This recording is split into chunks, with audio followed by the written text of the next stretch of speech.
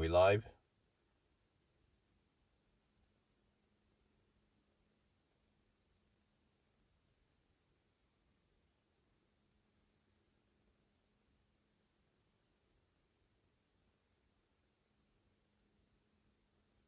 Well, I preheated and they just discharged. But what the heck, man? This design. Let me stop. Let me start bitching about this.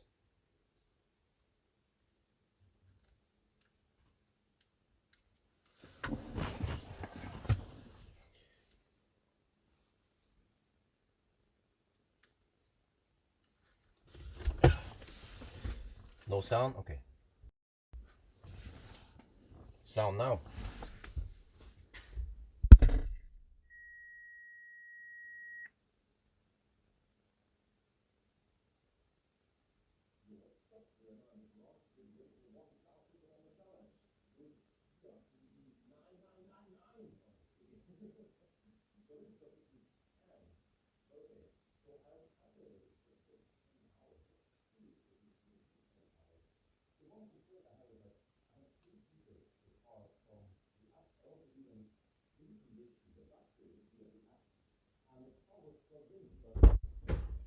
I saw that it did the preconditioning. It's fairly nice and warm in here.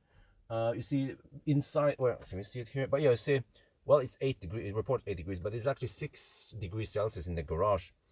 So the battery did preheat a little bit, at least, until it stopped. I don't know why it didn't preheat to 25 degrees Celsius, but the car did not pull power from the EC, or did not pull power from the charging station. Now it is pulling power from the charging station because I had to re-plug it in. So that is a bit clumsy because I thought I would be ready to go fully charged, fully heated up, but now I need to charge it back up to 100%. A Tesla would pull power from the plug. Okay. Anyway, look here, we have alien technology.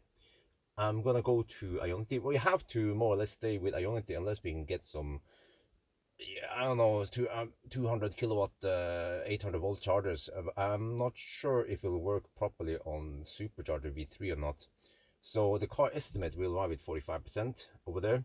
Now there's a slight problem because it is snowing outside, so we probably have to correct for lots of slow pokes hugging in the left lane. So, but I know roughly how long it's supposed to take to go down there. So, yeah, we wait a little bit. Well, oh, shit, I wanted to start at 10, but we have to start a little bit past 10 then. Okay.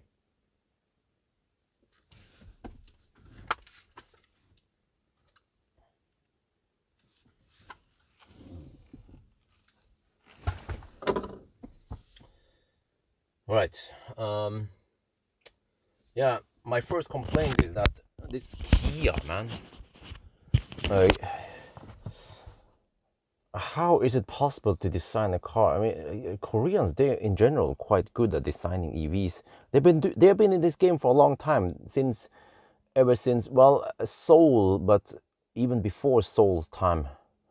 But then when I preheat, you can preheat the car from the app, and you can even preheat the battery from the app. Pretty awesome. The car was plugged in, but when I was inside, I had to do family stuff and shit. I noticed that it drained the battery. It did not pull any power from the plug from the EC. I could also see an EC that the EC did not, or the charging station did not deliver anything. So it's like, why? What time? I have no idea. We are still topping up the battery. It is at 99%. So, I mean, why? It pulled probably somewhere between 5 and 10 kilo. Oh, no, let's see. I would guess maybe 7 kilowatt for preheating the battery. Yeah, I know the battery heater takes only 4.5 kilowatt, which is quite weak sauce for a big ass battery like this. Tesla has 6 kilowatt or more. Now we even have a heat pump and stuff. So Tesla has somewhere between 6 and 15 kilowatt of battery heating power. A BMW iX3 and iX, they have 9 kilowatt. But here, only 4.5 kilowatt. Now, I've seen worse. Neo runs at only 2 to 3 kilowatt, which is a joke for a 100 kilowatt hour battery. But maybe they don't have winter in China. But yeah, so So that's why we are now charging up the car back to 100%. Kind of silly why it couldn't just pull from. But I have 11 kilowatt available here, you know. Why didn't it use it? You know, one of the advantages with EV is that you can preheat the car. You preheat and also even preheat the battery while you have. Oh, it's disconnected. Okay, let me get ready.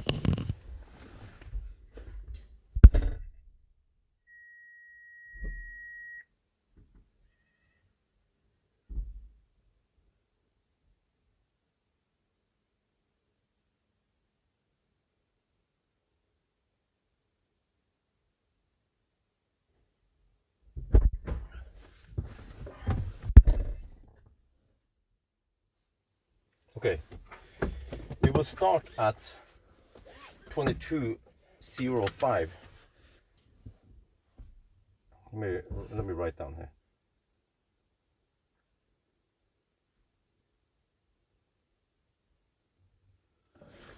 And then I have to turn off this stupid so-called safety features. Okay. Okay, we're good. All right, we're good. All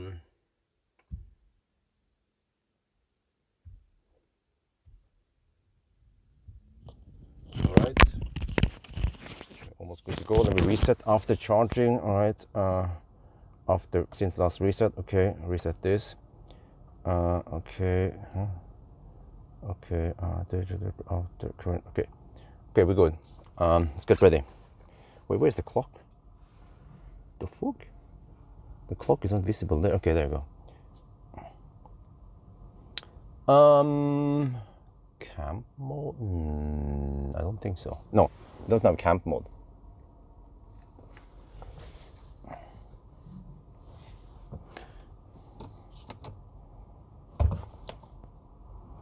Wait, what?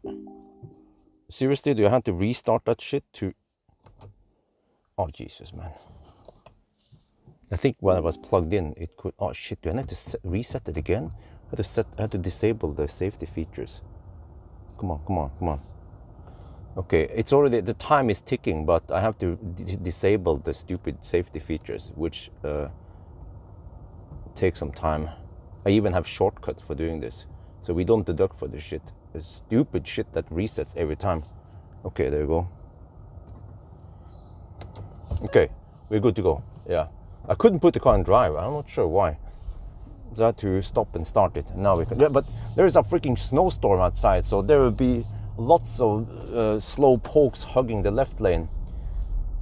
So we have to correct for that, of course, because it's not normal that I end up in a snowstorm on a 1,000 kilometer challenge. Fortunately, it's Saturday night, so there's not too much traffic, so we will see. Hopefully, all the people there will be hugging the right lane, so I can hammer it.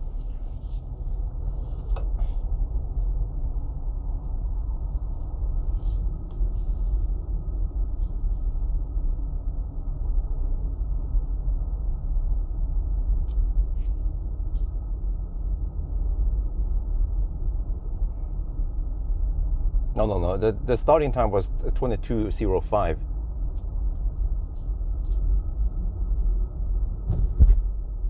They make it so clumsy with the safety feed, the so-called safety feeder I have to disable every time before I start driving. I could do it while driving, but it's just kind of clumsy to do it.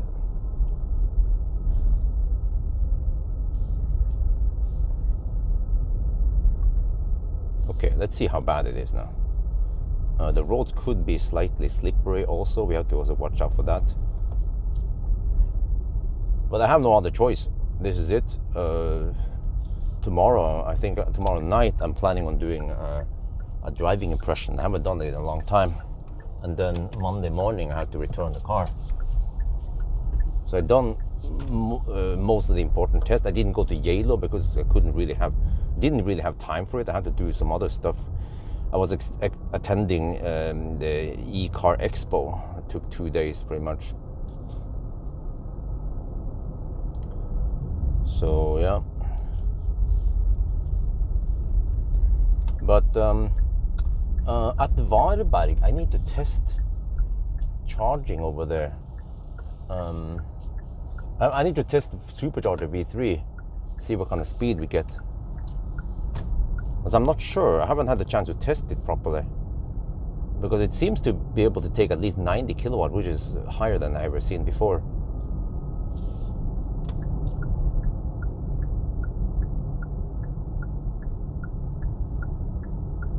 Dude, what the heck?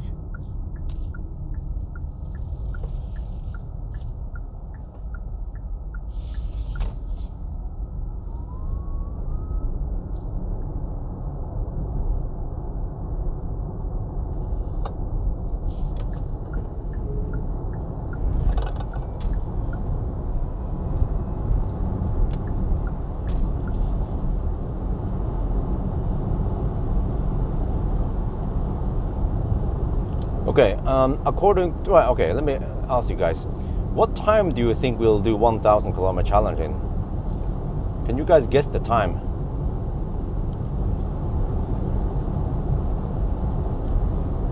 What the fuck, man? Oh, are you serious? What the heck is going on over there?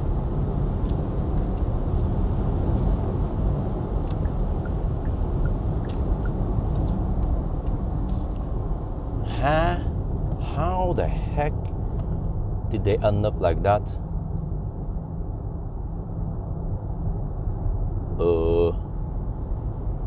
Okay.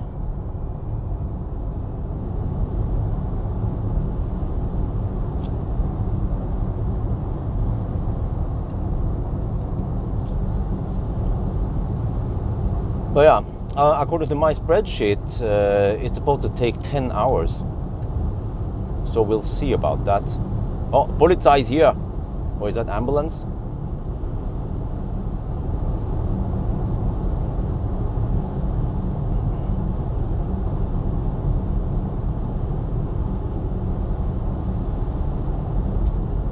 But yeah, you have to be careful because the snow makes everything super slippery now. I think it's minus 7 degrees Celsius outside. And it's probably salted, so yeah, just have to be careful. But it's not that bad yet, so just want to clear this area before it gets worse.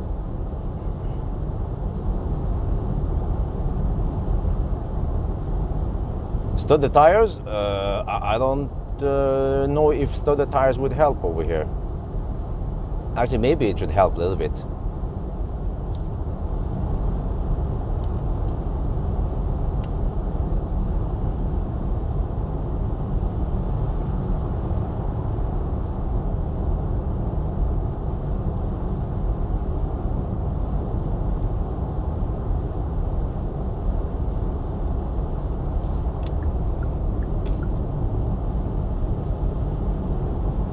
Oh, Jesus.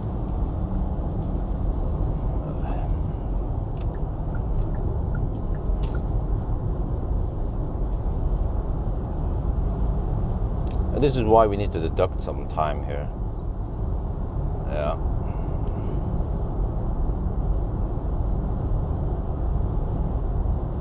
But the problem is that I don't have a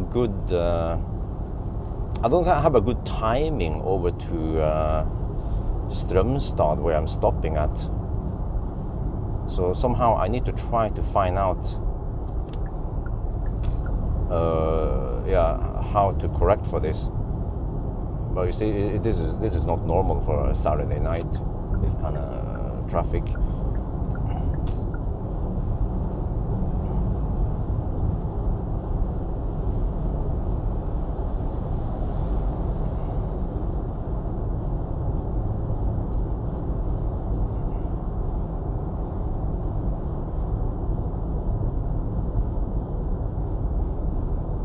How quiet. You can watch the acceleration noise test.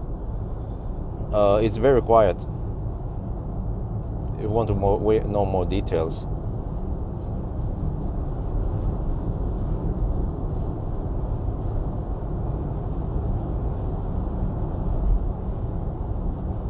Yeah, unfortunately, the traffic is getting worse the closer to Oslo you get.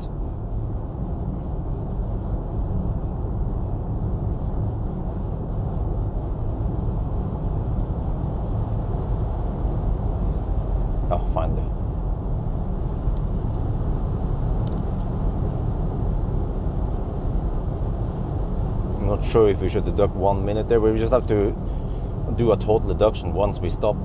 But somehow I had to figure out how long it takes to reach Strømstad. Ionity Strømstad. Yeah. We have to mainly stick with Ionity today. But this car can only hit around 200 kilowatt. So maybe it works with V3 supercharger. But to see if I can get 200 kilowatt there at the Varberg.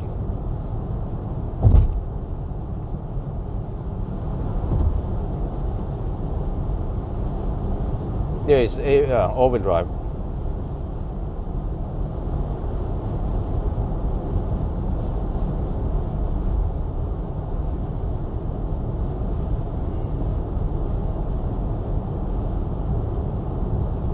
Well, consumption right now is 360 watt-hour per kilometer. I will probably activate manual preheating once we get closer to the charger. So I think it's fine, because from Strømstad to Varberg is 218 kilometers. We can just skip Spekkerød. And the consumption will be somewhat low anyway, since we have to do the Stenungsund detour, and we have to drive through Göteborg. So yeah, -8 degrees Celsius. Okay, we want the tires to cool down. The tires were slightly warmer in the garage, but yeah, as long as the tires are cooled down slightly, but of course it heats up during driving, it should stick well, good enough. Maybe not super sticky, but just have to understand the situation right now, the driving conditions.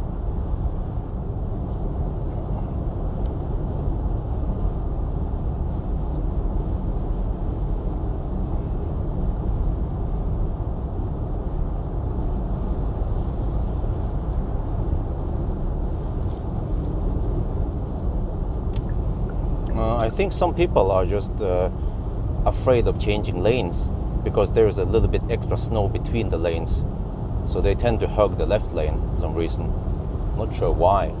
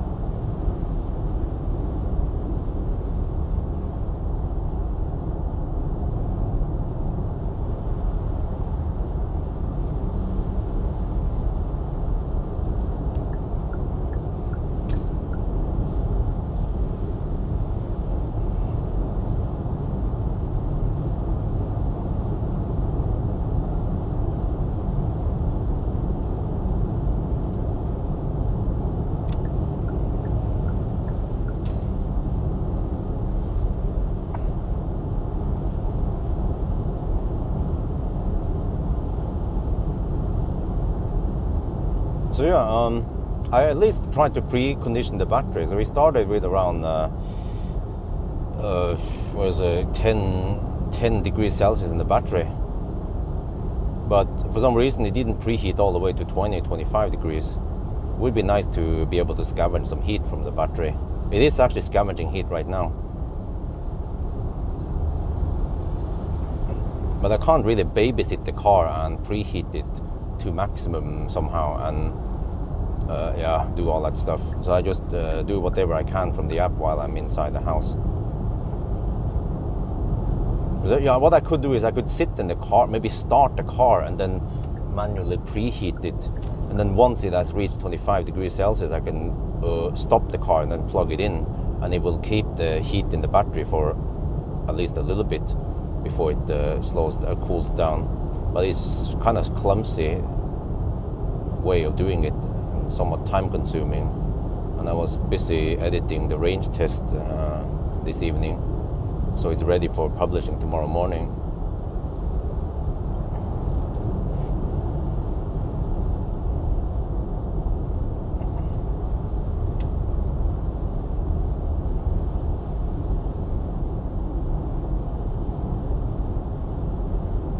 But I mean, this is a pretty freaking heavy beast. It weighs 2.7 tons. Well, actually, to be exact, 2,760 kilogram with a 75 kilogram driver. So you just have to you just have to remember how heavy this beast is when you're driving on these conditions.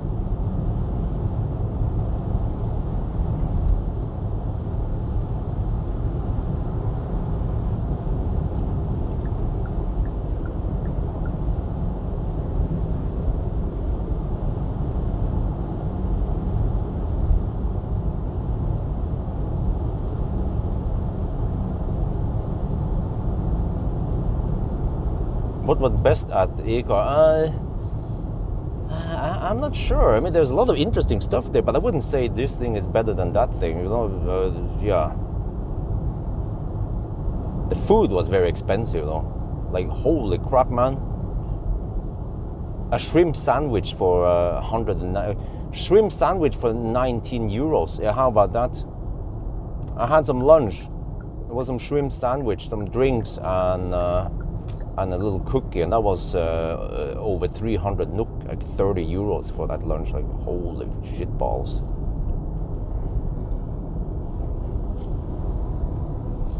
And now it's when I have a hammer over here.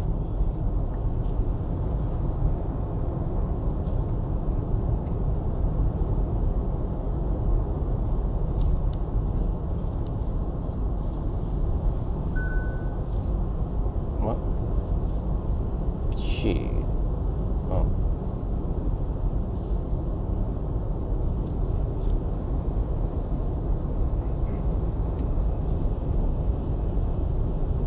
Well, I could go over to the... Well, I wonder if it's actually better to stay on the snowy part. But now I should have better grip on the not snowy part, right? Yeah, let's get over there.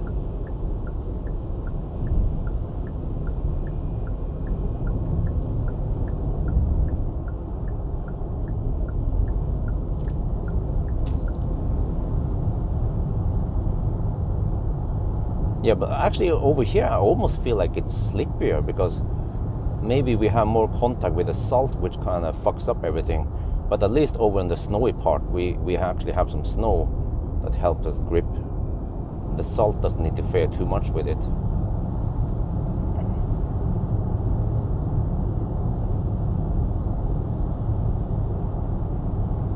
I could actually, my butt feeling could tell me that it was slightly slippier here than other place.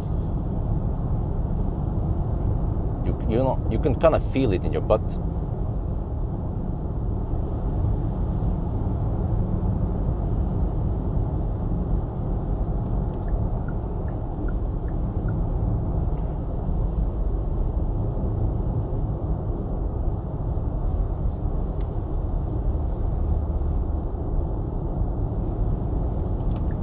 These conditions, just want to take it easy, no hard acceleration, no hard braking or slow down, nothing like that. Just have really low G-forces and it should be fine.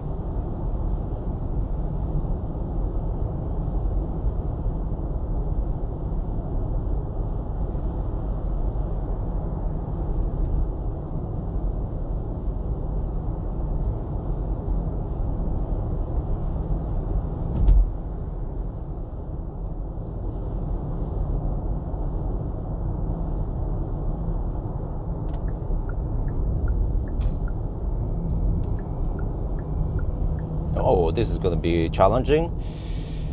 Fresh snow in the curve. I don't feel too confident about it. Yeah, I can feel like this. The fresh snow kind of messes up everything. This is a bit scary. Plus that there could be someone in this lane, so I have to be careful. Just have to wait until we have taken the curve before I accelerate. There. Okay, now we're good.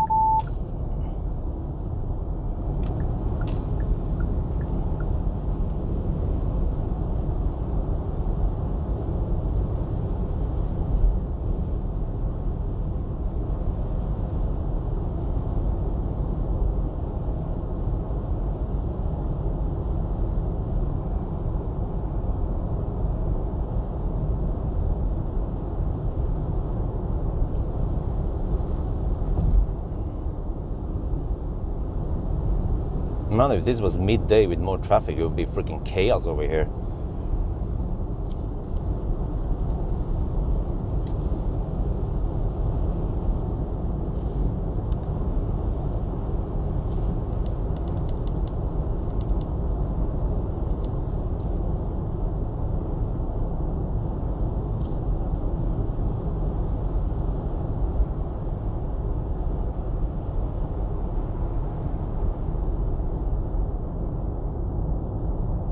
EV9. Yeah.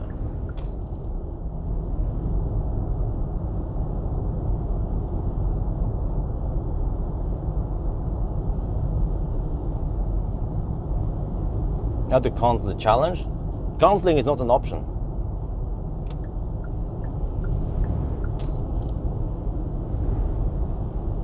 What do you mean accidents? We just drive around the accidents, no problem. Just have to get past Oslo. Well, we are kind of past it almost.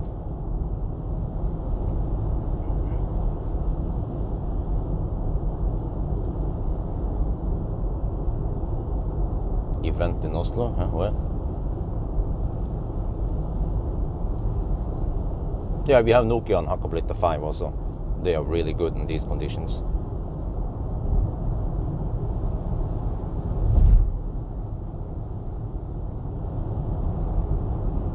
But we should, the snow should end around Moss, Sarpsborg somewhere, yeah.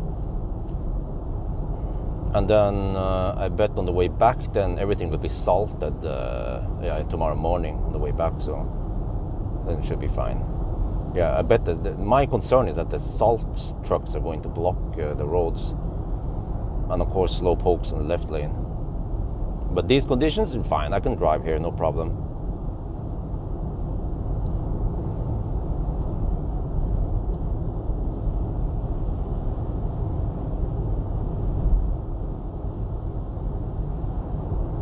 Just ask any Finnish people about this weather. They better go.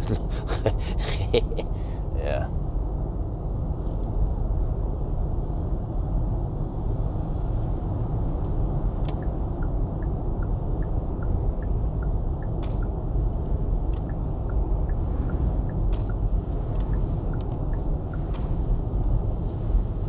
Oh shit!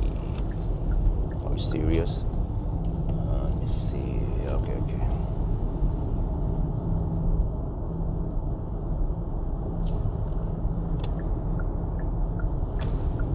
Oh, man, welcome to Autoslalom. Yeah, here I can feel the salt, and it's getting. I can hear it also that it's kind of slushy over here, wet. I can also feel like the grip is a lot better suddenly, because yeah, it seems that the salt here is able to melt the snow and ice. So fortunately, the temperature is higher the further south we go. Oh, AVI donated $5. Dankeschön.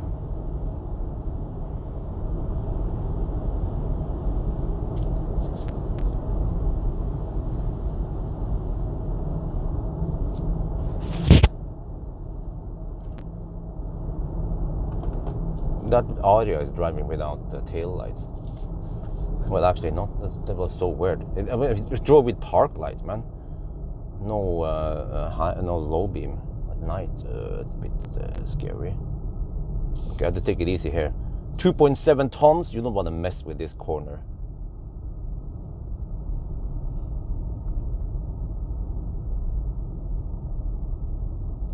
I know my limits. The beast knows its limits.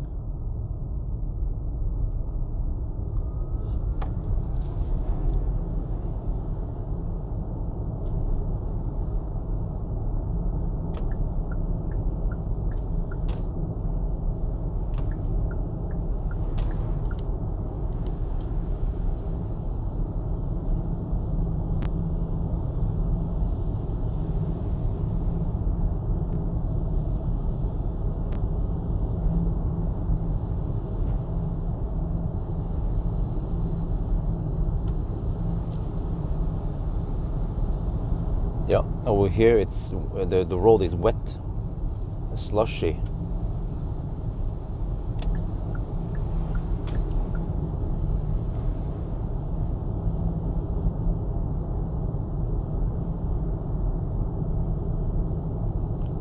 Which is better, EV9 and Model Y? What? They are two completely different cars. Model Y is better.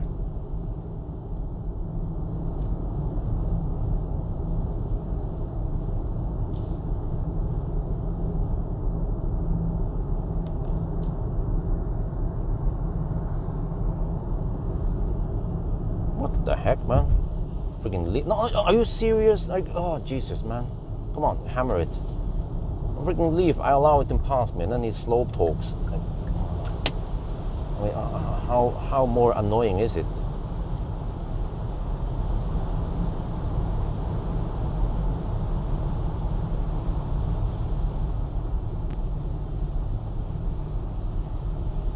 Oh, man. Yeah, just get out of the way, man. I'm not gonna let you pass again.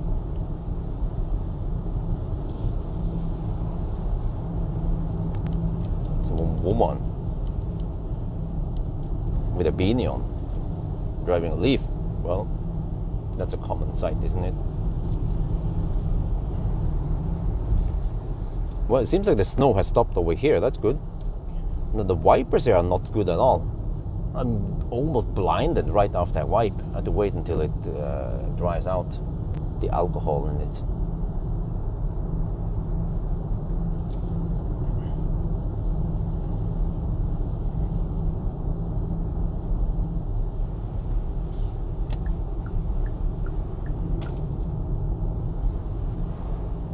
Oh, thank you for the donation. Yeah, 100 NOK. Yeah, I met you. Yeah, sorry for the Viking language, by the way. He doesn't know better.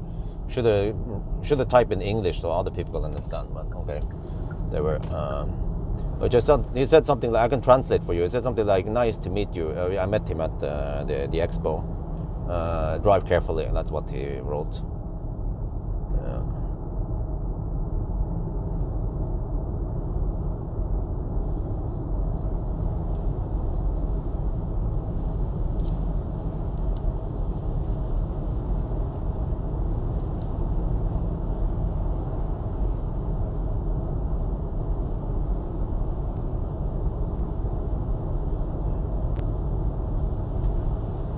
Well, so far so good. I wouldn't say I had major delays in this weather so far. 26 minutes in now.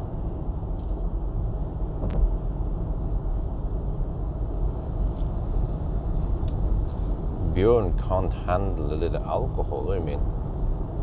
Oh, yeah, okay, yeah, funny.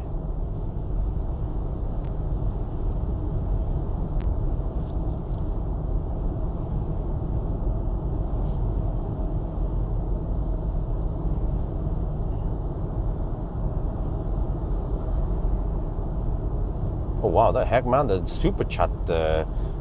What? I need to fix that shit, man. Yeah, okay. The super chat text is way too big. Okay. I don't know. I thought I used default settings, but apparently default settings is messed up.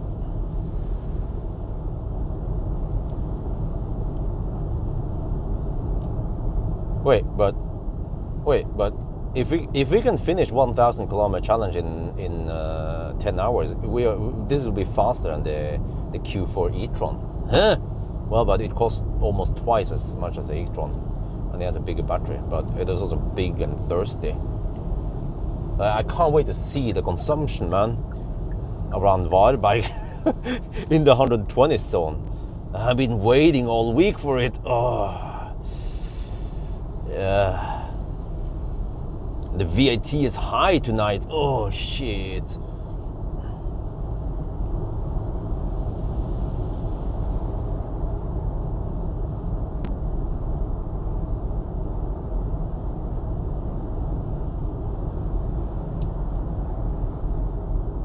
$400 watt-hour per kilometer. Yeah, that is possible.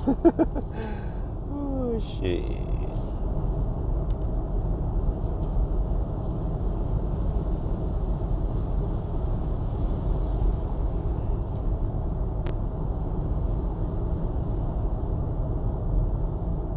Råde Strømstad. Oh, okay. What the heck happened at Strømstad today?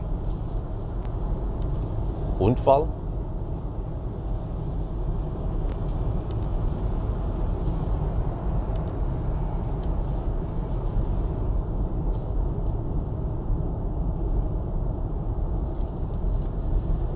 Well, consumption is only 310 watt-hour per kilometer right now. I mean, we preheated the car. We even preheated the battery. So we gave the car a very good starting position.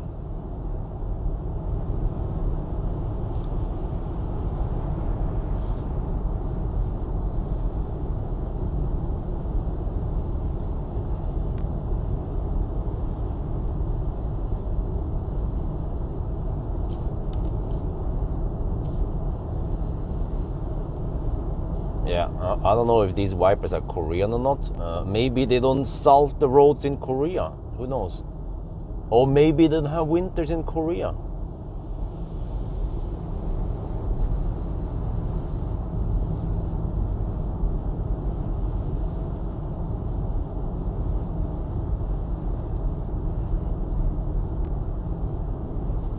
What? Get over there.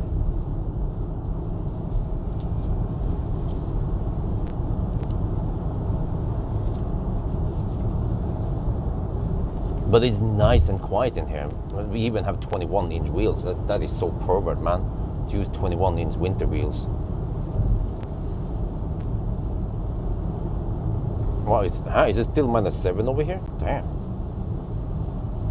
It's rough, man. It's a rough winter.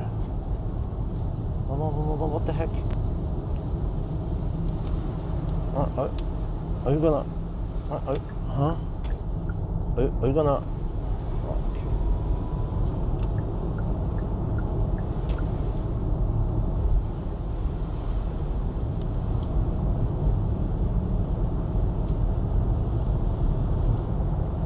I mean, it was an Audi driver, you know, don't blame him.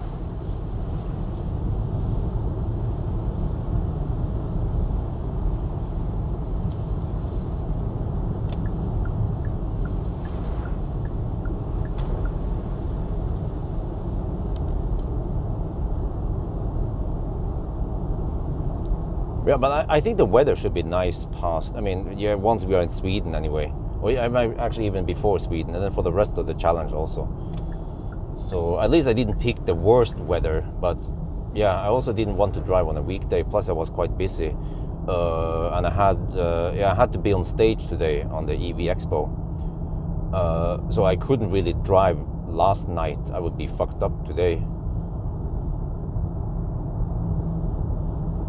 So I was there yesterday at the expo when it was press day, and then also I was there today.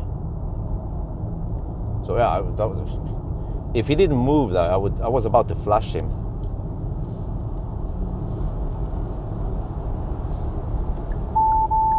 Oh man, I forgot this car beeps all over the place. Oh shit! Wonder if I can turn off those beeps, man.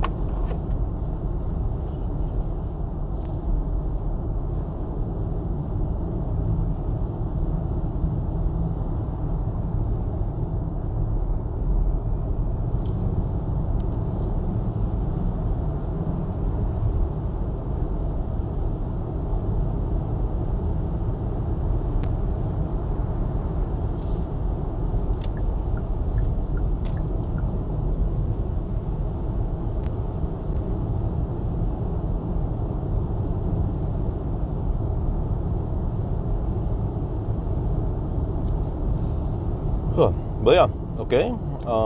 Status so far, I said this car underreports by 1.3%. So that means we have to go to only 987 kilometers. Well, we should 909 between Cleavage and Jessheim anyway.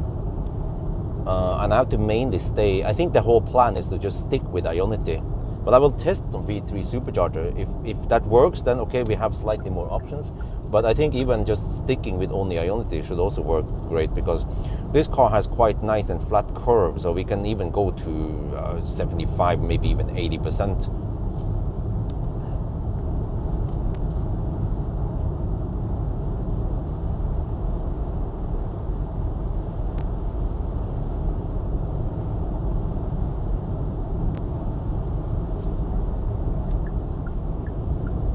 So it seems like if there is a bit of slow-ish traffic, I mean slow-ish roads, then I can expect around 300 watt-hour per kilometer. So let's see, 300 watt-hour per kilometer multiplied by 118 kilometers, 218 kilometers, that's roughly 65 kilowatt-hour. Oh, that's not much at all. I have 96 kilowatt-hour net. Yeah. So it is highly possible to jump from Strømstad all the way to Varberg.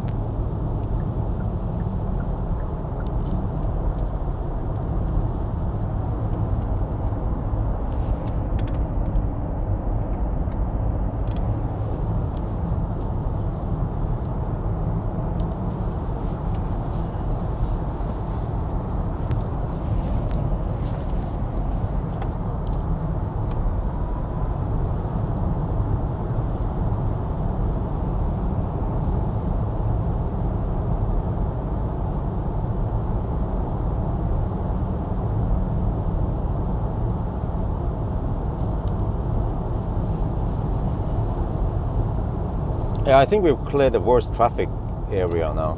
From here it should be fairly empty.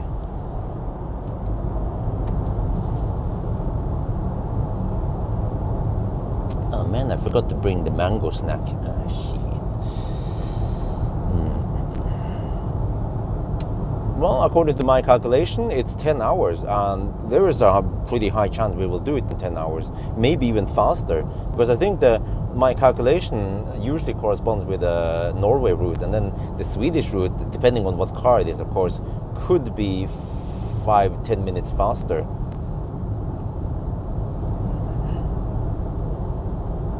EV6. Well, no, this is way heavier, bigger. No, it's just okay. EV6 feels closer to a sedan actually than this.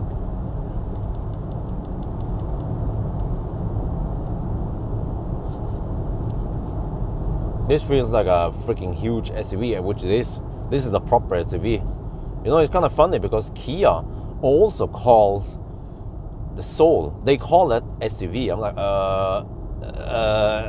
tell that to American, they will laugh at you. I think in America they don't call Soul over there SUV.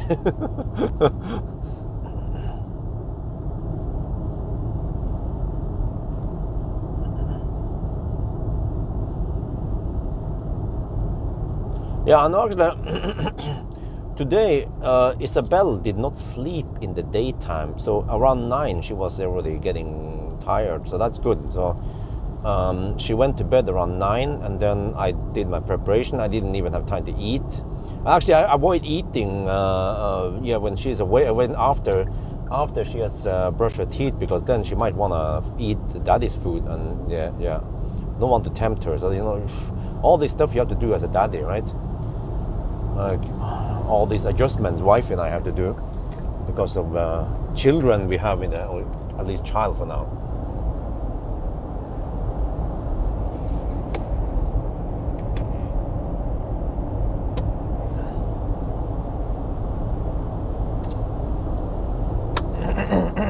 Okay, so now I can read the chat a bit. We are middle of a freaking straight tunnel. What are your opinions about the rules in Paris? Huh? Oh, that is super silly. I haven't heard about it, but it's based on what you told me now. That is fucked up, man. What's wrong with Paris? They even have the Paris what they call it, the Paris Agreement for the environment, and then they mess it up in their own city. That is messed up big time.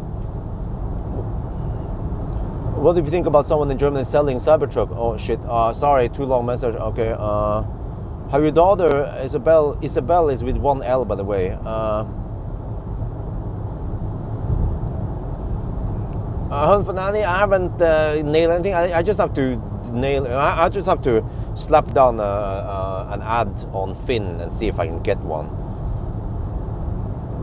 Huh? Webinar Model Y. Frederick, someone type result to Frederick. I don't remember. Paris rules are also higher parking prices for fossil over. Okay. But what is that shit? Who? Huh? Since when did since when did weight matter for parking, man? We already have some.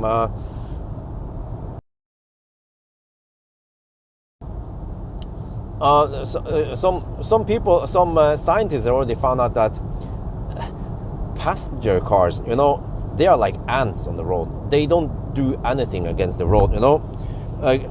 Whether it's 15 or 2,500 kilograms, it doesn't matter. But when you have those trucks that weighs 50 tons and more, they are the one that matters. They are the one that actually can ruin the road or wear down the road. So 1 to 2 tons, or I mean even 2 to 3 tons, doesn't matter. Oh shit, is that guy driving in the middle of the freaking tunnel? Yes, he is. Well, is he gonna move? Okay, seems like he's moving over. Well, I'm not sure. I have to be careful because I think he wants. Okay, yeah, okay. Let me just kind of coming through. Oh, he even turned off the salt can for me. Oh shit, man, that's some service right there. He saw that. Oh, there was a big beast coming from behind. Oh, let me let him through. This looks like a Geländewagen. Yeah, this is the Koreans' answer to the Geländewagen.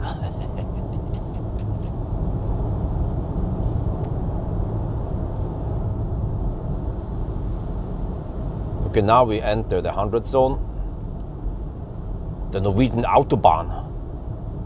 Okay, wait. Can someone check a weather forecast for me, please? Or even better, check the weather. If you go to Yr, and then you click on Kart, which means map, that is the real-time data on what's going on now, and it gives you a very good prediction. Plus, I mean, it already shows you what's going on right now with the weather, and then also a very good prediction for the next 90 minutes what's going to happen. Oh, I feel there is a bit slip over here. Yeah, I have to be careful. Minus 6 degrees Celsius. The snow fucks up the road.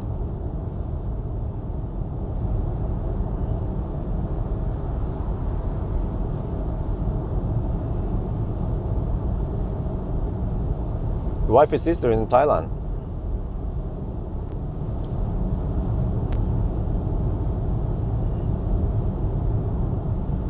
That was an e-tron GT, by the way.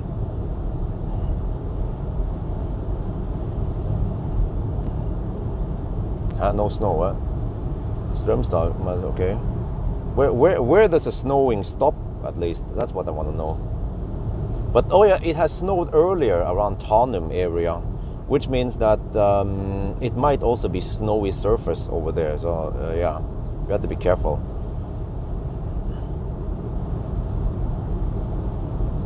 But the Swedes, they also salt the road, so they're probably gonna salt the heck out of the road over there. Should be dry and sweet. Oh, I would like to have some dry roads, yeah. Yeah, by the way, I saw an Ioniq. Marcus, he bought a classic Ioniq with 110k on the odometer. I think it was.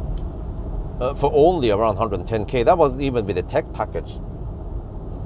That was a bargain for an Ioniq, but he had a little dent. But wow, you can just fix that dent, and that would be the cheapest classic Ioniq ever.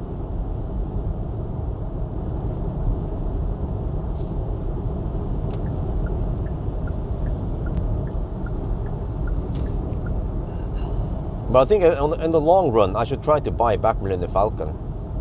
Hopefully, I can buy him back within, let's say, 1 to 2 years. He will work great as a press car shuttle.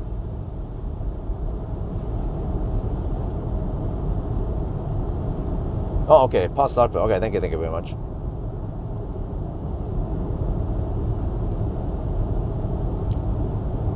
But yeah, so Isabel nowadays, she will repeat the things I say. Yeah, it's funny, man. It's so cute. I say, get down. She says, get down. I say, woman, stop doing that. She, man, like Isabel nowadays, she's 1 year and 9 months now, roughly. Yeah, wait, or 8 months. 1 year and 8 months. And she is in that time when she tosses food on the ground. She tosses food on the floor. And spoon and shit, you know, goes on the floor. Like, oh Jesus, man, I had to be so patient. Yeah. So then I was like, I was feeding her. Like, man, feeding takes forever, like half an hour to 1 hour, and I cannot prepare the next meal. Because normally she will have some kind of savory meal, right, with some protein and stuff and carbs, and then maybe get some fruit and some other stuff. But I cannot prepare the fruit beforehand because then she will refuse to eat the protein and carbs. She wants to go for the semi-sweet stuff, fruits. So I had to wait until she finished eating, and then when she tosses food on the ground, I'd be like, woman, and she'd be like, woman, yeah, you're a woman, yeah, why are you doing like that, huh?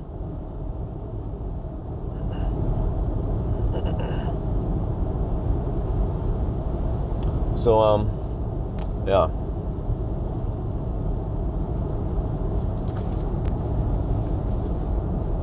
And then supposedly today, midday, well, wifey walk Isabel in the stroller, and then she will put Isabel in the garage. I don't know, man. My garage has ended up being a freaking stroller camping place because it's too cold outside nowadays. It's -5, yeah, -8. I mean, yeah, you could actually put the stroller outside in -8. Some people, but at least I know that the kindergarten in Norway, they have -10 as the limit. But if there is some wind, then you know the chill effect makes it feel like it's colder than -8 or whatever. But then it is 5 or 6 degrees Celsius in the garage. So wifey has been using the garage as the midday sleeping place for Isabel. And we also have a baby camera in there, which is very nice because I also use that baby camera to check out what's going on with the garage, if it's too much salt schmutz, if it's too much water that has melted in there or some shit like that. Yeah, -10 degrees Celsius, yeah. But that means that I cannot park 2 cars in there because it will take too much space. Yeah. But yeah, so I had no idea that my garage would be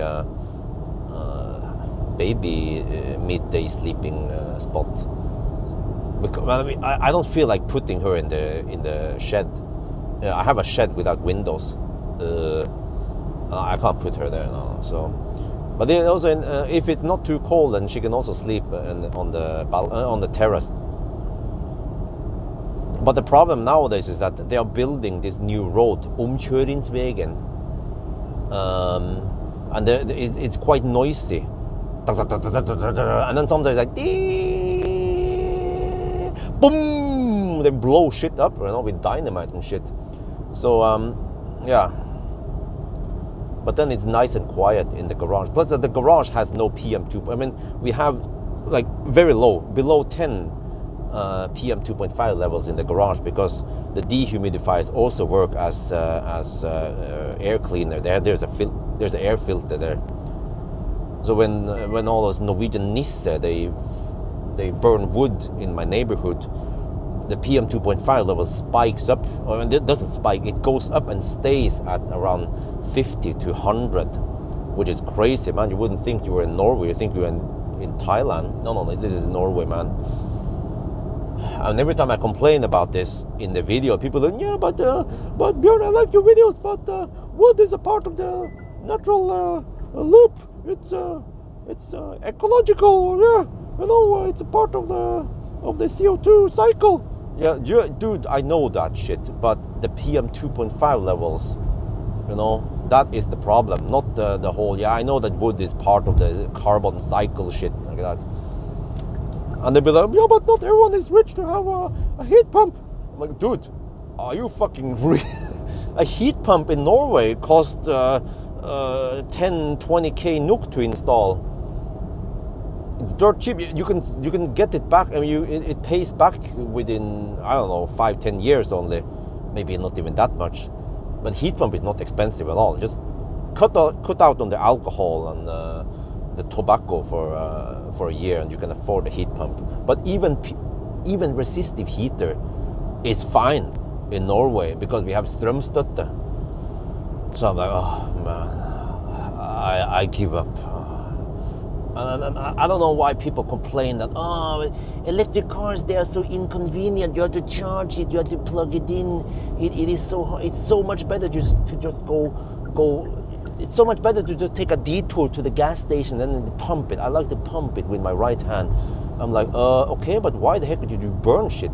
First, you have to buy that wood, unless you chop that wood yourself. But usually you have to buy the wood somewhere, transport it to your home, and then store it somewhere safely. Sometimes you have to dry that shit. And then you need to light up that. Then you have to carry the wood inside and have it in a place. Then you have to light up the wood and keep adding timber. And the next day it has gone out, and then you have to take the ashes out, and then you have to fire up new wood. I'm like, holy shit balls, that is so much hassle. Yeah. You might save some money, yeah, okay, you might save money, but what about the time you waste with the wood handling? Yeah, I don't know, it's my rant about wood burning shit, man. In 2024, in Norway, I don't know why the heck we burn wood over here.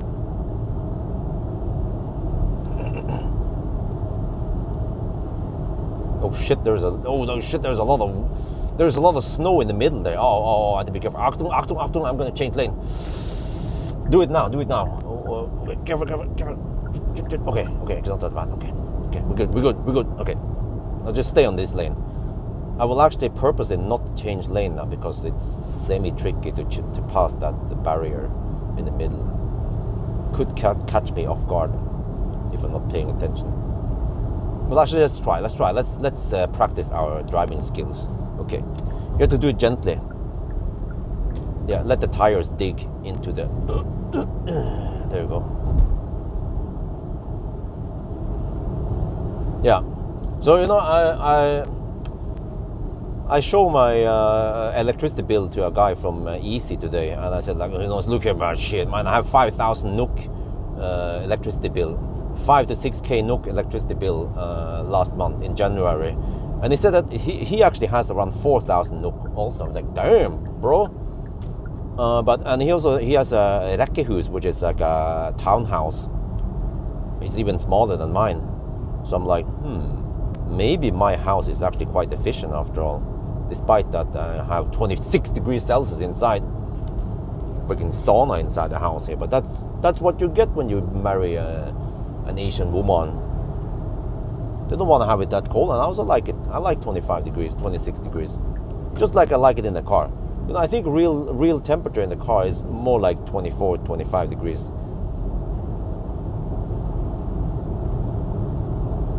EV9, yeah, well, I asked wifey, which car do you like the most, EV9 or the Hi-Fi X? And then she tried to recline. I was like, the Hi-Fi X can recline more. I was like, yeah, okay, yeah. She then was like, okay. I don't want to like Chinese cars. I prefer a Korean car then, if I can choose. Until they fix that shit, the Chinese cars.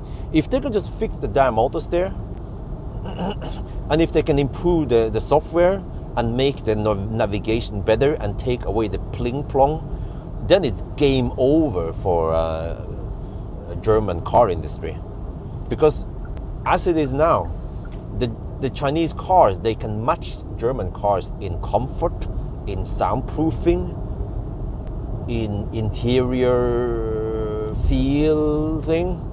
Okay, but the Chinese cars, they cannot match Germans in sound system yet. But okay, but at least Okay, and also the Chinese cars cannot match Germans in headlights yet. Yeah, okay, but at least many other things. Yeah, even charging speed. You know, G9 anyone? Huh? Yeah, Xpeng G9. So yeah, just take G9. You know, it is extremely good. The G9, it charges fast, like it charges almost twice as fast as a fat e-tron. That is embarrassing, man, to be a German. It is actually remarkably efficient. Also, I look at the G9 numbers. I was like, huh, what the heck? It is actually very efficient, even during winter. I think the G9 consumes less energy than fat e-tron during summer. You know, G9 during winter consumes less energy than fat e-tron during summer. That's how crazy the G9 is. And G9 has lots of space. It is super quiet, quieter than the fat e-tron, for example. And the most insane part with the G9 is that I just got a reminder today because I talked to the Xpeng guys. G9 only costs around 7. What? Achtung, Polizei? It cost only 700k NUK. Think about that. 700k NUK for a G9. That is even the all-wheel drive performance, all-wheel drive thing. that is madness, man.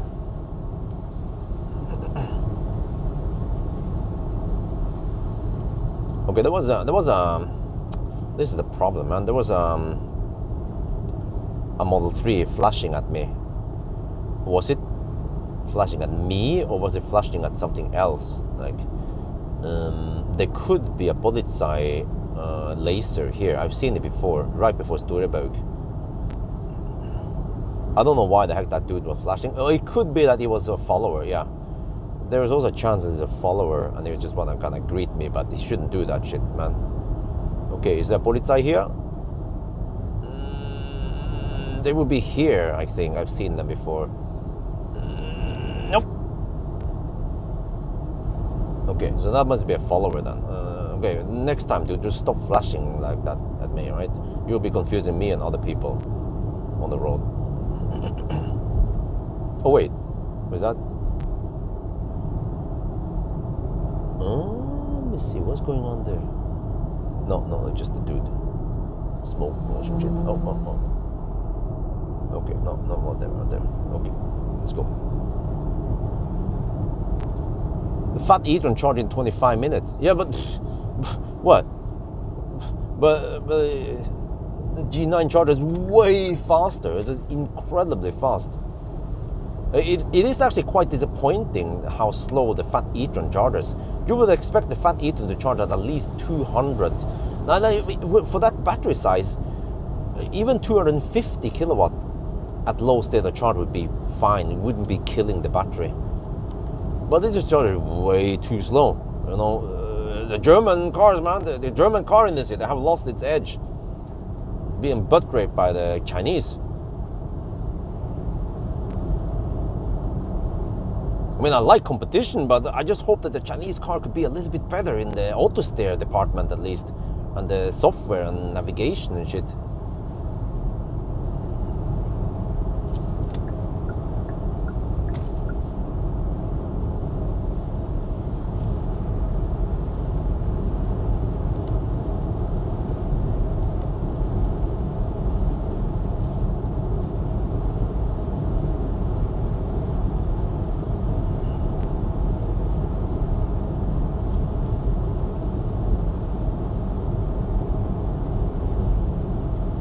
Well, you know, think about this.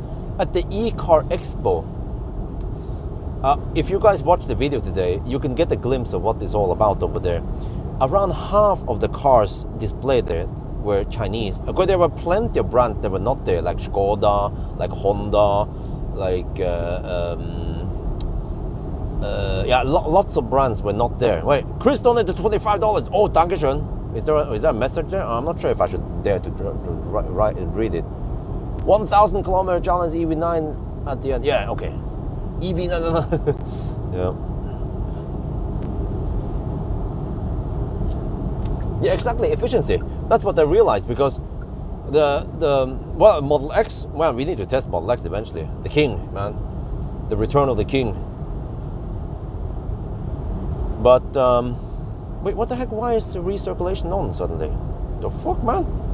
This car. What the heck is wrong with this car? I just wanted to recirculate for no reason. Always be recirculating.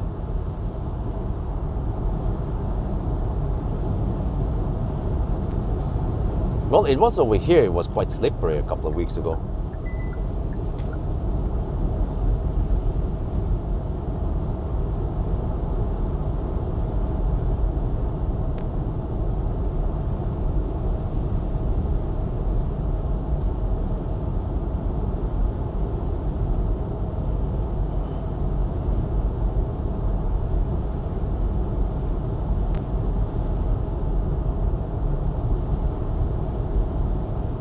Okay, how is our stats now?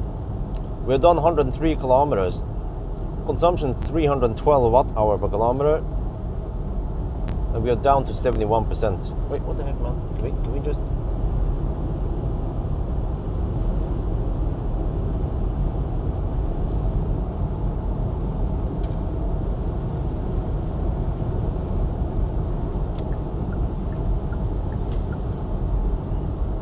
There, okay.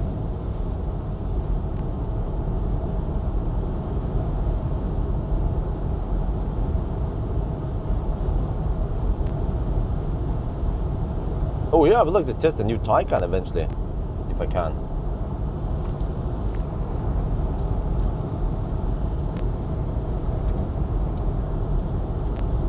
Not sure when I'll be able to test it. They had some event, and then who knows when the press cars will arrive, in a couple of years maybe.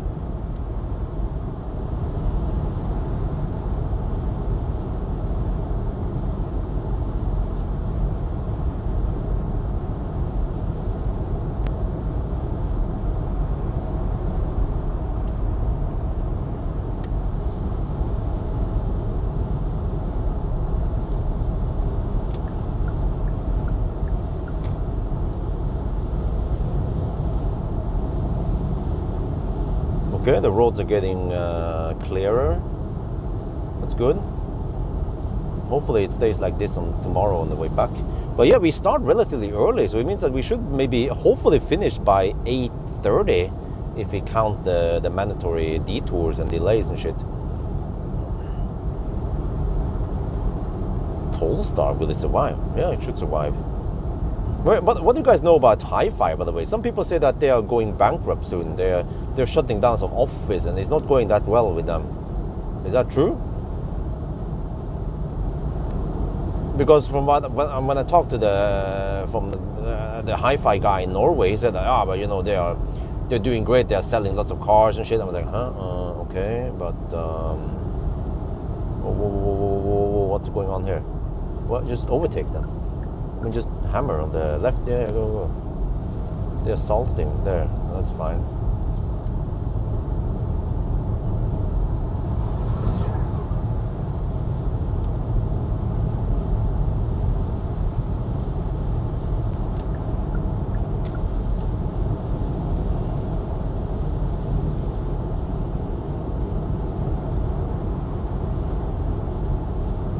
But yeah, can you guys tell me who is this Harry guy?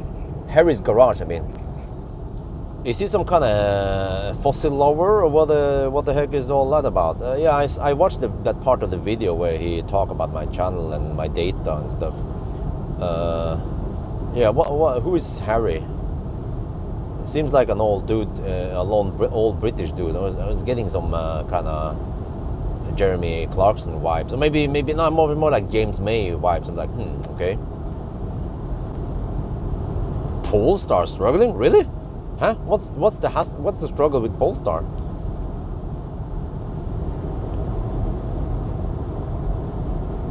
Hi-Fi is over. Yeah, I agree, man. Like the whole Hi-Fi thing is just they went way overboard.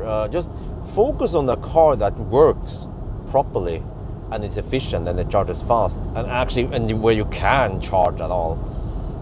And then all the gizmo stuff. Well, I mean, it works fine in China. That's the problem. But I don't know. Yeah, I heard that. Volvo, rather more or less like Volvo kicked out Polestar, but does it matter? I mean, Polestar, they have lots of customers, right?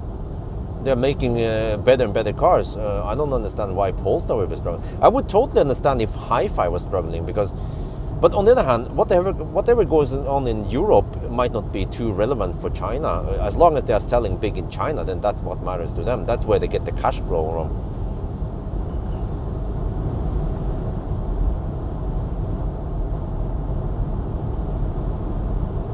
Oh yeah, that's right. Oh yeah, they kicked out Polestar, so that Polestar is only Geely now. Yeah, but isn't that? I mean, there's no problem, right? Geely, they have plenty of money. The Chinese, they have too much money, man. They've been selling too much made in China stuff, so they have plenty of money.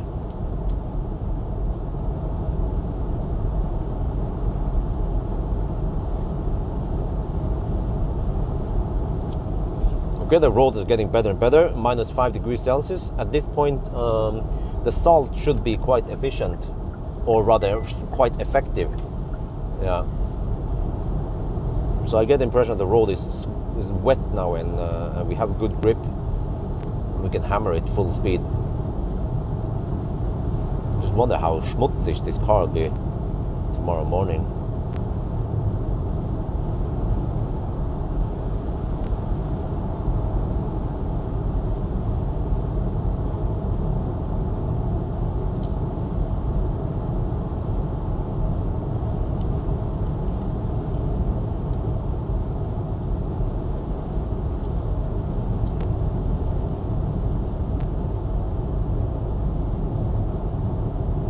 Man, you know what?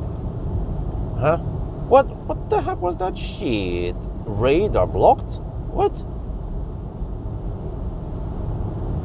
Well, it's actually very nice with this car that we have a button to disable auto steer. Because many times I have to disable that shit, man. Temporarily until I can enable it again.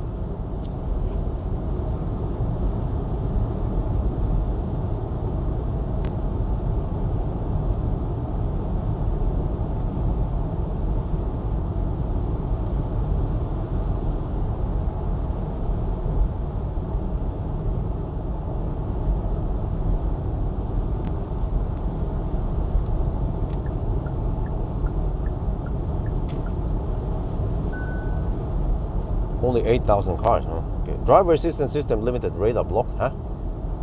How the heck can a radar be blocked? What? It's not even snowing now. Well, can you at least clear this blockage? Something?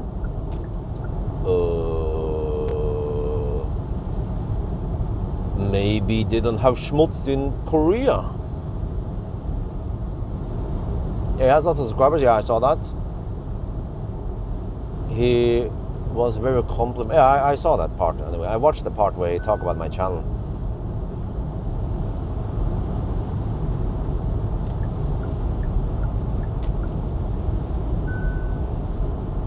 But yeah, I think I hit 317k subscribers already. Well, that's great, man. I feel like I have okay growth now. I'm not struggling too hard. I have no idea when I will ever hit 1 million subscribers. It's gonna take a while, man.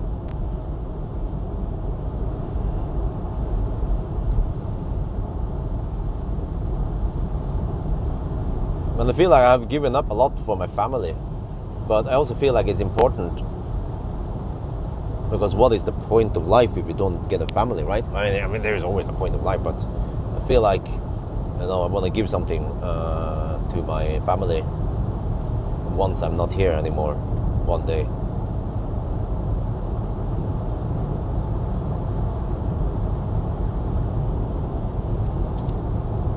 Yeah, the driving conditions are getting better and better the further south you go.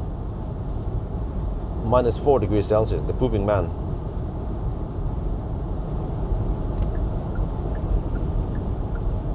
There's Polestar 2. Wait, let me see.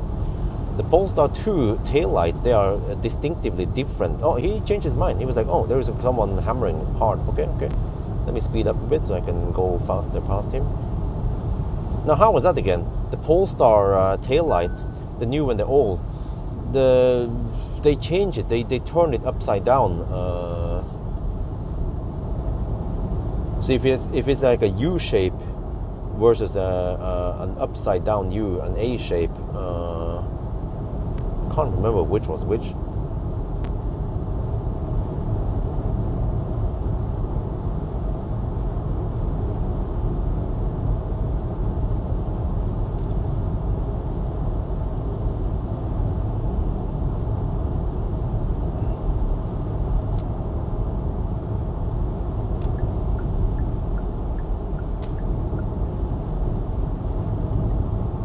You only receive, on average. Well, you know what? But how many views do you expect me to get on every video? Because if you look at other channels, I think getting how much is this? 20k views. I think it's on average. I get more like 30k views, which is roughly 10% of the subscribers. I think that's more normal if you look at other channels. So, if I get 300k views on every video, then that is impossible. Do you actually think that all my subscribers will watch every video? That's not going to happen. No YouTube channel is like that.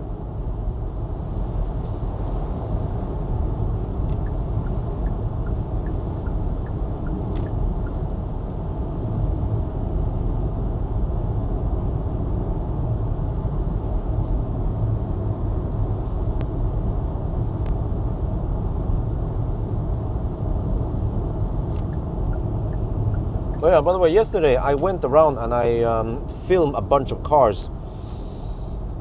I have 11 videos ready now. Actually, plus another one for, so like in one day I filmed 11 sequences. I went review 11 cars, like first impression. So I could just slack for the next 11 days, not film anything and just edit and post. Yeah.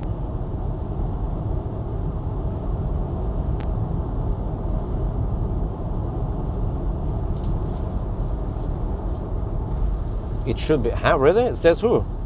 70-80k views average. But, well, I'm not sure where you're getting all this from.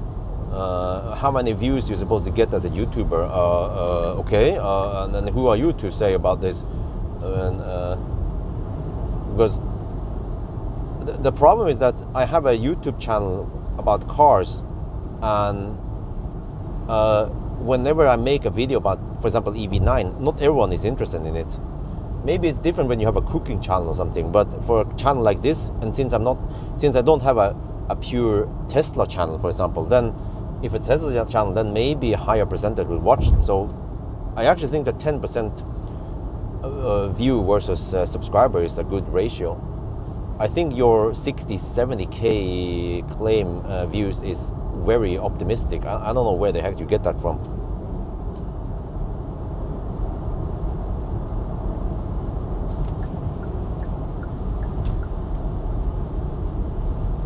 Huh? The D's to the Q, blah blah. Oh, okay, that's why. All right.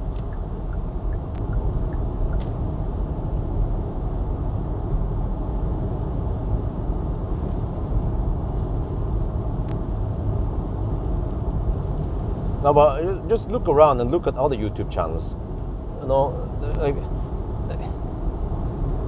Subscribe. Like you just have to know how YouTube works nowadays. You know that even if you subscribe to a channel, you don't get the notification for it unless you turn on the notification. So they are kind of moving away from the whole subscriber thing. Previously, you subscribe to a channel and stuff, but now it's more like YouTube the algorithm will figure out the content. So what could happen is that this Kia video will be recommended to someone who is not subscribed to my channel, but has watched other Kia videos. So then YouTube figures out that we're gonna serve this for him, for that viewer, rather than bugging all my subscribers about this Kia video.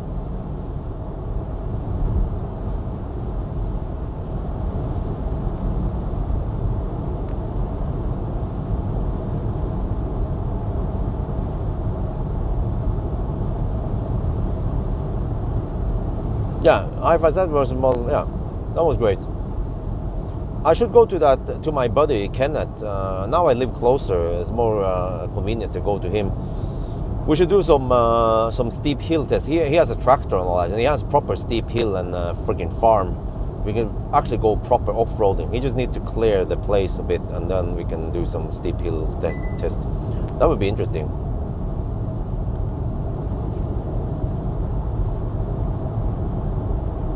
Because for me, or at my home, it's not that easy to do it. Well, actually, unless I invest in that heater mat, then I can actually artificially create super slippery slope, and then afterwards I can erase it by melting it away.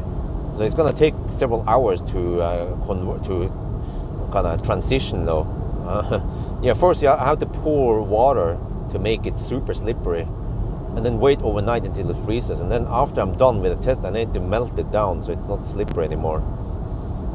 So it was like 2 days of preparation. I mean, 1 day of preparation and 1 day of teardown for the test.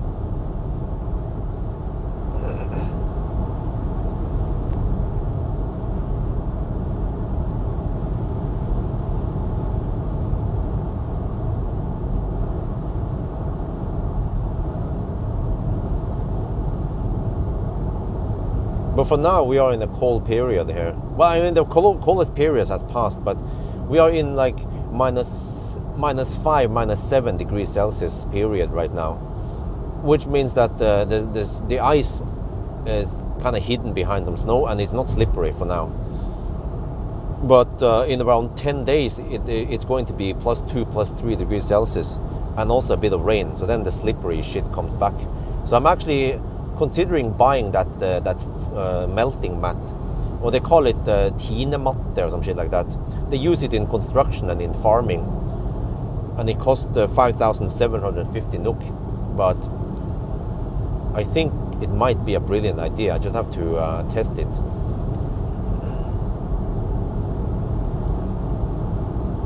But I have to invest in some equipment. That melting mat plus a cone and an extension cord. A 20, no, I think I need 10-meter extension cord. Yeah.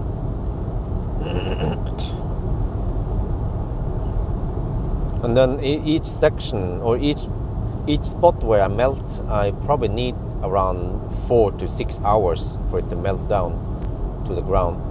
Then I move the mat. Well, it's going to take some time because, yeah, my entrance is around 8 meters wide, which means that, and then the mat I'm interested in, it is 1 times 3 meters. So that means that I need to run it 8 cycles, and it could take 2 to 3 days to melt the whole stretch there. So yeah, but for the steep hill test, I only need to melt a tiny bit. Yeah, a little strip. That's good enough.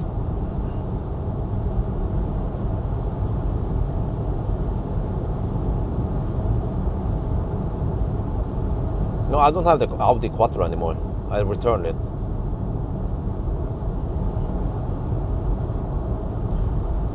Well, we are only 32 kilometers away from Strömstad, and I kind of need to stop there. I have 57% left. Oh shit, maybe I should preheat. Oh shit, almost forgot we are 32 kilometers away.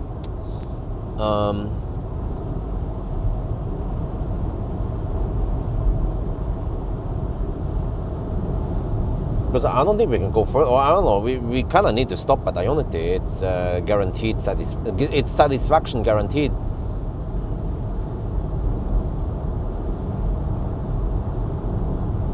Maybe I started preheating a bit late, because we'll be there in about 15-20 minutes, and we have 3 to 12 degrees Celsius in the battery right now. No, Seoul, I'm not sure yet if I'll buy it or not.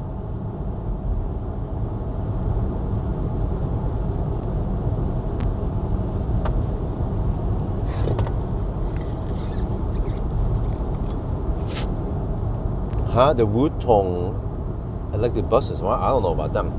What about them?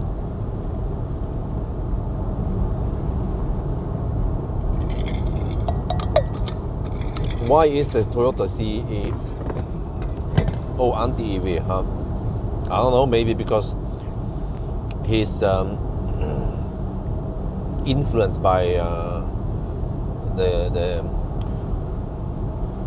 Japanese government. Well, oh, look at the roads over here suddenly. It's almost dry now. Wow. It seems like it hasn't snowed over here. I'm not sure what's going on at Tottenham though. We'll see. Okay, let me see. The distance was supposed to be 147 kilometers, right? It is 143 right now. Status update, 143 kilometers. Consumption 327. We're down to 56%. We started preheating. So I probably just need a quick top up. I had to calculate once we are there how much juice I need to reach Varberg. And then once we're at Varberg, I will try V3 supercharger first. And then if it doesn't work properly, then I will just deduct the time I spend. But of course we have to kind of calculate how much we charge also, but it's not going to be massive charging done at the supercharger in case we need to move. If I can receive 200 kilowatt, I can just stay there, because then it means I can go to I can charge at Halmstad. And I also want to know how fast we can charge with the EGMP platform. Maybe they fixed the bug. In the past, the EGMP cars, they charge dog slow on V3. But like I said, I managed to get around 90 kilowatt on V3 supercharger the other day, and I had around 40% battery, and it wasn't really optimal temperature even.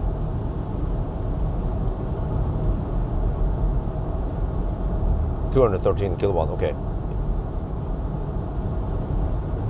But I mean, I'm pretty sure you can't achieve that because there would be losses, right, and shit. So, I mean, do I even want to bother with V3? I could do that by the end of the challenge. Like I can just go to Gardermoen and test there afterwards.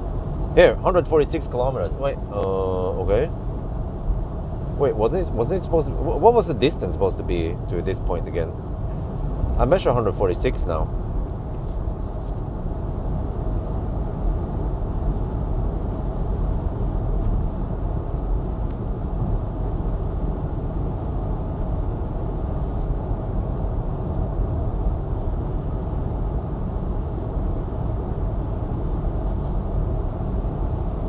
Yeah, it's supposed to be 147. Wow, that is very little error then. Interesting. Why the heck did I measure more error on my range test?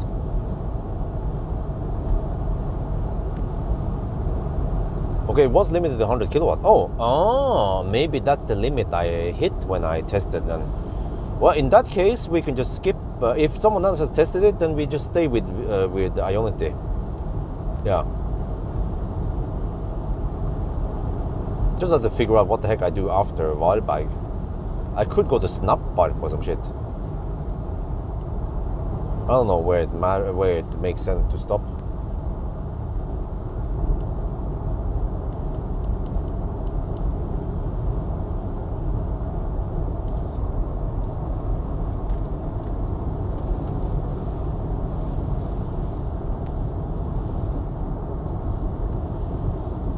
Yeah, the ticket cost around 230 NOK only to get to the car expo. But then the freaking sandwich and all the other food there is really expensive. And it's not like really super, it's not like, what do you call it? Oh, the chef again. It's not Ramsay Gordon food over there, man.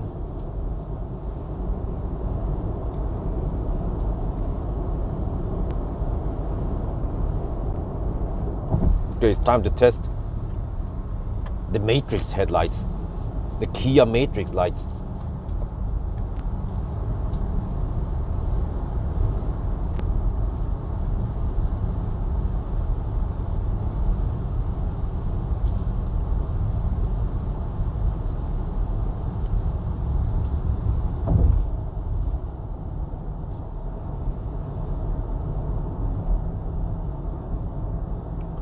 What the heck, man?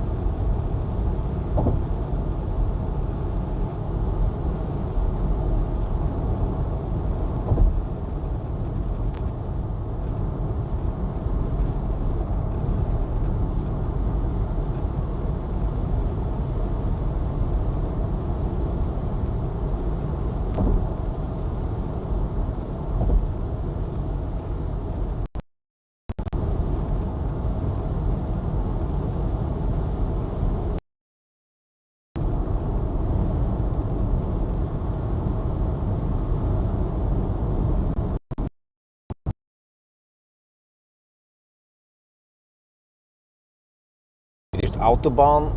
Oh shit! No, wait. I wonder if they flashed at me. Yeah. So over here we're gonna test now how the matrix light work on motorways. Let's see.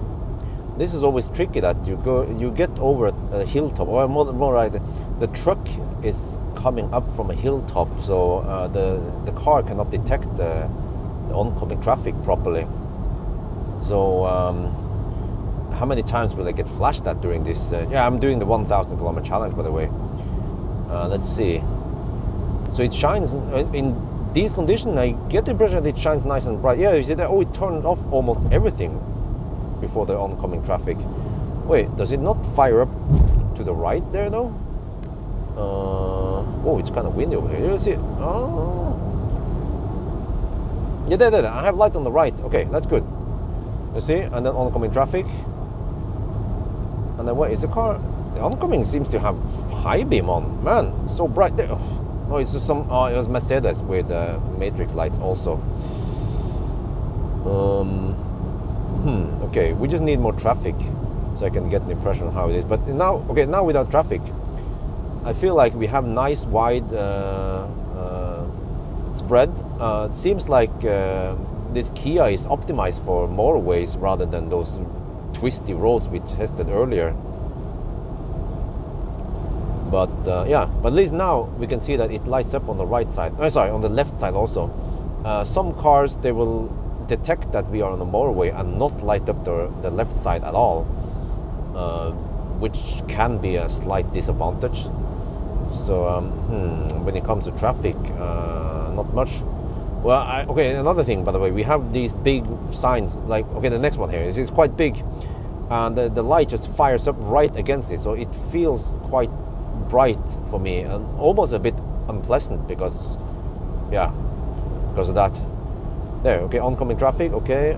There, it turns off. Yeah, it seems to turn off in time at least, so I don't get flashed at. But I want to see now, once we pass that oncoming car, what will happen then. There. Yeah, I think this is good. It fires up when it should. Even if there's some street light, it still fires up. That's good. So I can see any potential danger like moose or shit around here. So, all right. Now I think this is good enough test. It's long enough already. So, yeah, I think that's going to be it for now. I hope you guys enjoyed this video. As always, thank you for watching and talk to you later.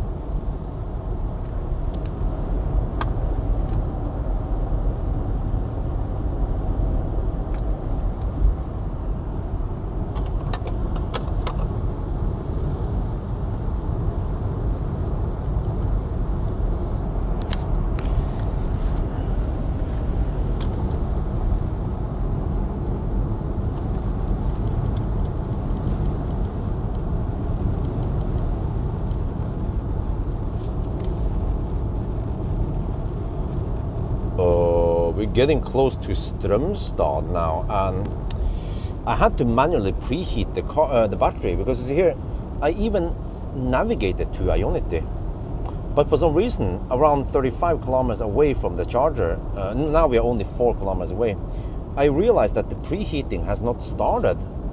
I don't know why. So if we click here, come on, one more time. Come on. Can we just?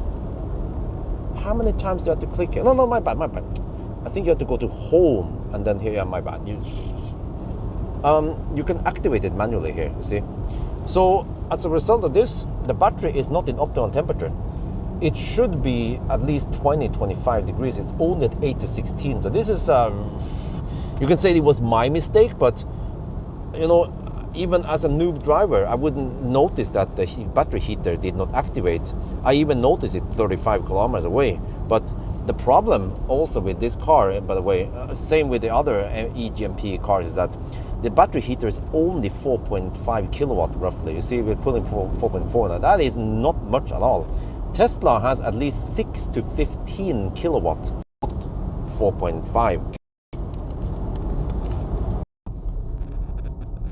We'll take a speculate.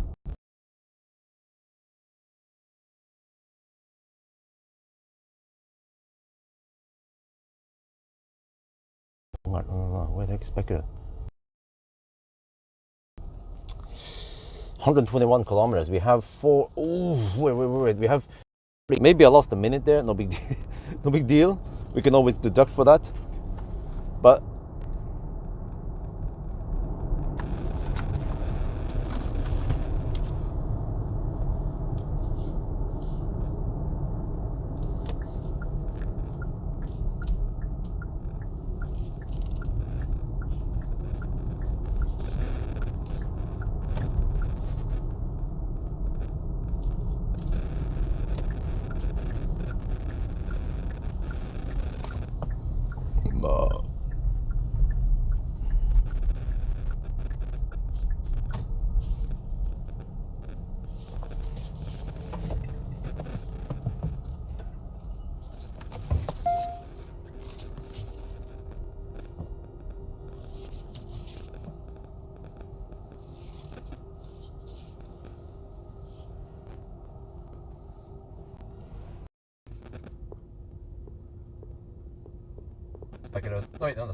strömstart.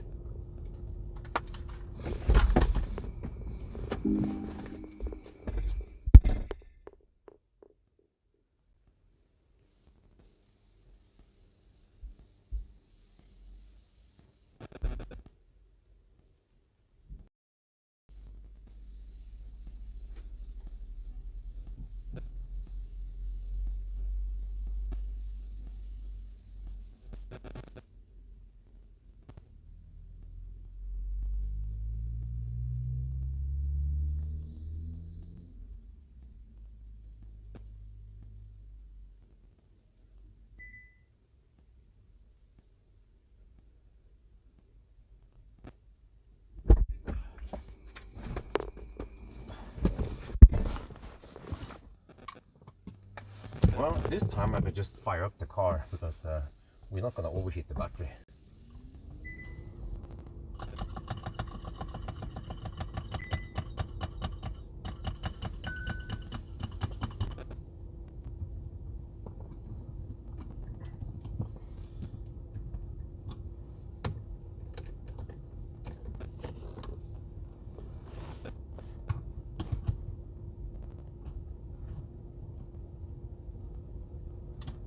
Happened here? Shit, man, this piece of shit.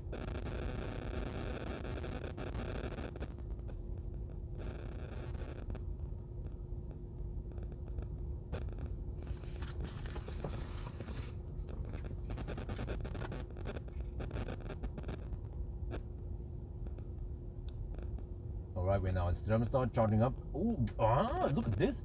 Even at only 11 to 18 degrees Celsius, we're getting 142 kilowatt hour per hour at 47%. Huh? That is not too bad. Okay, well, I think ideally you should get 200 kilowatt now.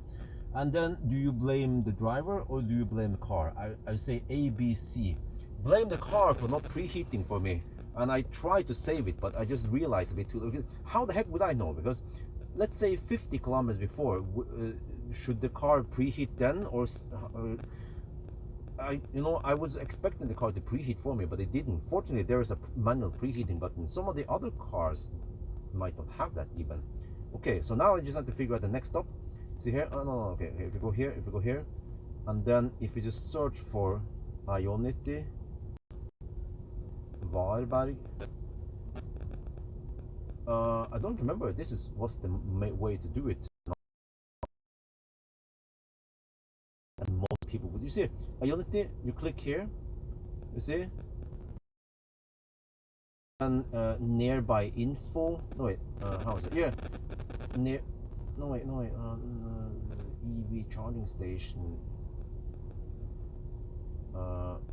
Near destination, because suddenly then you will find this, which is also Ionity, but it is then the point of interest, that what that is the Ionity. You see, now we see this screen, which we didn't see when I initially navigated to Ionity Varberg. So I'm supposed to do this, right? How complicated is this, man? No, stop bugging me about that. We're charging now. It's fine.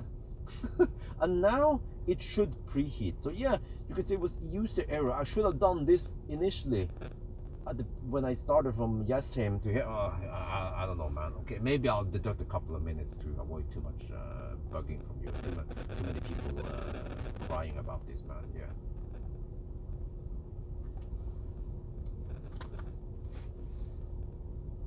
No, but actually, I realized what was the problem.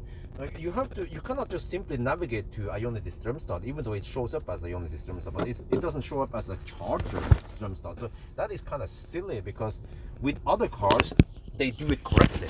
If you do this in a Mercedes, a BMW, or Audi, or Tesla, or most other cars, Polestar, whatever nowadays, it will navigate and it will preheat. But this silly Korean car, which is oh no, that was not the right point of interest. You navigated to an Ionity Strömstad, but it's not the point of interest charging point Ionity Strömstad. What the heck is wrong with the database? Yeah, so I don't know. I can explain to you guys what I recorded in the video.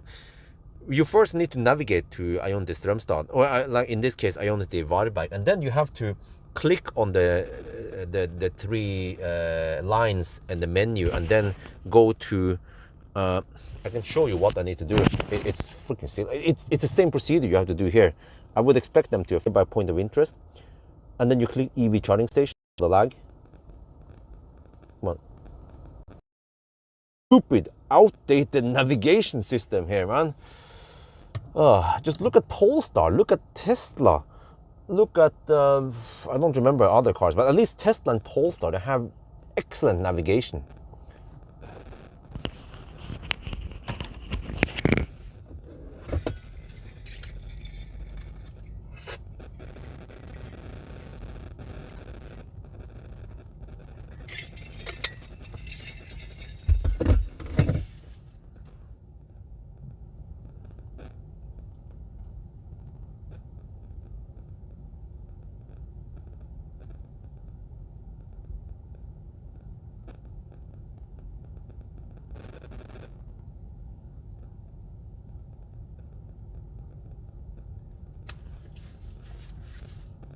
Okay, anyway, it's gonna be a long drive.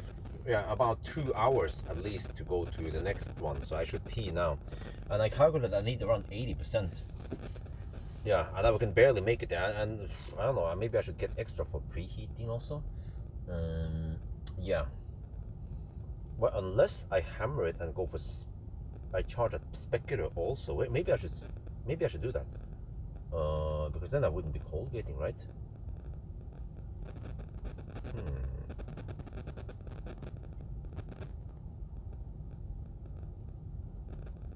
No, you know what? Yeah, I forgot these Korean cars. It is kind of weird. You just have to sit and charge, because it actually heats up the battery very quickly. You will see that it will hit 20 degrees soon, and then also hits 25 fairly soon. So it actually pays off to sit and charge. Like these Korean cars, for some reason, they heat up quite slowly when you drive, but when you are charging, they heat up fast. Yeah.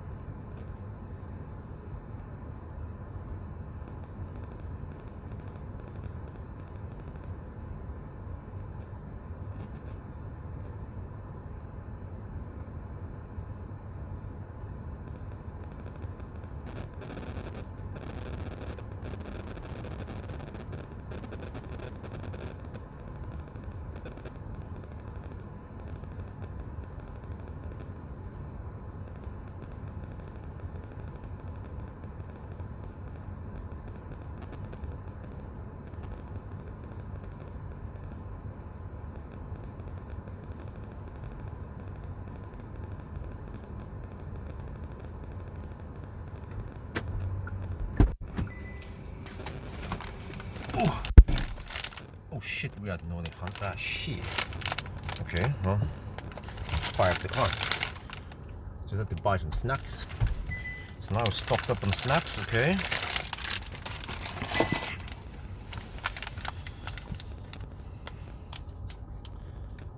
Yeah. So I need 80%. Speculatively.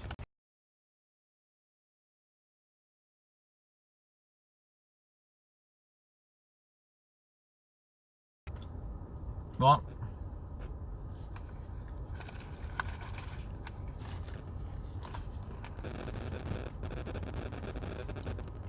I actually bought some nuts and some candies, but I'll try to be easy on the candy.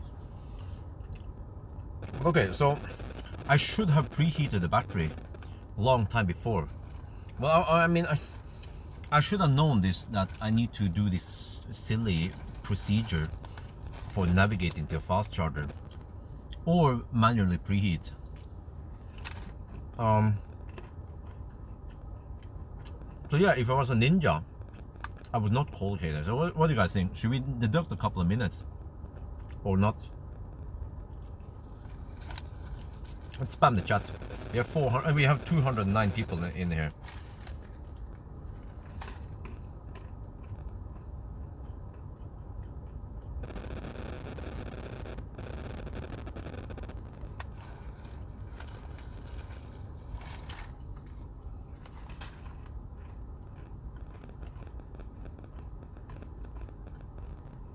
Two-minute deduction, okay.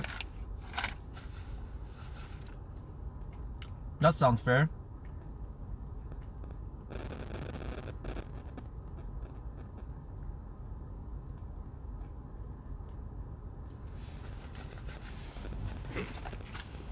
Yeah, we are probably charging slightly slower than what it should be, so.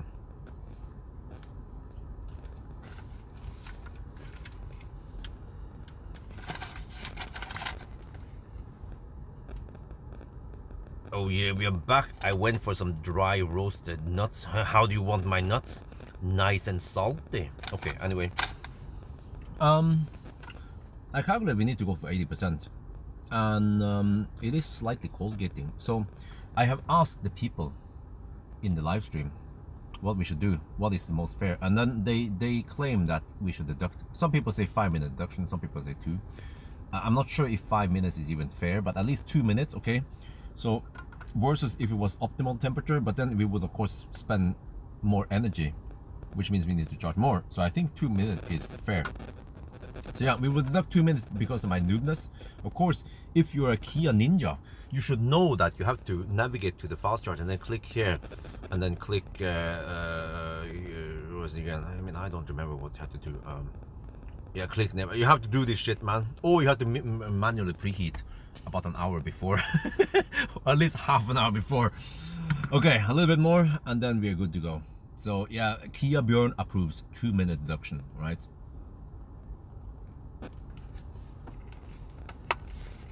No, but in a way, if you, but okay, but I do agree at the deduction because it is silly, the feature.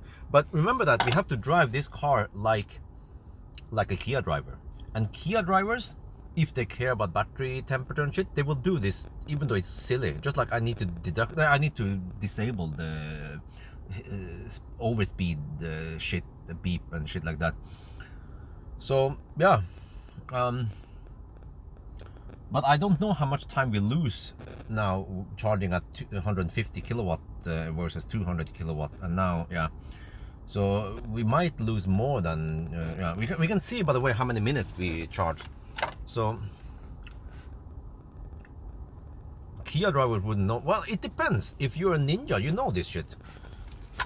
Okay, I don't know. Or you manually preheat. I need to manually preheat next time. Okay, let me check my minutes.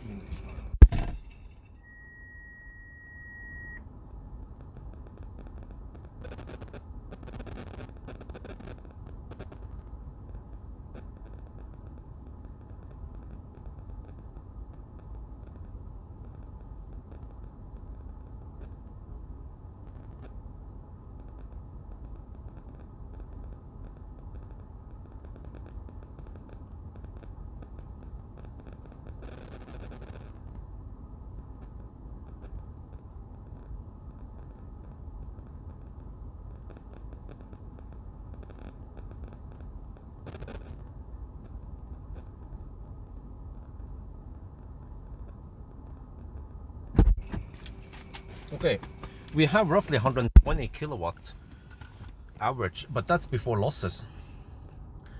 So let's say 110 kilowatts then, or 105 at least, no, 110, 115 kilowatt before losses average.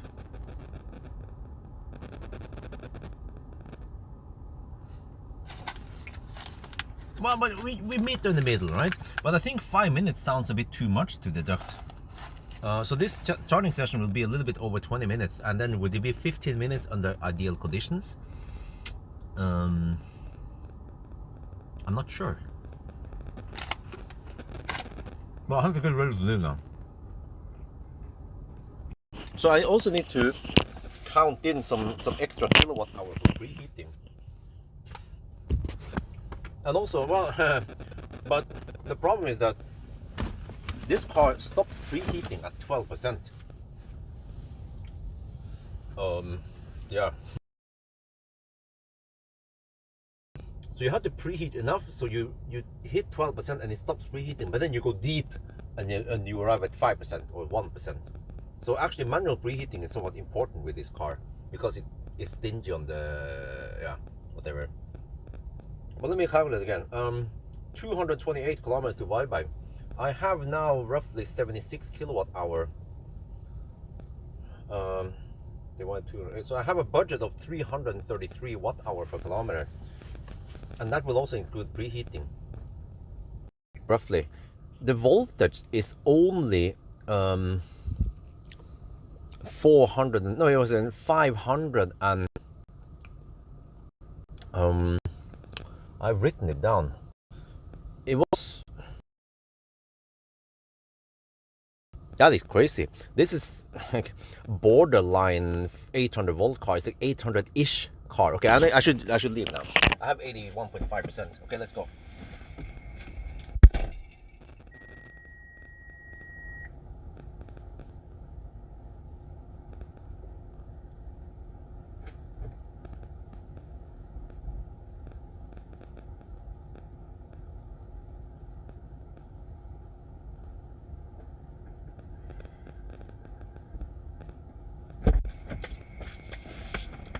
Okay, Ionity reported 124 kilowatts.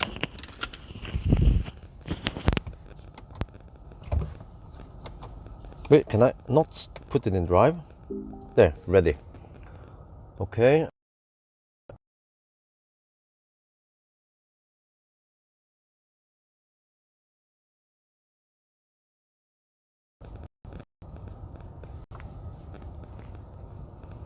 Speed limit off. Driver attention warning off. Driving safety. Lane safety off. Okay, we can go now.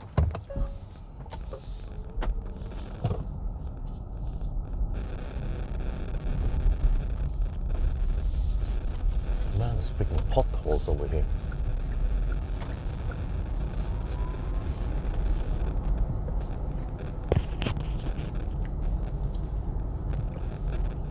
Okay, so hopefully that was the first and only Colgate thing.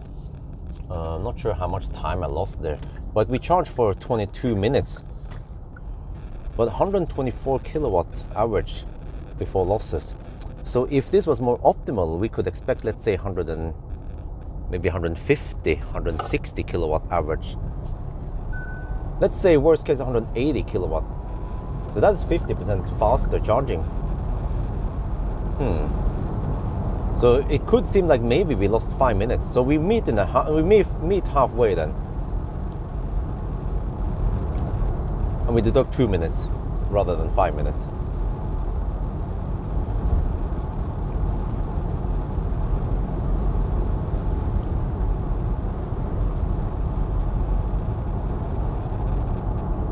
-3 degrees Celsius. That's good. That means that the salt, if it's salted, should it shouldn't be slippery over here. The salt should have an effect here. Okay, now we have only 22 to 32 degrees Celsius, and the car is going to scavenge the heat on the drive. I should record a little session here.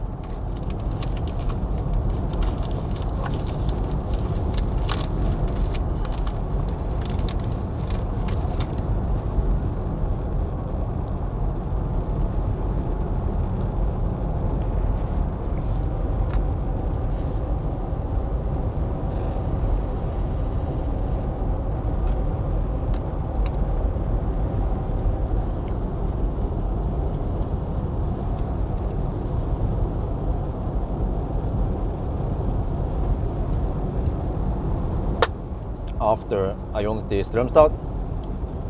Right, we're back on the road. So that was 22 minutes of charging, and Ionity reported 124 kilowatt average charging speed, but you know that is before losses. So after battery heating and cabin heating and some losses, let's say around 115 kilowatt. And in a non-Colgate session, it might be at least 150, 160, right? Maybe 5 minutes of a lot. 2 minutes then, yeah, to meet halfway.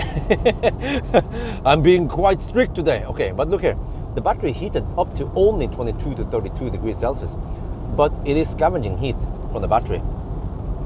So yeah, we'll see. We will actually start. It will take roughly 2 hours before we arrive at the next charger. So during that time, the car will have plenty of time to scavenge heat from the battery.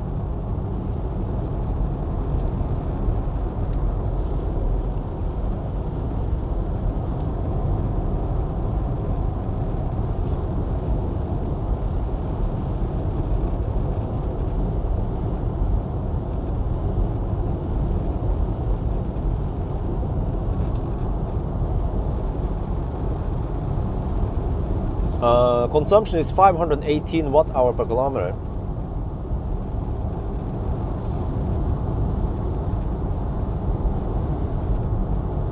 Oh, Thai channel. I simply don't have time for it. Plus that there is so low view count on the Thai channels. I feel like I'm wasting my time just to make $5. You know, like I'm not kidding, man. The CPM is already quite low in the Thai channel, and nowadays I only focus on making videos in the Thai channel where the car is available or will be sold in Thailand. And I don't know if EV9 will be sold in Thailand,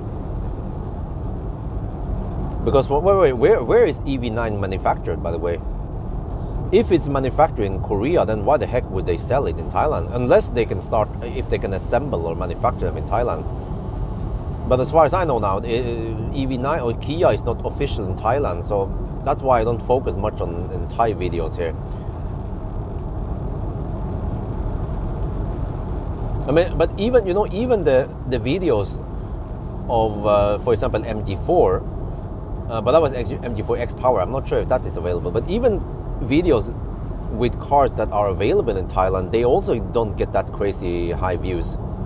And the problem is that because of low CPM, then I have to get lots of views to make it worth it.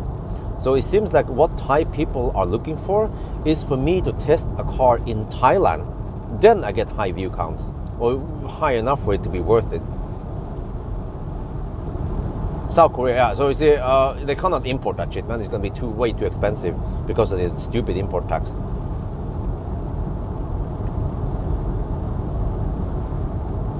They could buy an EQS instead, and they would be cheaper, right? Because the EQS is assembled in Thailand.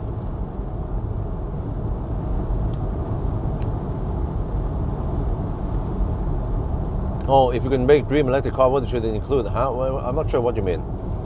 Just look at Tesla. That's pretty much it. But just put back the stocks. Yeah.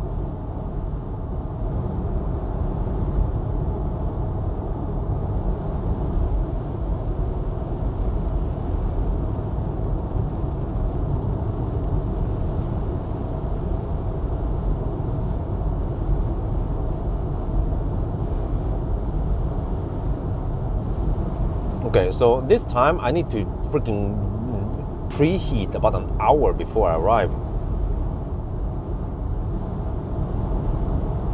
Because this, I mean, yeah, before I arrive at Strømstad, I preheated 35 kilometers away, which is roughly 20 minutes. And that is way too slow. It's way too late. Because this car has so weak sauce battery heater, only 4.5 kilowatt. You need to preheat an hour before. It's crazy.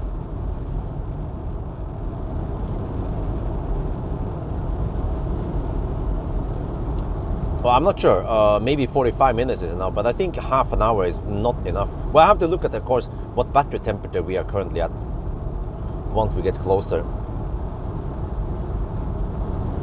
Do you think it will be on 8? Nope, not possible, because we started at 10, a little bit past 10. I expect around 10 hours.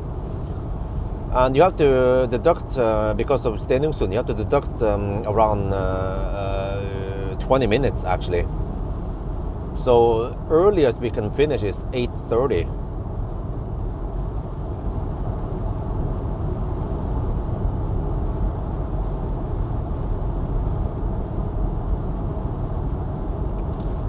But yeah, I want to finish as soon as possible. And then I consider going back to the expo tomorrow. They open at 10. Maybe if I go there really early, even before 10, I want to shoot a video about the Rivian. I found out afterwards that there's a freaking Rivian there. My mistake, I thought it was the Ford F-150, but I was kind of tripping there. It was Rivian, so I need to go grab it and shoot a video about it.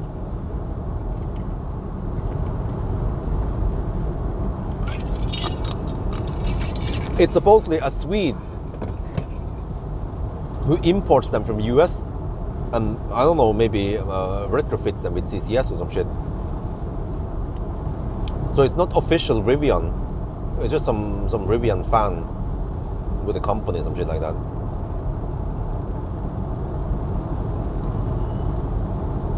Well, at least the roads are almost dry over here. That's nice. Highly appreciated. Oh, weather in weather in Norway is kind of shitty nowadays. Well, the EV9 has pretty good lane assist. It doesn't go too crazy. It doesn't slow down in the curves. It stays fairly centered. So it's doing a very good job. Now, winter is not gone, but it's just that in this area and south of here, you know, from Tanum to Göteborg, Varberg, you know, this stretch here, this is typical winter in Central Europe.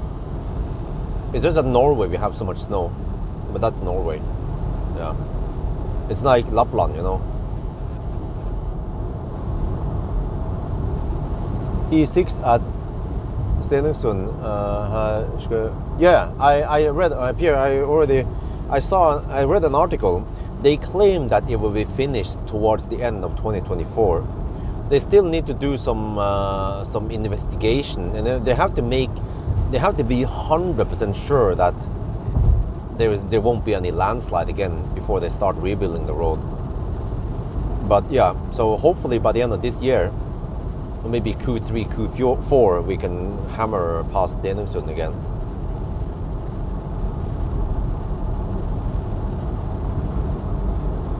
Is this car EQ is a killer?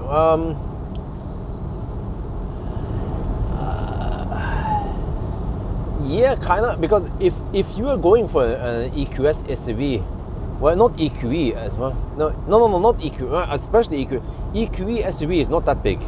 It's like a fat e-tron, but the EQS SUV is possibly one of the bigger cars out there that can match this. But if you would buy this car in the first place, right?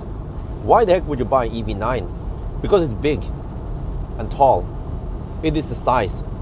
If size matters, get EV9.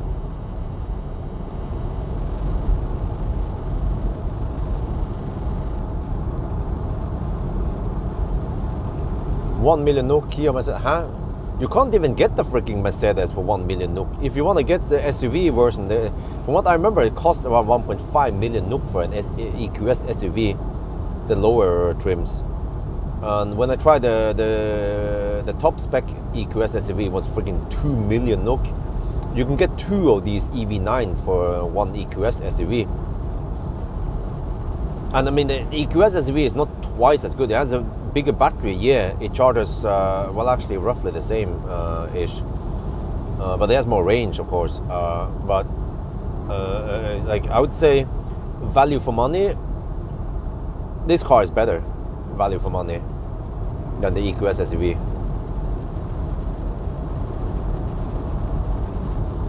But that's until G9 enters the chat. But the G9 is freaking, it's Chinese. Oh. And it comes with the disadvantages with a Chinese car. So because this is a Korean car, not a Chinese car, that is actually a good reason to buy this. Because if you want a big car, in the past, you had to get EQS SUV, very expensive. Fat e-tron is not really that big. Or you have to get the Chinese cars. Hongxi, they are big. ES8, they are big. Yeah, even BYD Tang is relatively big, but those are freaking Chinese cars. So, yeah, like if I need a big car, a 6-seater. By the way, Tesla, no, forget about it, man. The freaking seats in the Tesla, like, this is really disappointing that they haven't done anything with the seats in the Palladium Plaid. They still have the same church bench there, so it's a big facepalm, man. They should at least have reclining seat like here or most other cars in that class. Like pretty much anything out there, Hongxi, Neo, even Kia, like has reclining seats, way more comfortable.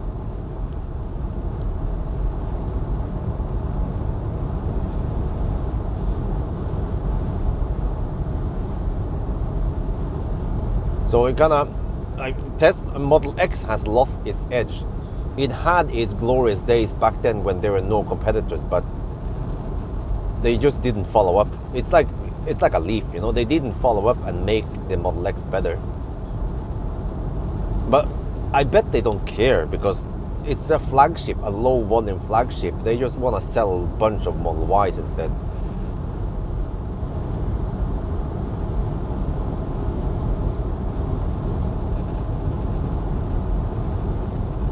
A 7-seater Model Y would almost not make any sense. It would work for, yeah, you can put people without heads in the third row, or people without legs in the third row.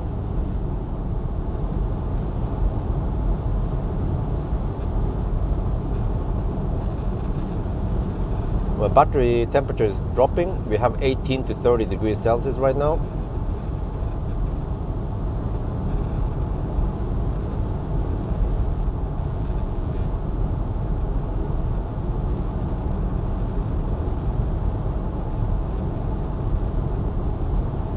Consumption right now is 429 watt-hour per kilometer. Shit, on this current leg. My budget is roughly 330 watt-hour per kilometer. And I have to pay attention and preheat in time. But I need to preheat when we are roughly in Göteborg. Yeah, I wonder if even Kungsbacka is too late. It has to be roughly in Göteborg, Mölndal, IKEA, roughly. But they have to also look at the battery temperature. Yeah, and it's going to drop. I think it's the car is scavenging heat from the battery right now, and we are pulling only 1.7 kilowatt for heating.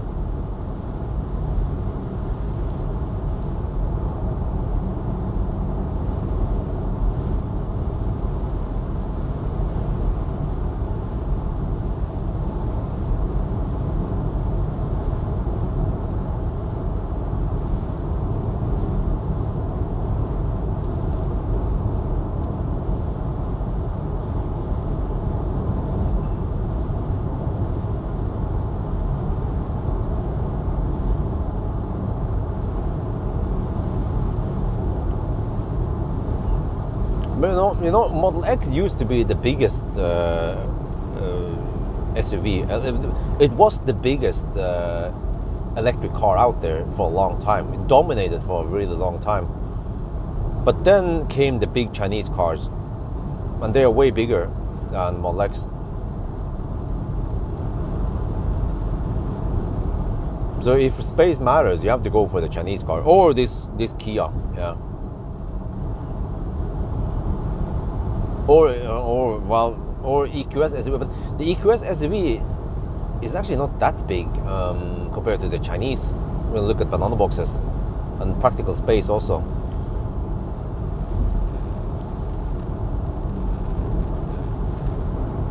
But the EQS SUV is a bit cramped in the center console. At least here it's nice and open. I like it.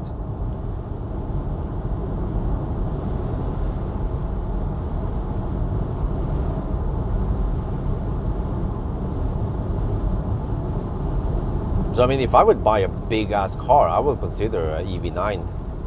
Simply because the Chinese cars, they are just too annoying for me.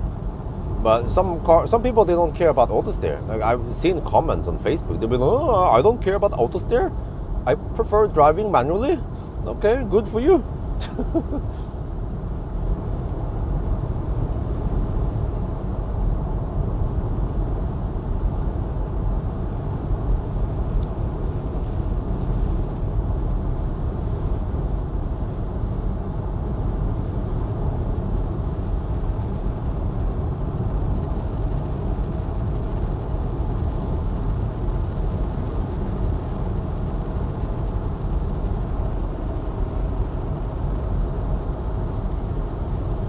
Well, speaking of Pawel, he gets special treatment. I told him that anytime now, next time he wants to go take a flight, go to the airport and stuff, he could just park his car at my place. He's like, oh yeah, so next week, I think it was next Sunday, yeah. He is going with his whole family to Poland, I think. There's winter holiday or some shit. So he will then have to come to my home, and then I jump into his car, and then we drive just 5 minutes over to the terminal to departure, and then he unloads all the cargo and his family, and then I drive his car. I think it's a Model Y or some shit. I'm not sure which car he goes for. Yeah, but whatever. I drive his car back to my home, and then I charge it up. Well, actually, I don't have to. I can just keep it at whatever. I could just plug him in, and then he can actually manage that stuff himself if he wants. Well, actually, I might need the plug. Yeah, so we'll see. I just manage the whole thing for him, and then once he's back, then I charge up the car to 90% or whatever, and then I drive over to the terminal, and I'm picking up, and then yeah, whatever, and then I just have to go back to my home first, and then he goes home. So then he will save money for parking, because it is somewhat kind of expensive if you would park on P10, which is the closest, the walking distance to the terminal. For 1 week, it will cost roughly 1,000 NOK, I think. Well, it depends. Maybe if you book beforehand, you can get away with slightly lower rates, but I think it was around there. So yeah.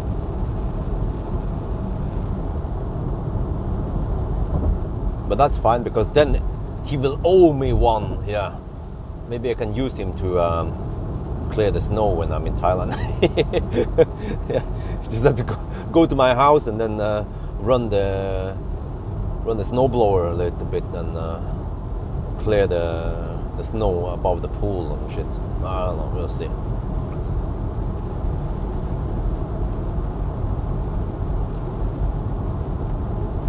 No. My parking space is not for rent or anything. It doesn't have a price. It is only VIP for friends and family, like Pawel.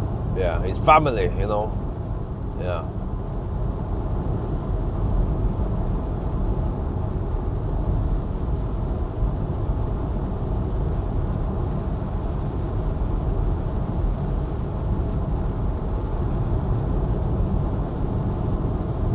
But unfortunately, I cannot put him in the garage, his car. So he has to stay outside. So if it snows and shit, then okay, we just have to deal with that. Because I had to put the press car in the garage.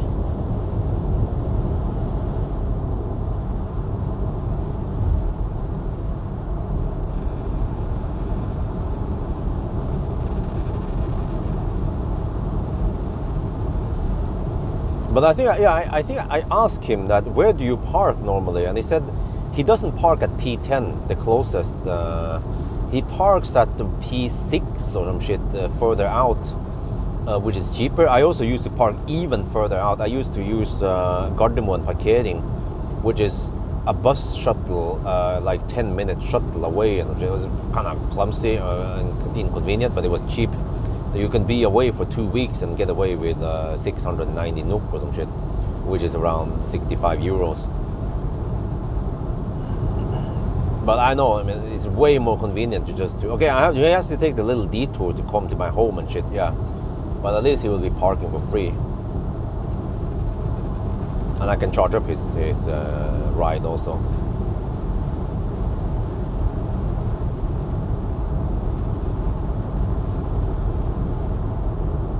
Yeah, they Gardermoen parkering. They have really good parking charging also now. They have improved a lot. In the old days, it used to be some shuko over there. But they have understood that they need to develop and stay updated with today's market.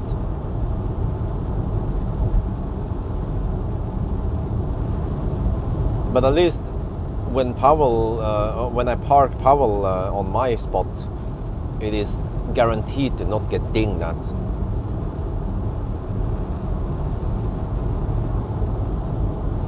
And that alone is already worth it. Ideally, I should put a cover on him, but I'm afraid of scratching. Now, whatever. Just snow doesn't hurt.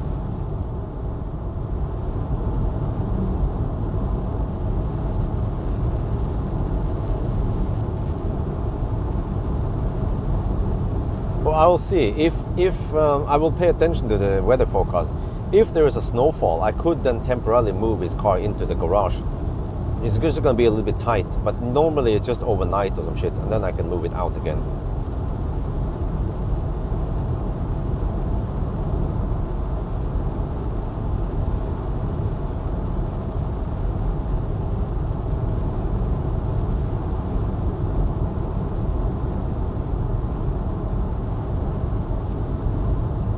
Yeah, headlights are good.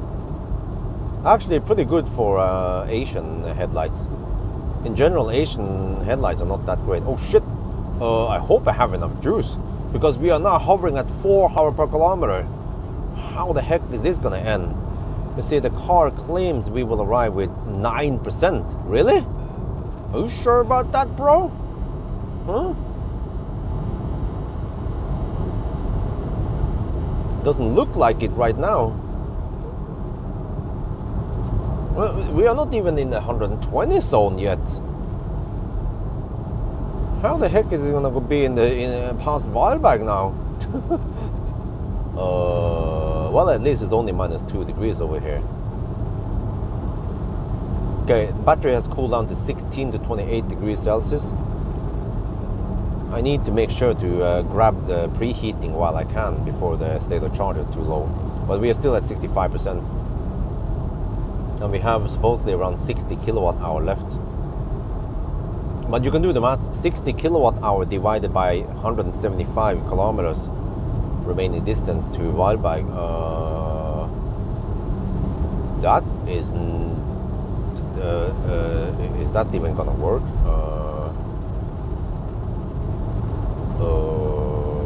Shit. Okay. There is a bailout point, which is that I could top up. I mean, I'm literally driving past Spekerød anyway.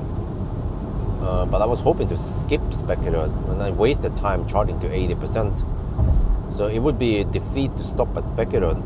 But on hindsight, maybe I should have just gone for Spekerød. Just top up quickly at Strømstad, and then go for Spekerød, and then go for it.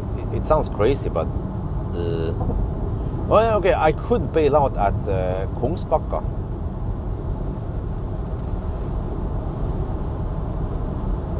But we just have to hope that this car is efficient once we have to drive slow.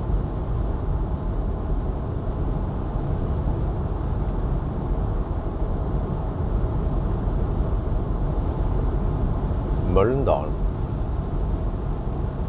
Oh, but is it a long ass detour? I don't know that site.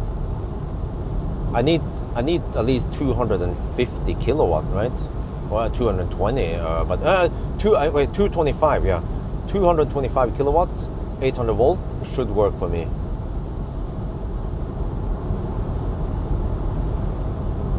Holy shit balls, man. Consumption is still 407 watt hour per kilometer.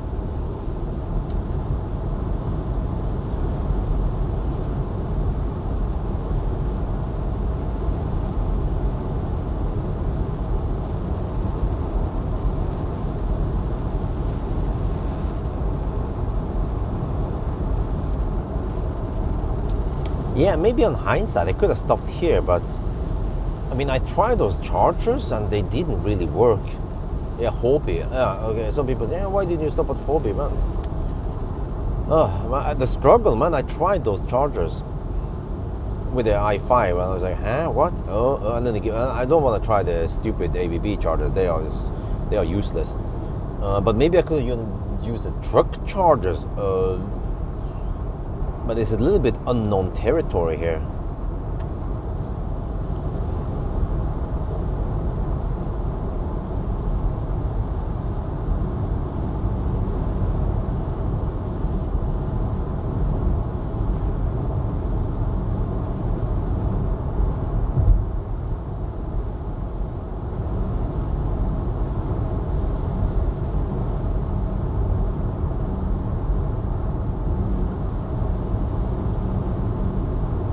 No, but I mean, it's not like I spent all day at the expo. It was today. It wasn't that long. I stayed there around 3 hours only at the expo. Did you think that I stayed there 8 hours? No, buddy. Just stayed there long enough for me to do whatever I needed to do, and then I got the heck out of there. Okay, so after the 1,000 kilometer challenge, we're gonna go to Gardermoen and then we'll test charging. The battery is hopefully warm enough. Yeah, or it should heat up enough anyway during the session, so you can see what kind of speed we get. Well, actually,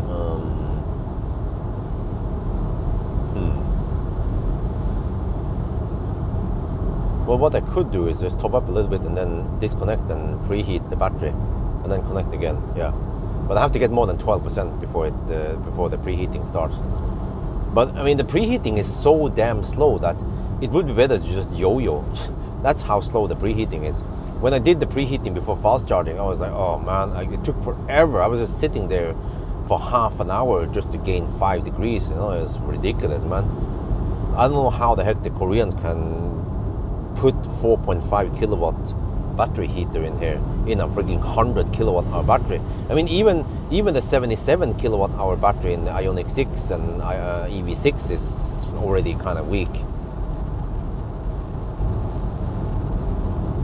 Someone should have told them during design and beta testing that 4.5 kilowatt is not going to cut it.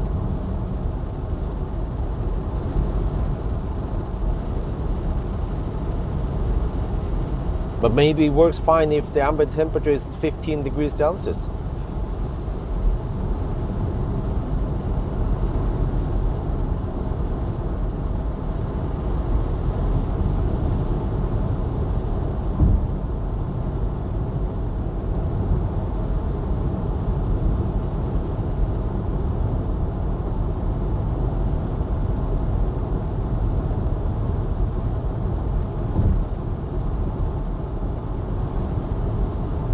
Well, I have to pay attention here. The road is a bit slippery. If I make a mistake, I could slide. The left lane is somewhat slippery, I think. But the right lane is good for now. I have to watch out. This is the stretch where it has snowed earlier this evening.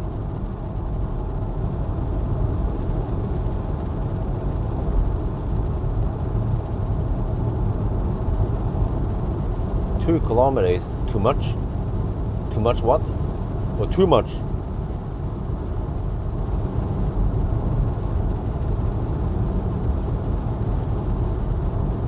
What do you think about brands? Expo. What? Oh, which what I think about brands that are not there at the expo. But do you know that there are tons of brands that are not there? Like, you can list a whole bunch of Mercedes, Skoda, Audi, Mitsubishi, Honda, like even brands that has lots of EVs, Opel,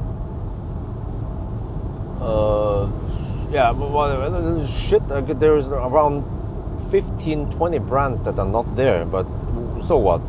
Do you expect that every brand should be at that expo? I mean, this is no München, this is no IAA. Maybe during IAA, all the brands will be there, or most of it. But I mean, even in IAA, I don't think every brand is represented there. So.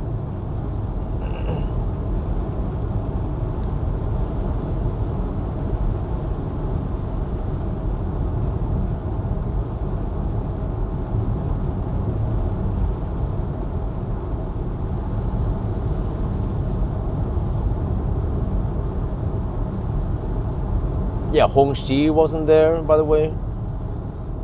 What else? MG wasn't there. Maxus wasn't there.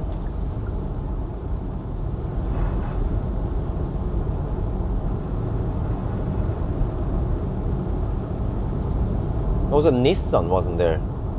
They have a, well, I mean, as a brand, there was a Ries Bilgas with an EMV 200, but yeah, that doesn't count.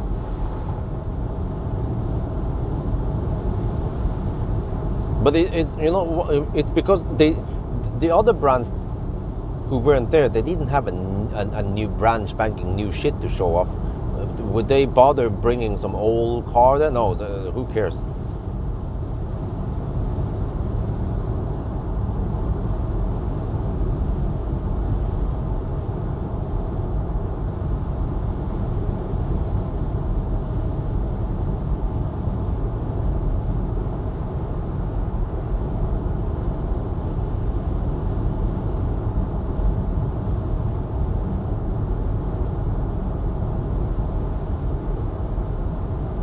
Okay, 408 watt-hour per kilometer still. Oh shit, I'm eating up the budget here. Man, I think on hindsight, I should have gone for Spekkerød. Just charge 5 minutes and then go to Spekkerød and then charge again and then hammer it. Yeah, that would have been a way better deal when I think about it. I would also not Colgate. I would Colgate a little bit, yeah, at Strømstad and then just get the heck out of there. Okay. Seems like I made another bad choice, made another mistake. Man, Kia Bjorn is in bad shape.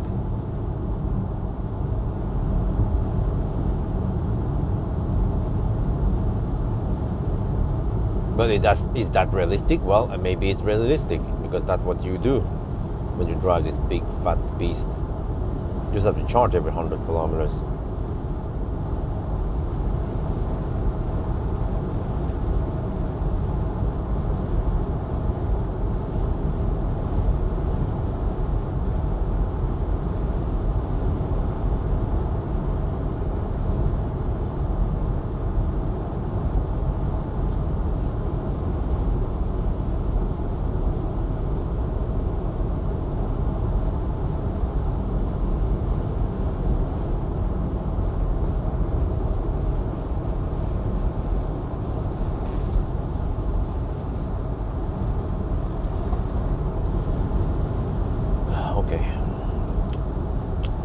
See then. Yeah, but well, I mean, I didn't expect the car to suck 410 watt-hour per kilometer. I was hoping that it would be maybe 350, worst case of 330 or whatever, right?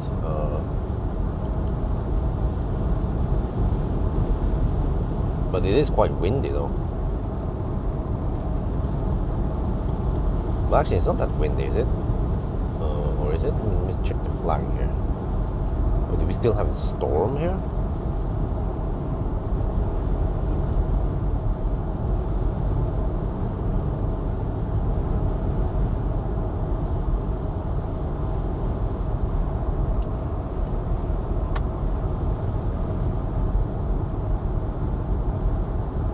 No, but I mean, listen, not everyone is single or has just a girlfriend without kids. I mean, there are people with kids and families, right? You don't know because you are not in that situation. I know. I totally understand. You have no idea how much shit a wife and kid can bring with them, and that's just one kid. And we have 2 kids, babies, newborn, especially newborns, man. I don't know, man, how much luggage they need. there's lots of stuff that is for safety, you know, like baby seat for dining and the baby bathtub, and you know, like everything has become super strict nowadays. So you don't want to drown your kid or make them fall off the chair or some shit while like eating, and so yeah, like I feel like newborn they require way more equipment or whatever you should call it, luggage than 6 months plus. And also the carry cot, the big, you know, the newborn baby stroller thing is big. You can of course fold it down, but it takes time, and yeah.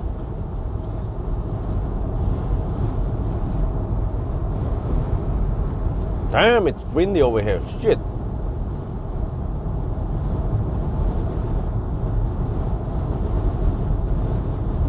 I feel like I'm gonna blow off the bridge here. Especially with this big box. Holy macaroni. Damn, it's windy. Shit. I mean, if I'm driving a Model S, you wouldn't feel the wind, but with this box, you can feel the wind grabbing on the roof. Oh, shit, that was scary, man.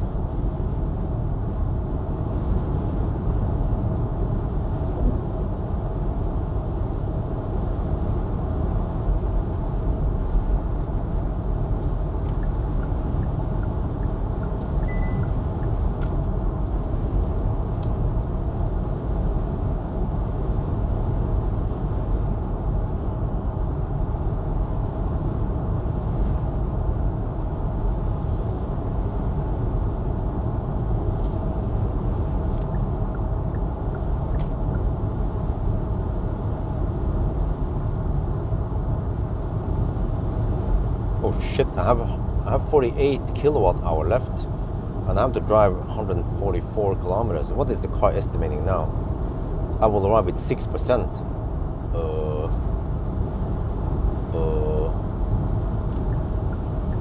I hope this car is really efficient when we have to drive slow.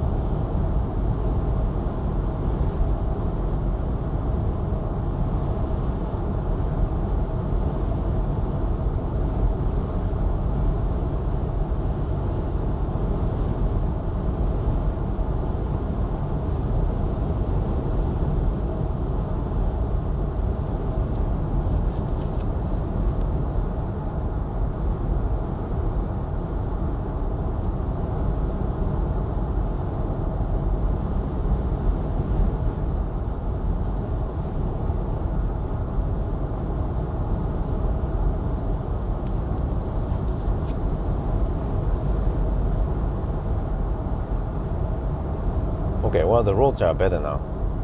No snow or shit like that. Almost dry. This is the way I like it.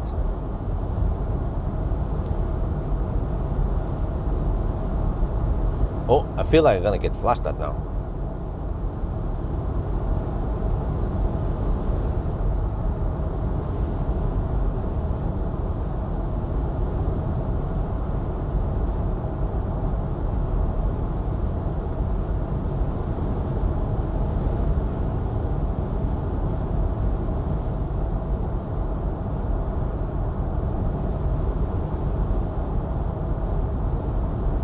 Like, is that a train or some shit? Oh, there's a truck on the other side there. There's a bus. Damn.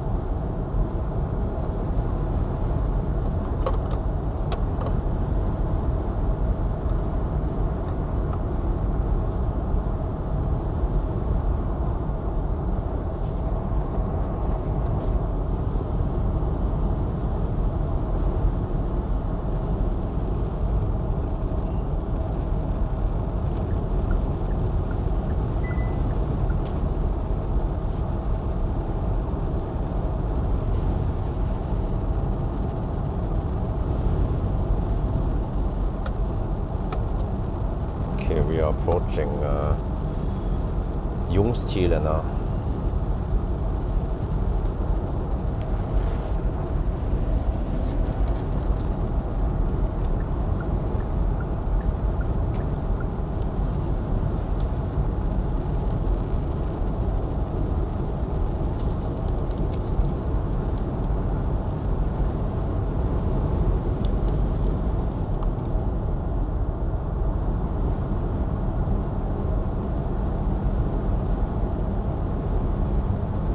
Yeah, it is very quiet. If you watch the noise test, acceleration noise test, you can see how quiet it is, despite having 21-inch wheels. Freaking humongous wheels, man, this car.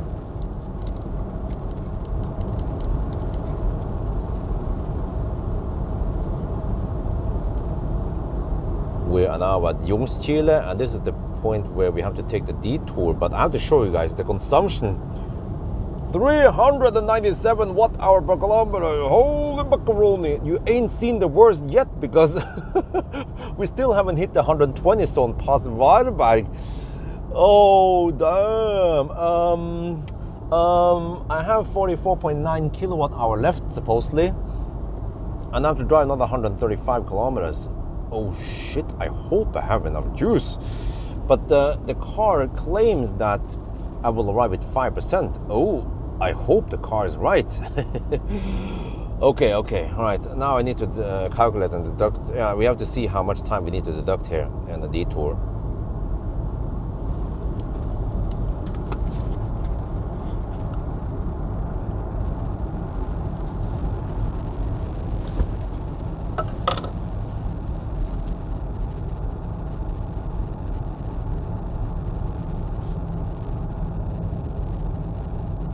Okay, time is 0048.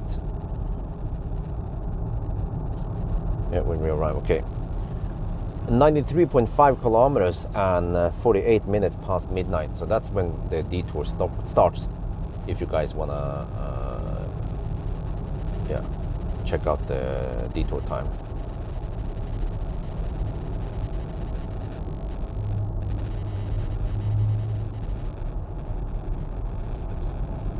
And then, yeah, I remember the detour is around 29 kilometers long.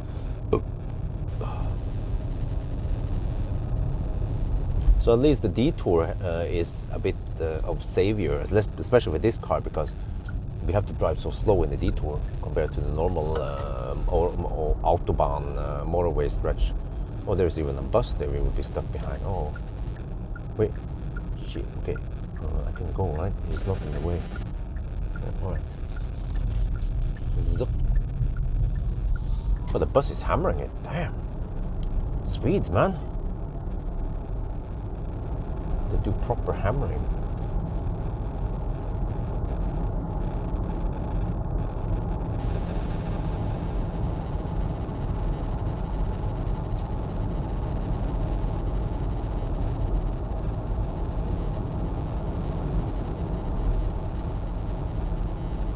Wait, so, I mean, if we have almost 400 watt-hour per kilometer here, then how high is the consumption going to be past Varberg? You know, from Varberg to Halmstad, we have 120 zone all the way, no Baustelle. Plus the wind is somewhat strong, usually around Falkenberg. Man, can we hit 450 watt-hour per kilometer? Well, how high do you guys think the consumption is going to be at in the 120 zone?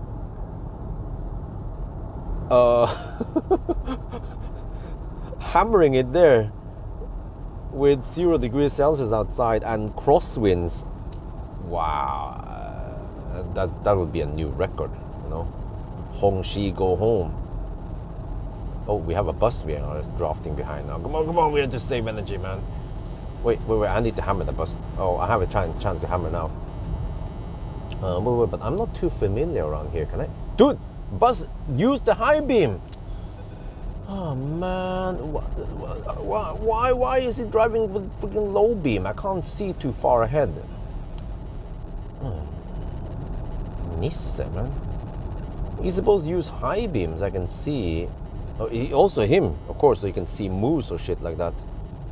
Oh, he's driving really slow. He's driving under the speed limit now. which is good for me, of course, because I need to save. I mean, in a way, I'm getting free deduction here, right? I deduct time, but I don't correct for that we are saving energy by driving slow here. So, and this is actually somewhat significant for this car. So maybe I need to deduct the deduction, you know? If I lost 11 minutes, I should round it down to 10 minutes, right? Because of the energy advantage. But holy meatball, the bus is slow. I need to hammer the bus, man. He's going 20 under the speed limit now.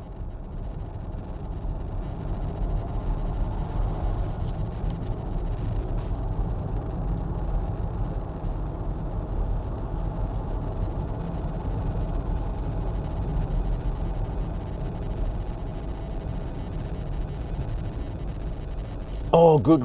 Oh, danke schön, yeah. Oh, man. Like, seriously? Oh, there's a thing. The tractor thing, whatever it's called again. The car with the triangle, limited to 30 kilometers per hour. Shit, man. What was those cars? A tractor, whatever it's called. What the heck is this? I have enough surprises now. Oh, come on. Well, oh, moose. Okay, danger, moose. Moosgefahr. Is that good Deutsch?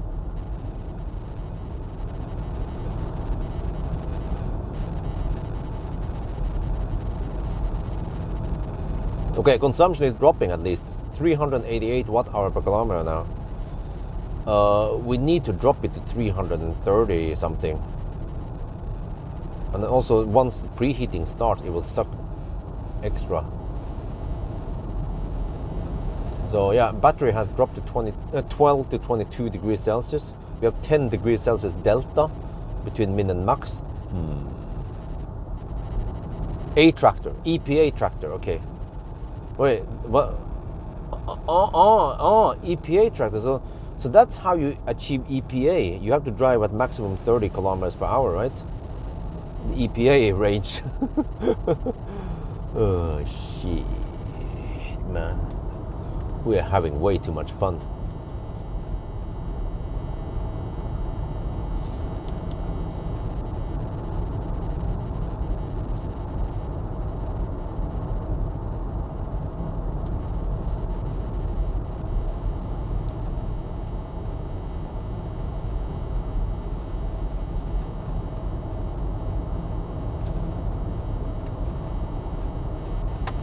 So now I'm gonna play some music.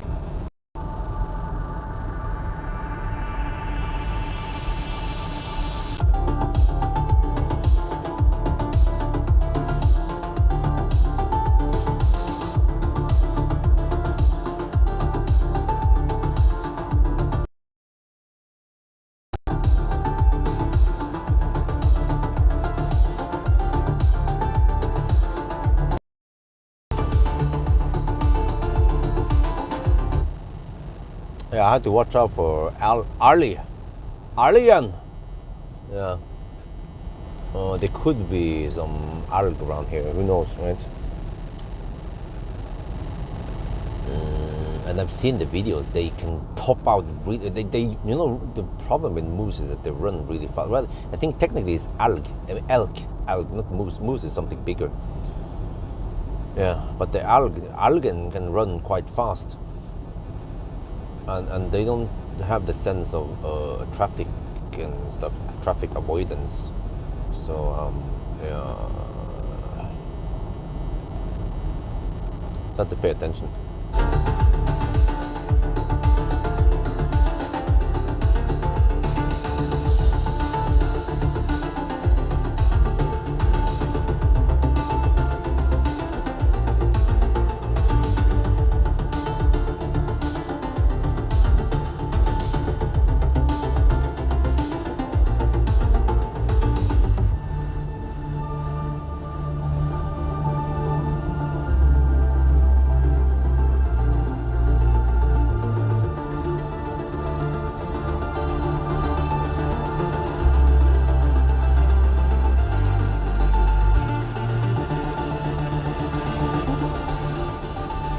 Did you make 1,000 kilometer challenge?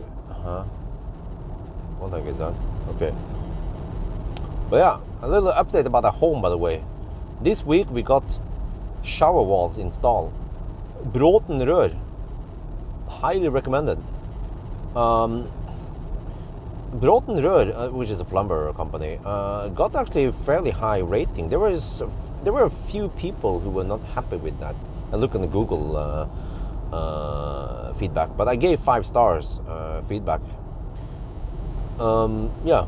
So beforehand, when I had a request about what to do, they sent a dude over in a BMW i3, by the way, to do, they call it like a survey or whatever, you know, befaring. And very professional, nice guy. He measured, took some measurement, actual measurement of each place. He gave me some advices where to put the pile, which is a thing you put like a shelf and stuff. And I said, okay, yeah, that makes sense, yeah. And then they went back and they ordered the shower walls. What was it again? Angel something, LNC, Ink Angel, whatever it's called. From Sweden actually, and also, but then the Viking Bad was from China, yeah. Shower walls and also some shower head, rain shower we replaced. And nice bonus is that they, I requested for them to drill 2 extra holes in the tile to install what do you call it, knog, a place to hang the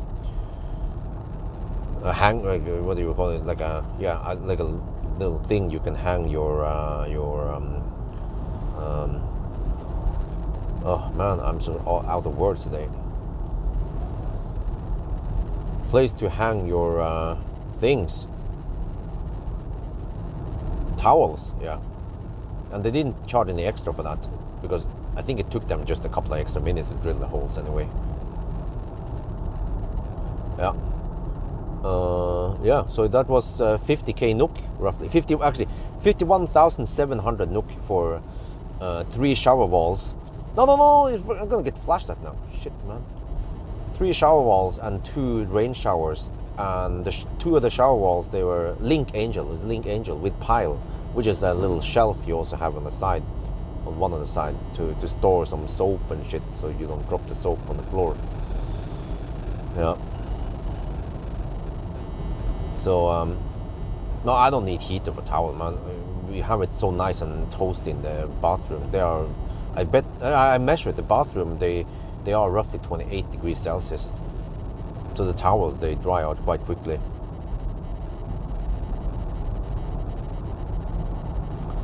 So, yeah. Wait, I mean, there's a speed camera here, I think, which is coming actually quite sudden. It comes like right after the sign, you know, more or less. So, yeah, because you know, I had a request, the job request. I also sent that job request to another company. What was it again? Bademiljø, yeah. And they have a ringside, whatever they call it, plumber. Same stuff, you know, Link Angel and pile and shower, rain shower. Bademiljø wanted 70k NOK. Or 7,000 euros, and then, but then this company, Bråten Rør, they charge only 50k NOK. So it's like, oh, way cheaper. It's located in Jessheim rather than Alnabru. Just go for the local company then. Always buy from locals. But yeah, so 50k NOK. I mean, I still have to pay back Idéhus. Yeah, still owe them, I think it was still 1.2 or 1.3 million NOK. Like, oh shit, man. And they can pretty much set whatever interest rate they want, you know. Like mafia, man, like a loan mafia. Wait, what the heck, man? It smells. Oh, recirculate. What the heck is this shit? So smelly fossils. Don't they put AdBlue in there? Heck. And by the time I smell this shit, then it takes a long time for the recirculation to clear up the cabin here. 28 degrees is not that hot, come on. Many Norwegian homes, they have 28 degrees in the bathroom.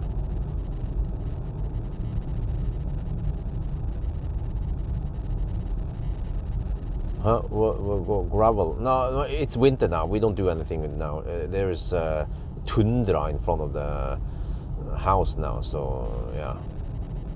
What the heck are these guys doing?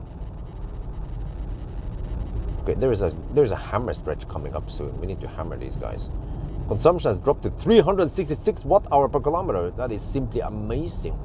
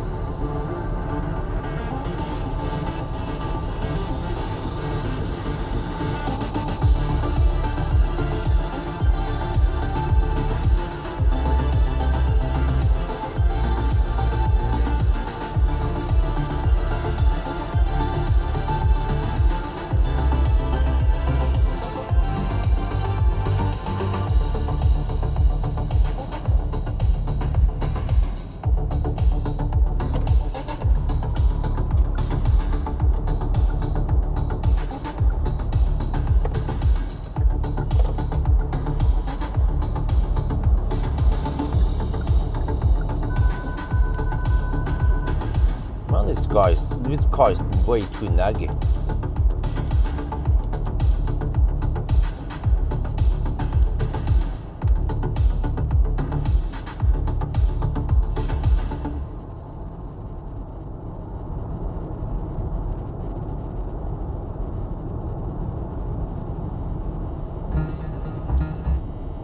Oh, what the heck happened there?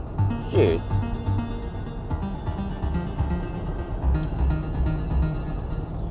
Which EV offers night vision camera? Audi. I think Audi is one of the few. Maybe Porsche also has it, but at least Audi, one of the few that offers night vision. Huh? The Q8 e-tron doesn't have it? Huh? What? I could have sworn that the old fat e-tron has it. I've seen some Norwegian post some pictures about it. Okay, the detour is well, actually, it's not over yet. Oh, this detour is quite long, man. Yeah.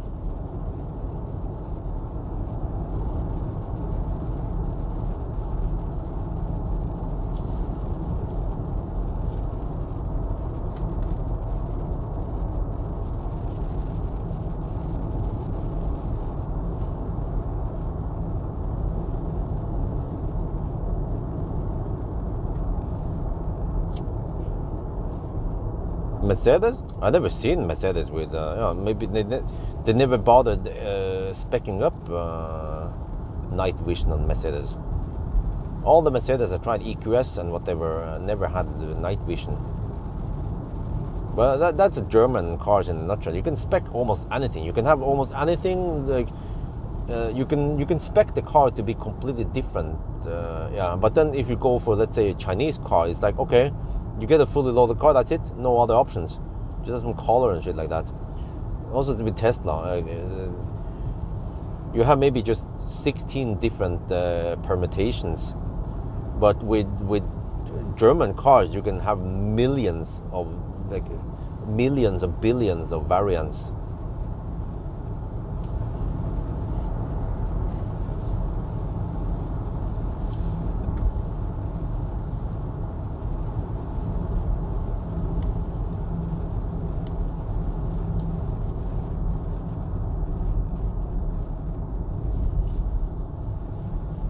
Well, the consumption has dropped quite a lot just because of this detour. 357 watt-hour per kilometer now. And the detour stretch is not that long, but it affected the consumption a lot. But soon we have to start hammering again until we reach Göteborg. Yeah, and then save by the second bell. And then we'll see. We'll see what is the car estimating now. Car claims it will ride 8% now. Okay, that is better. Okay, that's good. At least I have some juice for preheating then. I just don't know when I'm supposed to preheat because I have 11 to 20 degrees Celsius in the battery. I want to have at least 20 degrees before I start. Ideally even more, maybe 25 degrees, but I'm not sure if that is realistic. Also, another stupid thing with this car is that even if you have enough juice, it will preheat to 25 degrees, but then it stops preheating. But if the battery cools down, meanwhile, if you preheat too early, and you want to kind of re-preheat, it doesn't allow you to, you know? You might have 22 degrees, 20 degrees in the battery, and you cannot preheat. I think you need to wait for it to drop to below 20 degrees before you can re-preheat it back to 25. So you end up, if you screw up, if you preheat too early, you coldgate. If you preheat too late, you coldgate.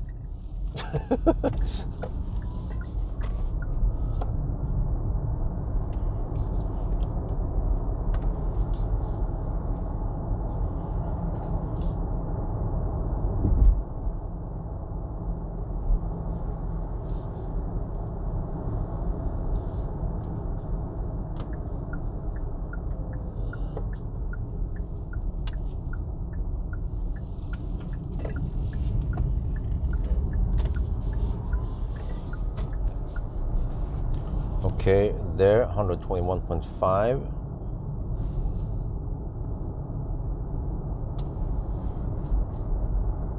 And then that took, where we are at 110 now. Okay.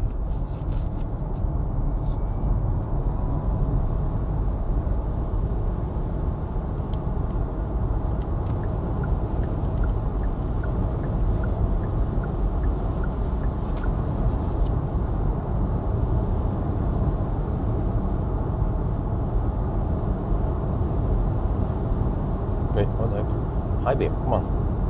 There.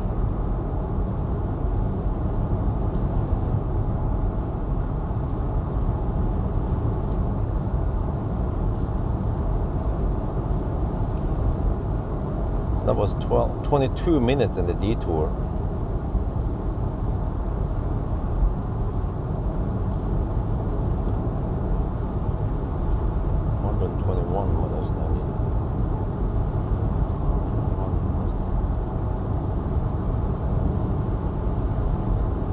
Was 28 minutes in the detour, okay.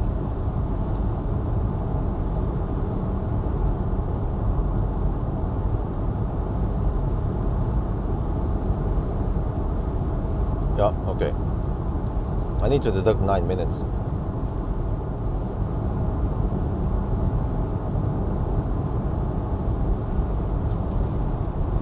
So we have 11 minutes of deduction now. We started 5 minutes past 10. You take 22 plus 11 and you get 22, 5, 16, 22, 16 then.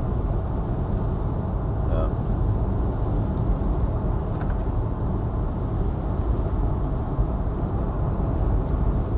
Well, I mean, the preheating is automatic, but it's not good enough because it might preheat a bit too late. Yeah, okay, so we are 101 kilometers away now. That is roughly 1 hour away. Yeah, the car estimates we will arrive in 1 hour. So, yeah, we are at 11 to 19 degrees now. Yeah, I feel like it's a bit too early to preheat now. Maybe at Kongalv or Bakkabol I should preheat.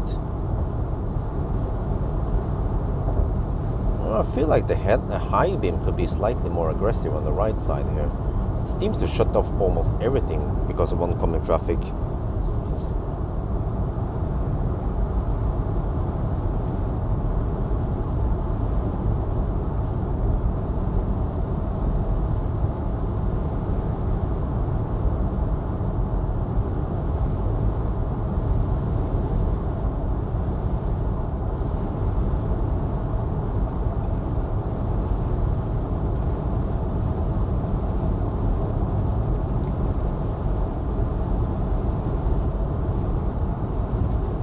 Wait, I was eating some nuts. Okay, let me finish. Let me continue with the nuts.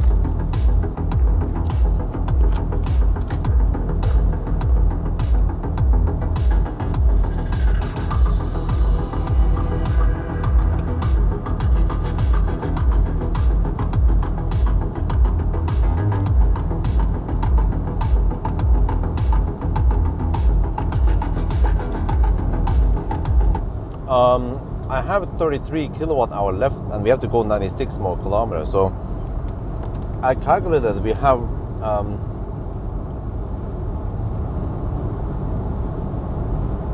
a budget of 340 watt hour per kilometer. I mean, in a Tesla that would be plenty, but not with this house on wheels. Or this is like the Asian Geländewagen, yeah, or the Korean Geländewagen.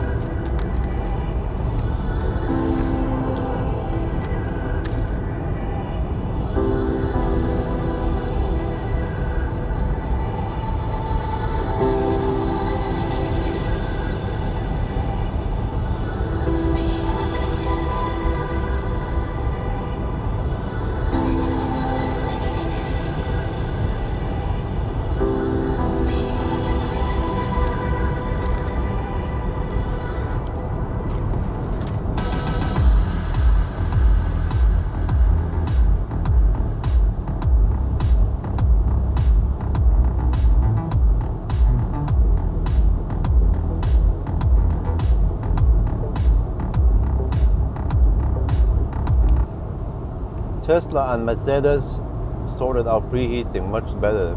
Yeah, agree. And also Polestar. Actually, Polestar, Mercedes, no, but actually the MEB platform is also really good. You guys saw it. It did not Colgate. It preheated. It didn't have manual preheating, though, but it was good enough. But especially Tesla and Polestar, Volvo of course, but also Mercedes and BMW, they have good preheating, no cold gate or shit like that. Yeah, but then most the Chinese cars will, or many Chinese cars allows manual preheating. I think they have manual preheating because they are not sophisticated. Tesla is super sophisticated. It will take in lots and lots of parameters and crunch the numbers and figure out when it should preheat.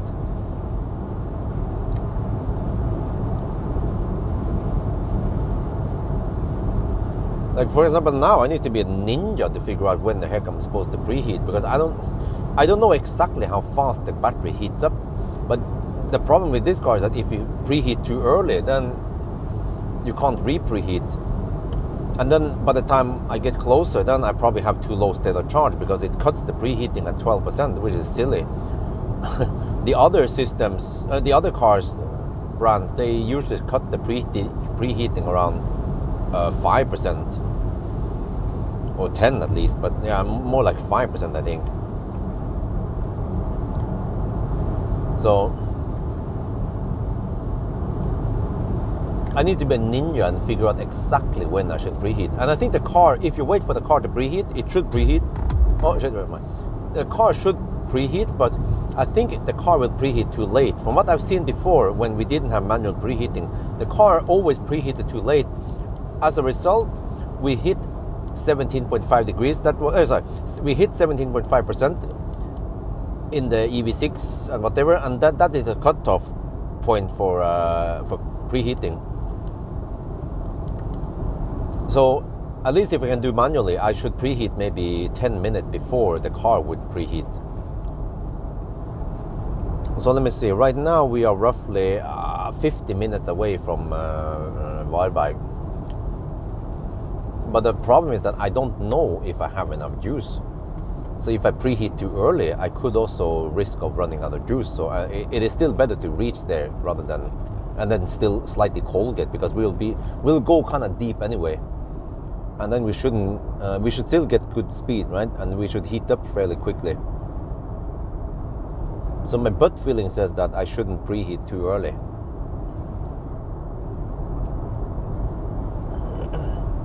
Maybe I can wait until we are half an hour away before we preheat. You can turn it off also, huh? Really? In the BMW? Oh, by the way, the 6-seater I have here, can I rotate the second row 180 degrees?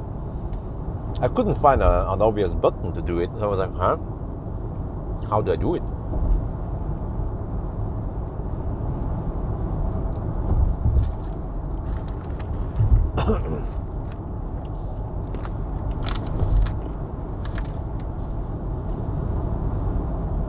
But I think cutting off preheating at 12% is way too early. It should go down to 5%.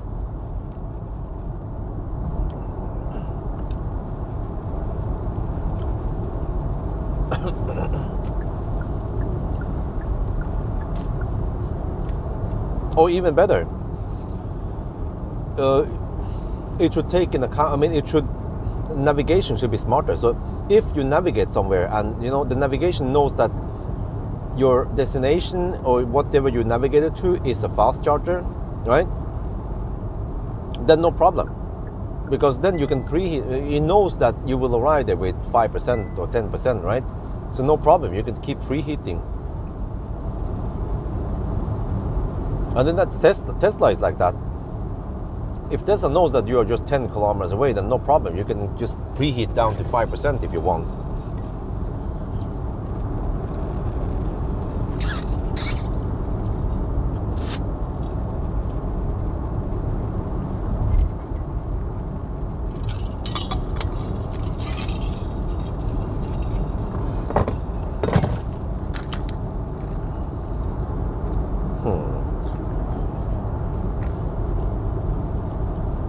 The tricky part is trying to figure out how far away from Varberg we are right now. We are 82 kilometers away.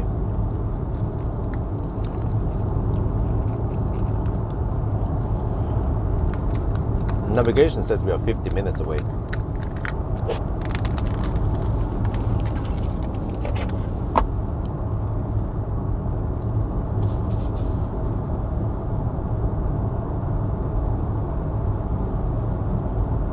Yeah, that's super silly, man.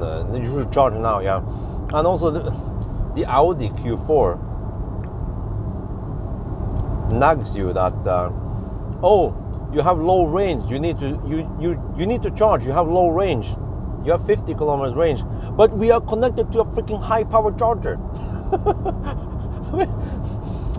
Why was that not stopped in the beta testing? You know, why was it not fixed? You know, that is an obvious logical error.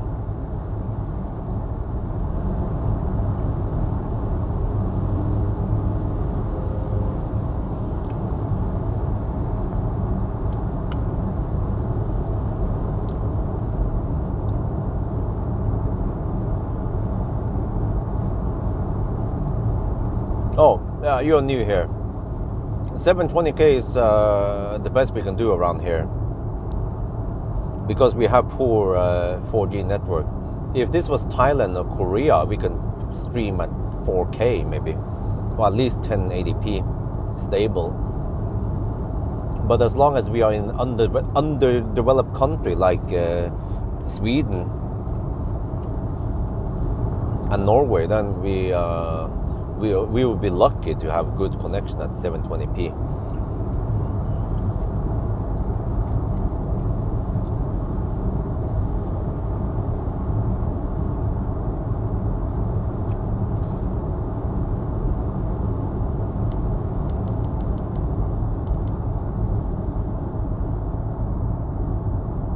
Wow, there's a lot of light pollution tonight.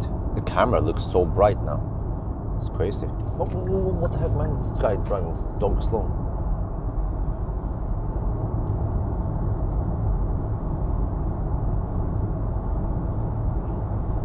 The EV trucks you tested. Yeah, that was fun, man. That was a nice day. I need to make at least two episodes from that trip. I actually drove a fossil. It was a military Scania military truck with massive ground clearance. We measured ground clearance in feet with that thing. It had some massive chains that you would normally not use on public roads, and it was just unreal how he could just grip and go uphill and downhill like a goat. So that was interesting. I mean, it was fossil, of course, but I also tried some VR glasses, and I with a timber gripping thing. That was pretty cool, man.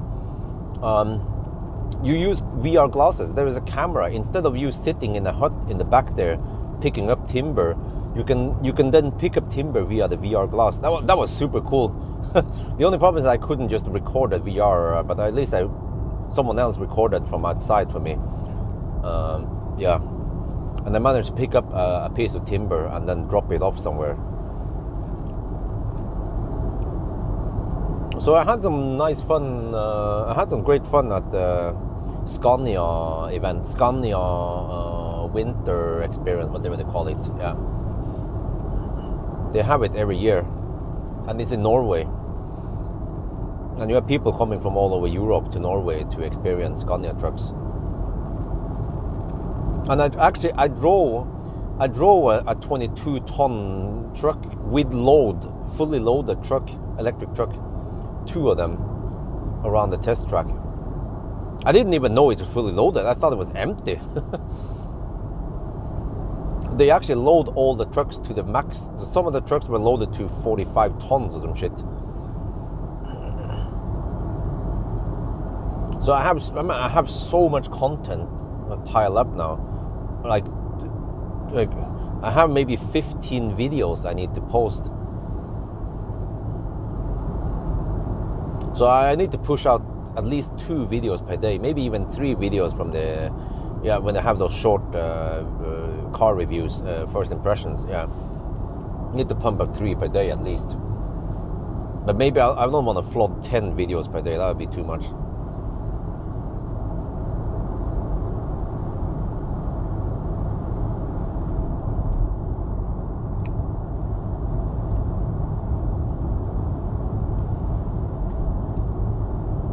Truck license, nope.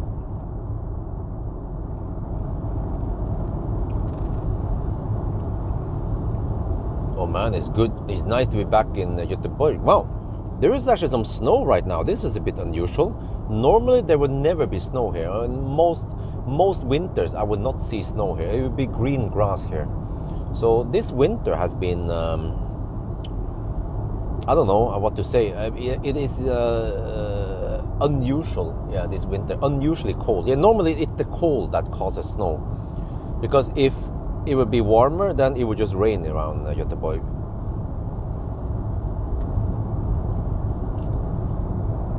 But wait, I need to pay attention here, man. 72 kilometers left. We have 11 to 19 degrees Celsius. Okay, let me see. If the car sucks 4.5 kilowatt and we are cruising at 120 kilometers per hour, how many watt hour per kilometer are we talking about here? Or we can calculate the other way around. If we preheat half an hour before, it will suck 2 kilowatt hour roughly. Yeah. Can we afford it? It's gonna blow my budget, that's for sure.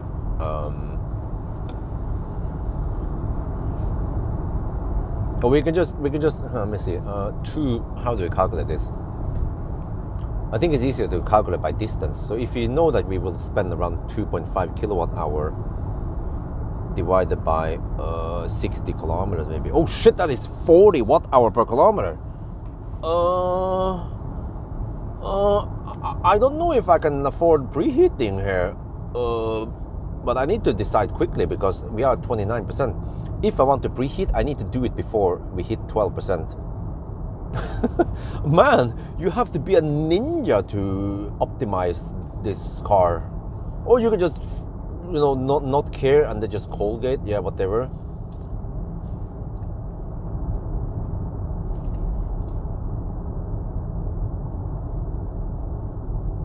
Okay, Saved by the Bell, we have to drive slow. And that actually causes the consumption to drop a lot with this car. We have now hit 350 watt hour per kilometer since Strömstad. But it needs to drop more because otherwise I don't dare to preheat. If I preheat, I might eat up my buffer. Let me see, what is the car estimating now? Car claims I will arrive with 3%. What? What the heck happened there?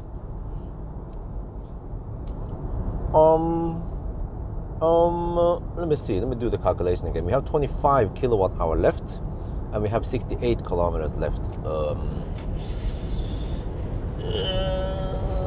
The heck do we do then, huh?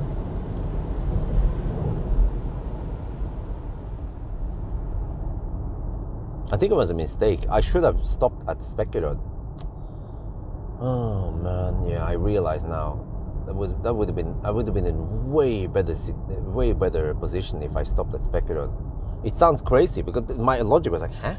Do I need to charge every 100 kilometers? Yes, you have to.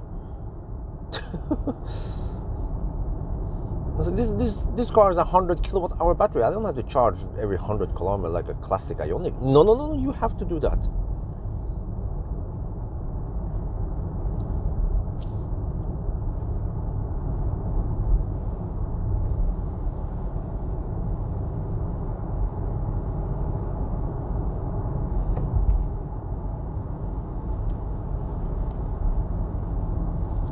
Let me see, 25. Let me do the math here. 25 kilowatt hour divided by 66 kilometers. But then I'm not counting preheating. Oh shit, that is a budget of only 378 watt hour per kilometer. Okay, guys, what the heck do we do now? Huh? What the fuck do we do now? Huh? Do we preheat or do we not freaking taxi dude, man, just tossing right in there.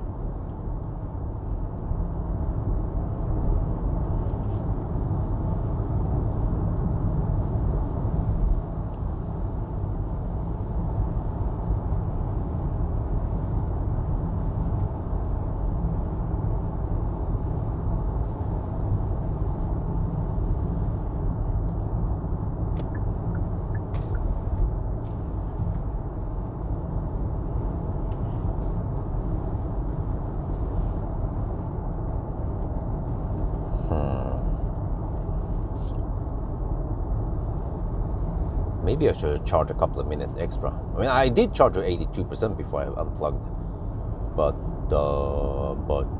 yeah. So I wasted 22 minutes there.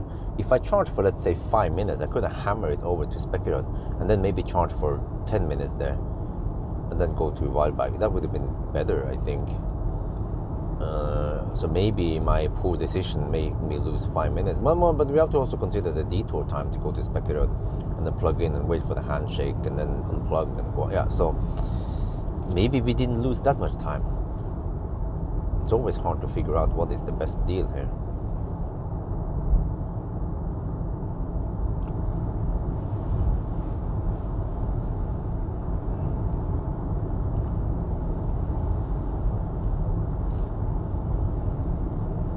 Wait. Oh, the car started preheating. Oh shit! Wait. Are you sure you want to do that?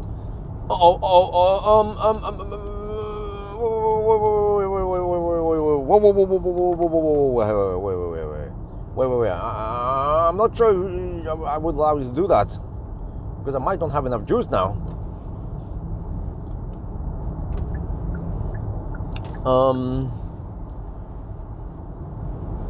Because now the car claims we will arrive with 3%.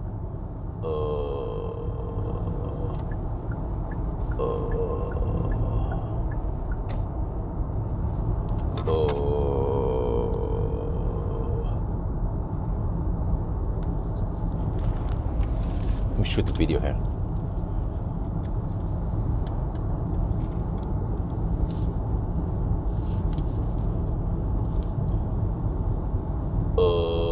We are now in Göteborg, and we are 62 kilometers away from Varberg. And you see the car estimates we will arrive with 3%, but preheating has started automatically. See here, you can see it there on the corner there, right? But there is a slight problem because we might not have enough juice. I even charged to 82%. You see here, yeah, it starts preheating the battery, but you see here we have around less than 24 kilowatt hour left. And if you divide it by the 61 kilometers, that means roughly 380 watt hour per kilometer. And yeah, once we leave Göteborg, we have to go fast. We should go faster, which means that the consumption is gonna go through the roof again. So right now, I don't even know if we should be preheating. I have to choose. Do I have to drive slower and not Colgate, or do I turn off preheating so I can hammer it? Man, you have to be a ninja to figure this out. I mean, maybe I put myself in a bad situation because I should have stopped at Speculator, but that is also extra detour plus some overhead, plug-in, handshake, and then unplug and stuff. So yeah, I'm not sure if I made the right decision, but the other decision is also kind of clumsy.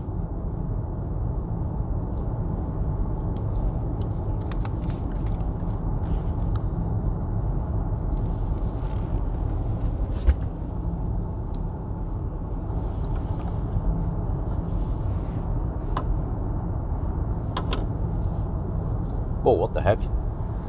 Zoop! Freaking BMW, dude. Hammering it. Okay, at least I should go faster now, but shit, man, is burning precious juice here that I might not be able to afford. Well, you know what's gonna happen anyway. At 12% is gonna cut off the preheating.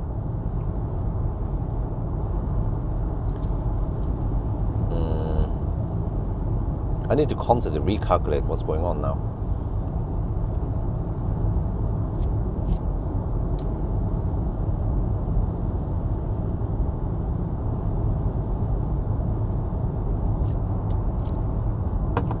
$58 kilometers left. Okay, let me see. We have 22 kilowatt hour left.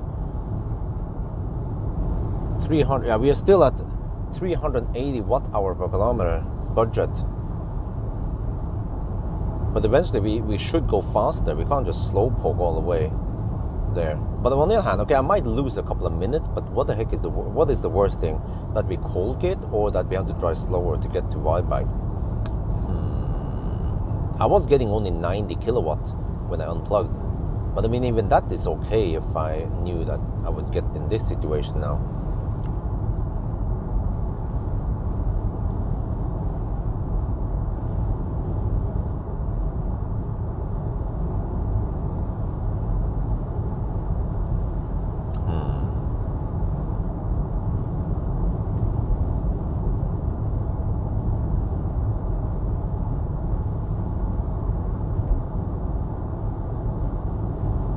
I mean, yeah, you can say it's, but I mean, it's not that. I mean, we are just trying to tweak for speed here. Most people, they don't care. They just drive a little bit slower. No problem. You will get there, right? Or we could have stopped at Kungsbacka, no problem.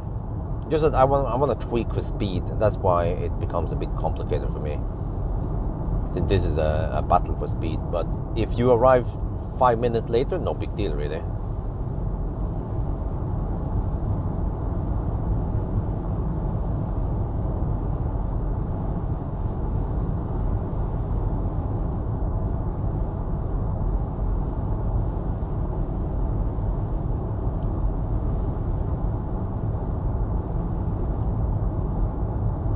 Well, the car still claims 3% on arrival. Okay, we're down to 25%. So we can only preheat for not too long anyway. Well, that guy has no blinker. Oh, he blinked after he changed lane. What the fuck is the reason? I mean, what is the purpose of blinking after you have changed lane anyway, right? Oh, shit, man.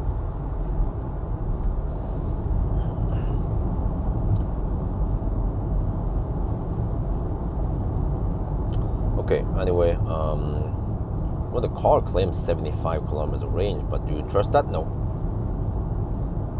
We have to look at kilowatt hour left. 21.6 kilowatt hour left, and 54 kilometers left. So of course we are building up some nice margin now.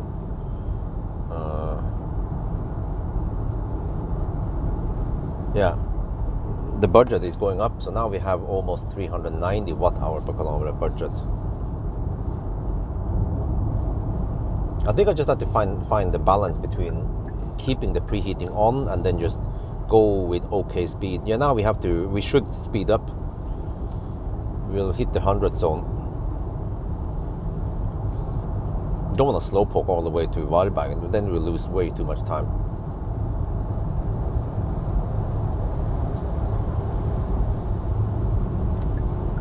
Yeah, but we can at least cruise at this speed and still arrive with 1% or, yeah, 0.5%. The car shouldn't stop with 0% anyway, or actually we don't know.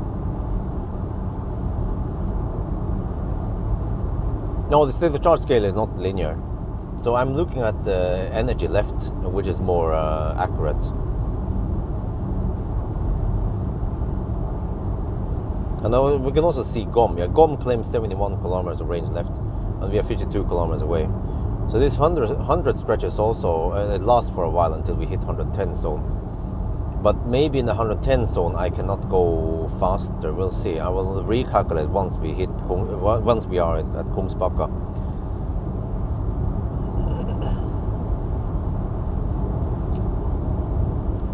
Then I haven't figured out what I should do next.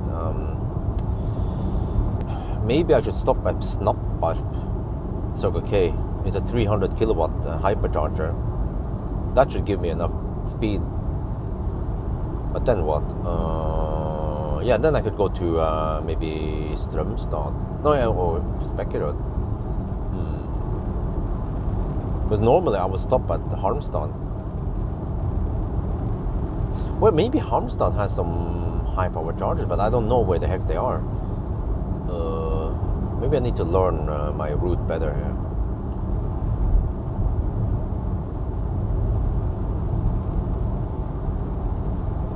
Wait, what about Halmstad? Oh, wait, maybe if I enter the city, the other place there where I used to charge a Leaf, maybe they upgraded that place now. Circle K, is there some Circle K charger at Halmstad?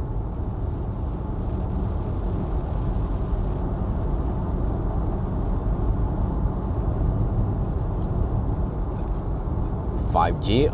I don't think you understand the limitation with 5G.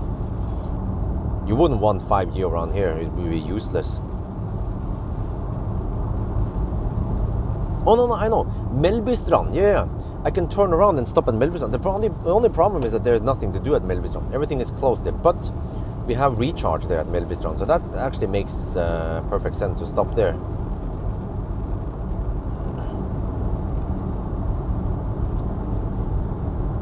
Or I could just go for Snapparp. Yeah, I think Snapparp is a good deal also. Actually, that's better. It's right there and it's open 24/7, I think.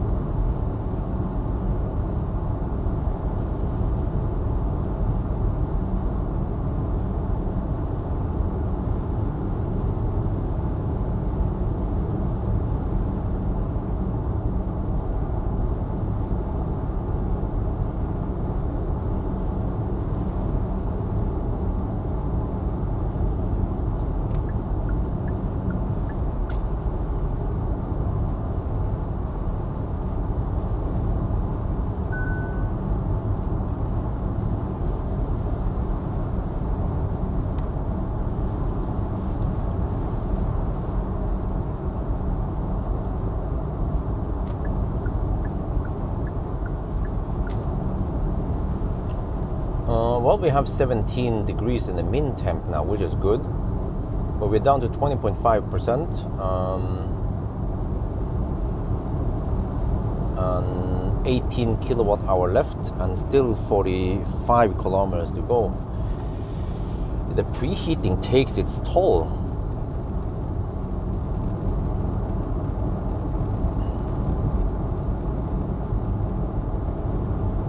Yeah, my budget is still 390 watt-hour per kilometer, but eventually the preheating will stop. So then, yeah.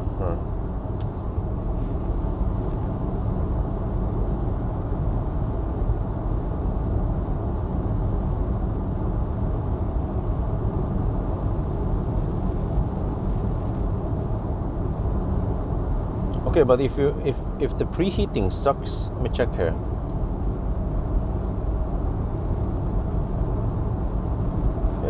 Preheating is at 4 kilowatts. So if preheating sucks 4 kilowatt and we are driving at 100 kilometers per hour, that is 40 watt-hour per kilometer. But then the faster you drive, then the lower the watt-hour per kilometer impact is. But yeah.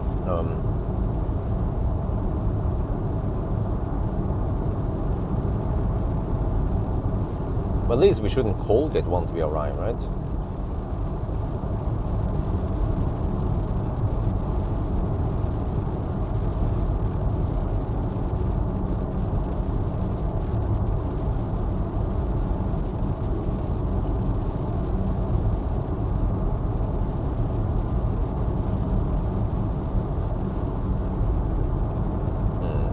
Okay, oh, we are about to hit the 110 zone now.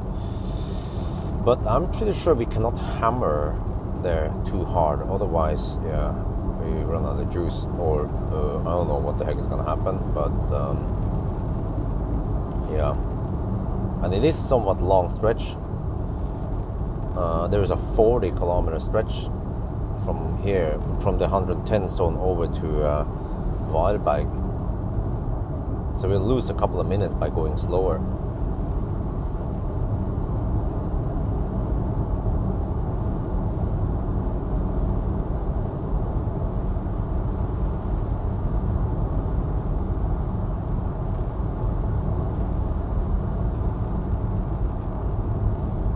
Interesting. Preheating has kicked back to 3.9 kilowatt, but it's not running at 4.2, 4.5, only 4 kilowatt.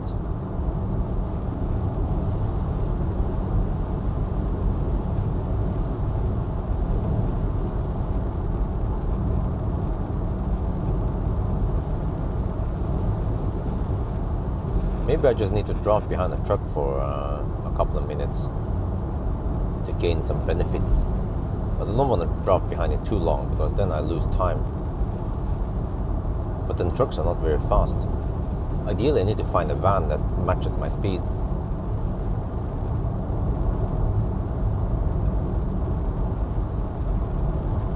No, that seems to be a bus. Yeah, that is relatively quick. That is no truck. That is a bus. Going at roughly 100 kilometers per hour.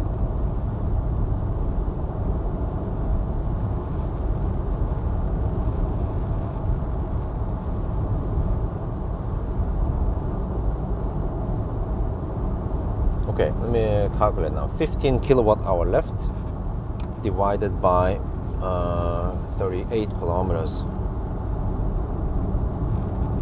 37, okay. Oh, my budget is 405 right now.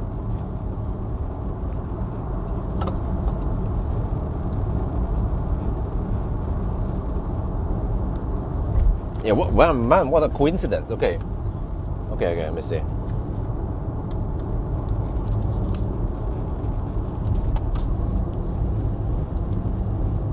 Okay, we now have almost 15 kilowatt hour left, and we are 36 kilometers away. And now the car says 2% at arrival. Preheating is still active, but we are in the 110 zone, and I don't know, this is a coincidence. I found a bus. The bus is cruising at around 100 kilometers per hour, so we're gonna drive behind this bus but just for a couple of minutes to get some benefits, and then we'll go faster. We have to use all the tricks now up our sleeve because I want to preheat, but I also want to go fast.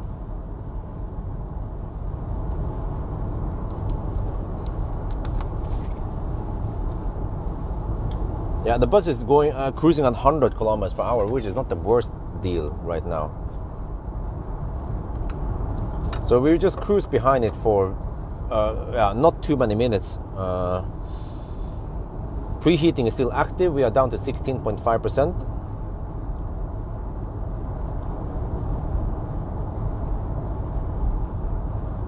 I think I actually gain massive energy benefits by drafting this bus because I'm driving a brake. Yeah. But I think on hindsight, I need to take shorter sprints, like going over 200 kilometers. Well, okay, this was with two detours, slow detours, the Stenungsund detour, and well, not slow, two slow stretches like Stenungsund and Göteborg. You know, they usually result in lower consumption, but despite all that, the consumption is still 345 right now. Okay, we have 14 kilowatt hour left. Battery is at 19 to 27 degrees, by the way, and we are 33 kilometers away. We now have 424 watt hour per kilometer budget, but that is going all the way to 0%. So I'm not sure if I want to go to 0. Maybe at least 1%, right?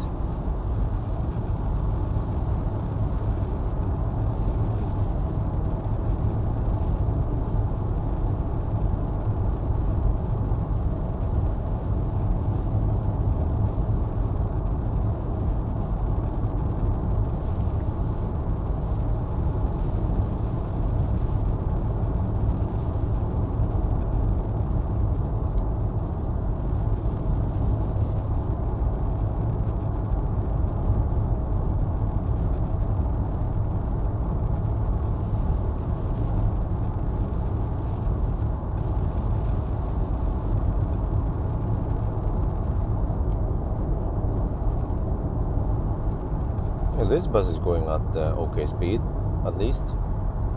But we just have to consider now. So I'm driving slower right now, but I'm also benefiting from it. But I should go fast soon. So otherwise, if I stay too long here at 100 kilometers per hour versus hammering at 120, then I will be losing too much time. So this is just to save some juice then. Yeah, we're down to 15% now. 19 to 28 degrees Celsius. I think we won't cold get too much if we arrive now. Maybe we get 170 kilowatts rather than 200 or 190, yeah. Okay, 30 kilometers left, and we have 13 kilowatt hour left. So we have a budget of 433 right now. Yeah, I think that's okay. We can go faster, but I don't want to go too fast. But at least we can leave the nest now and go faster. So you see, I stayed behind the bus for not too long, just a couple of minutes.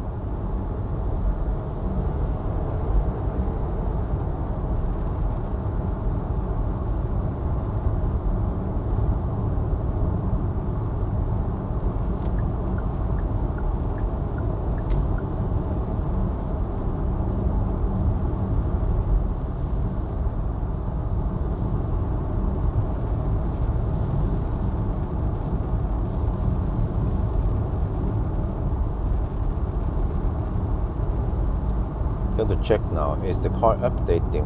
Well, now it says 3% at arrival. Really? Okay, well, maybe I should go faster. 28 kilometers away. Okay, 12 kilowatt hour left. We have 20 to 28 degrees Celsius now in the battery. Battery heating is still active, but it should shut down soon. We are at 13%.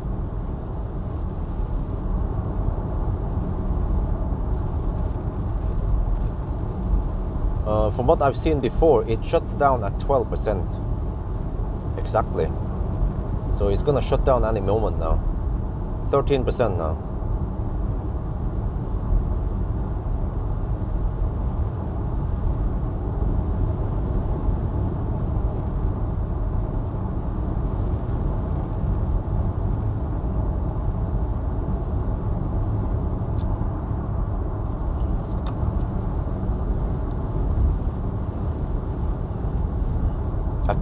I can drive behind this car. He is driving slightly slower than me right now, but that means, yeah, that's fine. I can drive behind this fossil. I actually get some benefit also by drafting behind this car.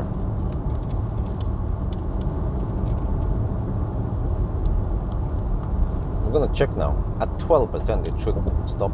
There, 12% now it says, but it's still 12.5%. Okay, let me get the camera ready. Alright, I went past the bus. Now we are actually drafting behind a fossil, going at higher speed. But I can show you guys here that we have 12.5% left, and it should stop preheating at 12%. You can see here barely the preheating thing. So I'm just gonna catch now to see what happens. So the 77 kilowatt hour battery in EV6 and Ioniq 5 stops preheating at 17.5%. But here it should be 12%. So it's still 12.5 in car scanner. Any moment now it should drop. But this is also good. I'm actually going at okay speed, and I'm getting some drafting benefit from the fossil in front. Come on.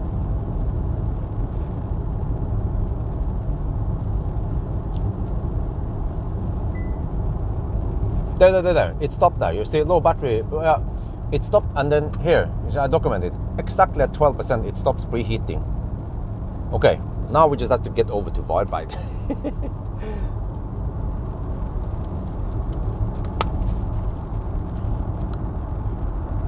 Yeah, we got a message also. Ding! I recorded it. That's good. I caught it live.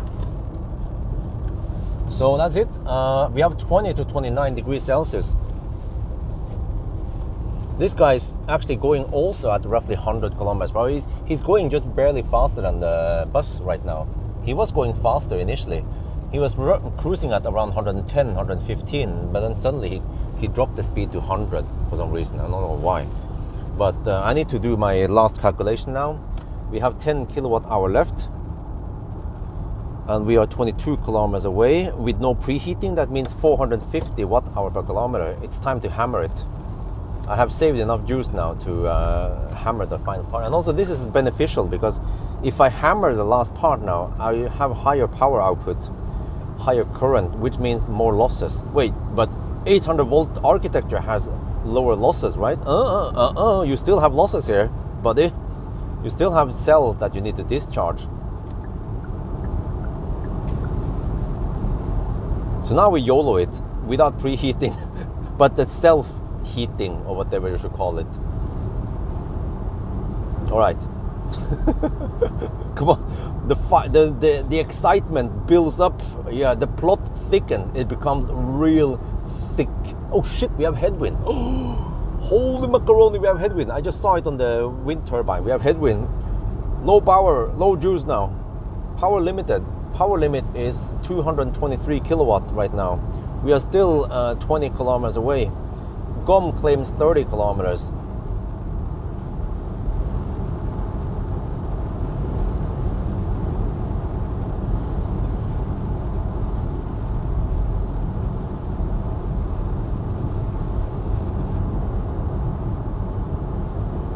Nine kilowatt hour left. Uh-oh, I hope it doesn't drop too fast now towards the end. I have to pay attention here. Let me drop my speed slightly. Because previously we had crosswind, but now we actually have freaking headwind. That is a bit scary. 8.8 kilowatt hour left. 10% left. We're gonna go proper deep now. If we don't get 190 kilowatt, then I don't know, man, what I did wrong. I line up everything to get maximum speed now. And I think we didn't even lose that much time. We drove slow for a little bit, but maybe we lost a couple of minutes only.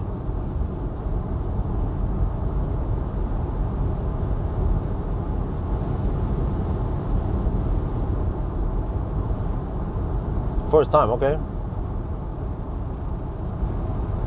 9% left, 8 kilowatt hour left, 17 kilometers left. Oh shit, man, why didn't I get 1 extra percent when I charged, man? That would actually have been beneficial, right?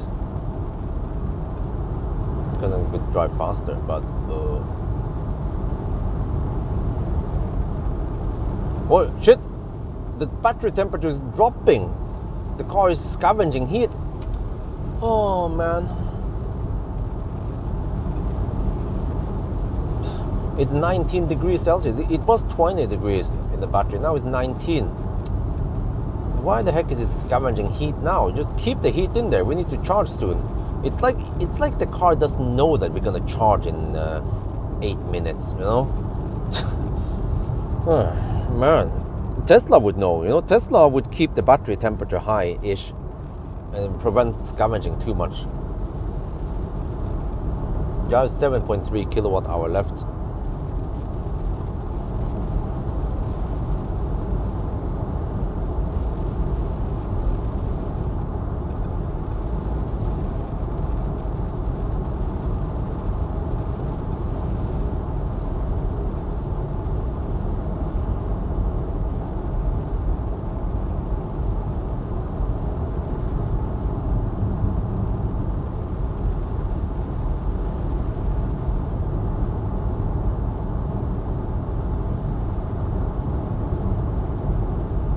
Yeah, man, I don't understand this, man.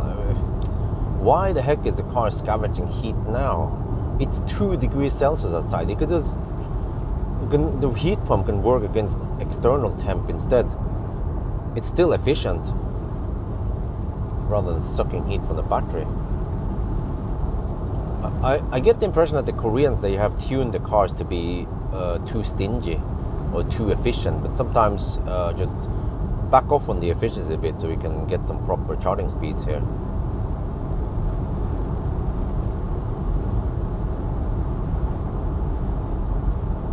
You have to watch out now. 6.4 kilowatt hour left. Still, oh shit, still 12 kilometers to go. There's a little uphill coming up soon, so want to be careful about that. 7% left. Now the car says I will arrive with 4%, huh? No, you're freaking lost, man. There's no way I'm gonna arrive with 4%. It would be more like 2% at arrival.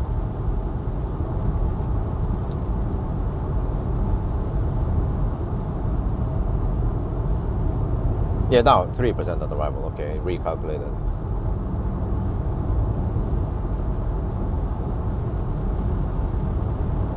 Oh, 5.9 kilowatt hour left. We still have 10 kilometers to go. I think this is the last hill before we go downhill. To watch out here. No, it's not yet. Oh shit, man! It feels like forever. There is this slight downhill, and then there is a last uphill. Before, yeah.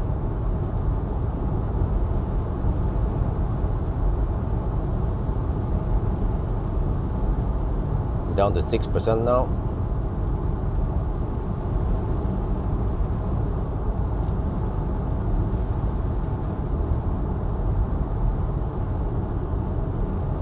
No, 5.5 kilowatt hour left.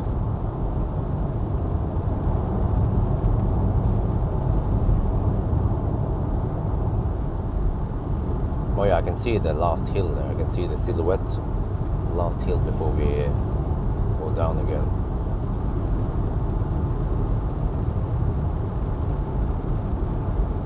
Maybe I should just stay behind this fossil because he's going at okay speed.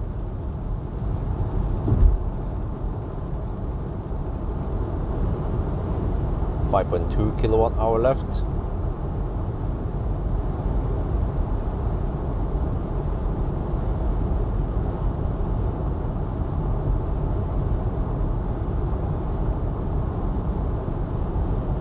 .5 kilowatt hour left. I have to remember that I need I need a lot of energy lifting up this car. 4.8 kilowatt hour left.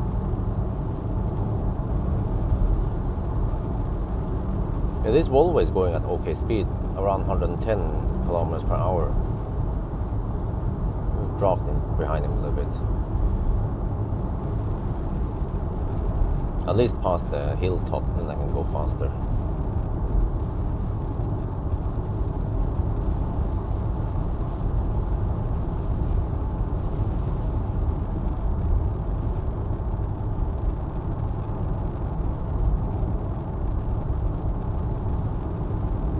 Oh shit, I have 150 kilowatt power limit now. Still no turtle mode. 5% left. 4.5 kilowatt hour left. Yeah, look at this. Non-linear scale for the win.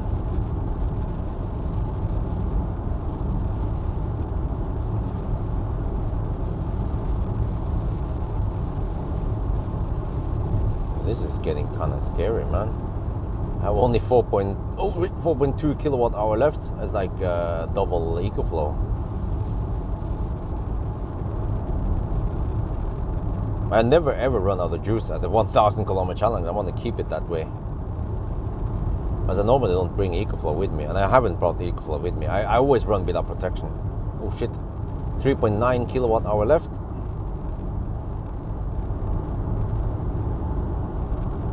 Wait, wasn't that the last hill?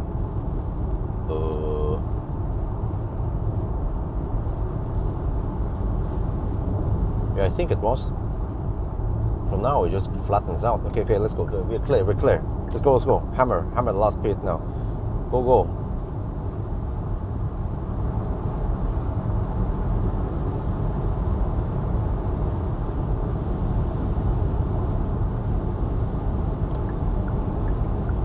.5% left.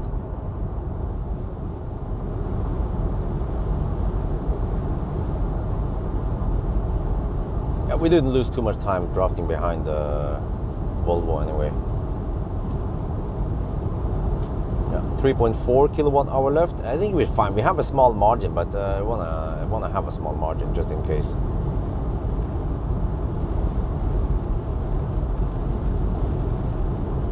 .3 kilowatt hour left.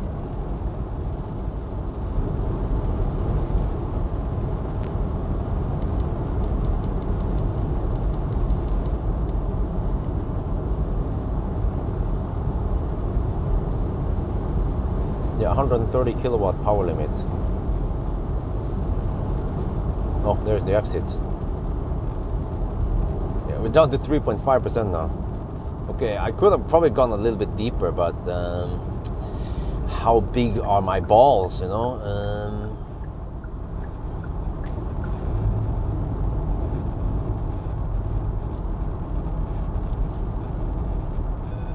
Okay, we have 20 to 30 degrees Celsius in the battery. Wow, there's no snow here again? What? Oh, it could be slippery. Oh, okay, watch out.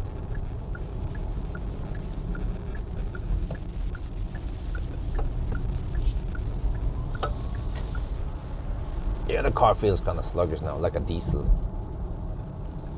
TDI without the I, you know.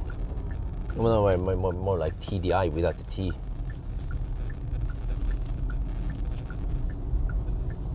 All right, Ionity, here we come. Wait, is that Tesla people? No, okay. Okay. Okay, microphone off. Get it off. Let's see, go over there. Was it Dane? What? Dude, he's standing in the way.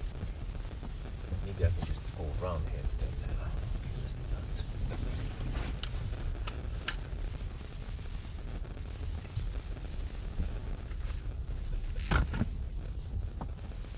So I need to turn around here anyway if I want to go back here. Okay, which is the charger here? I should use the out charger here.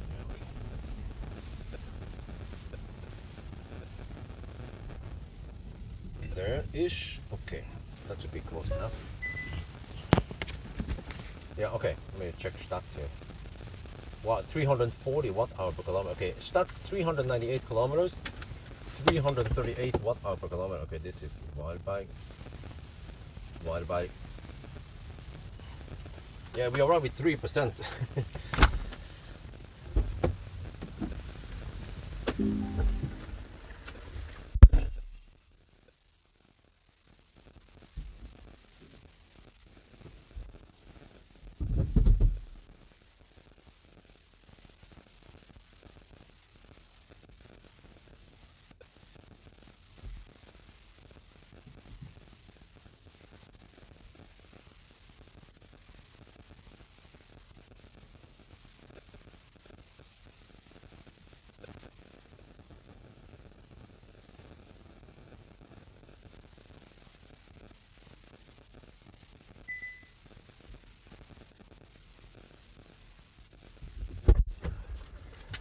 You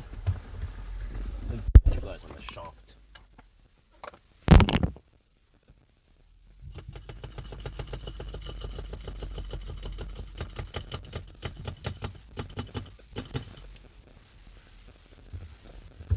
Right now. Oh, man, freaking Asian cars. Why do they fire up the stereo every time? It's like, oh, you started the car. You want to listen to music, right? No, I muted it because I wanted to keep it muted.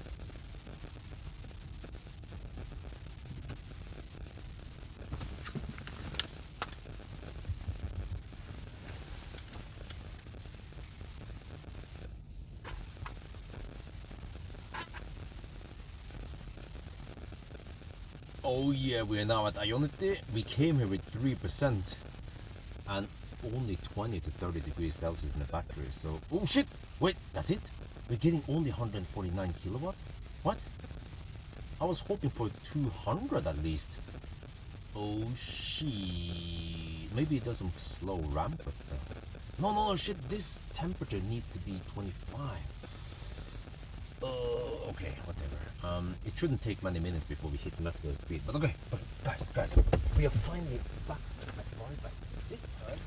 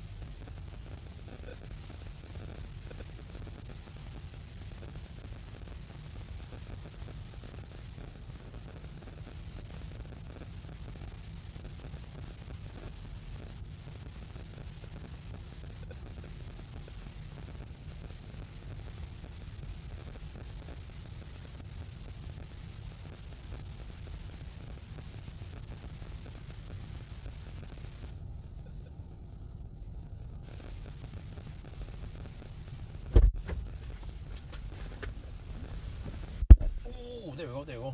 Now we're cooking. What? It's still 20 degrees Celsius. Wait, how long have you been charging now? 3 minutes.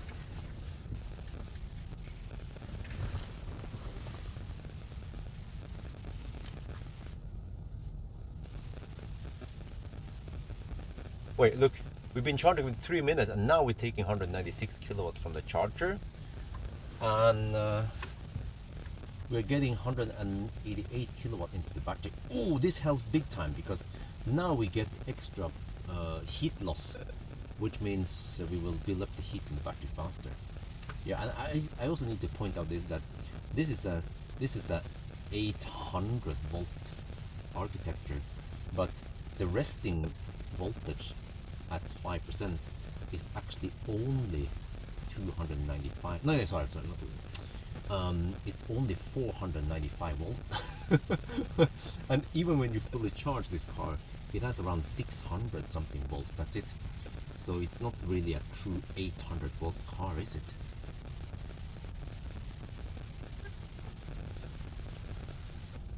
Oh, 190 kilowatt now. Noise. I don't think there's a danger of overheating the battery right now. So, okay, I'm gonna go to Circle K. I need to pee and grab some food because, oh yeah, shit, I need to calculate the next stop also. Oh yeah, that's one first thing I need to do now before we leave. I have to find out where the heck we're supposed to go, because normally I would go to Halmstad, but this time I'm not gonna go past it and go to, wait, where the heck is Melbystad or Snappbar? Check.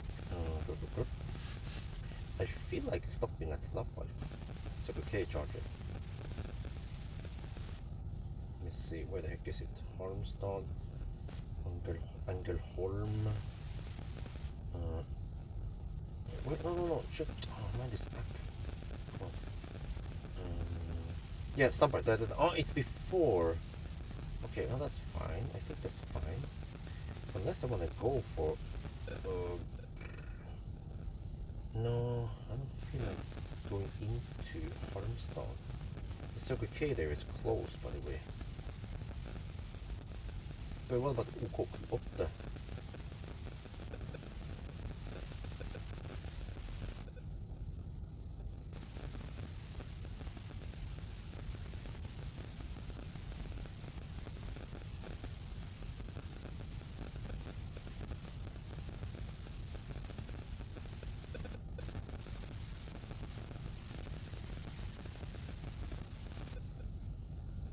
Could also closed, you see, but I believe that Circle K Snappbar is open 24/7. Let's check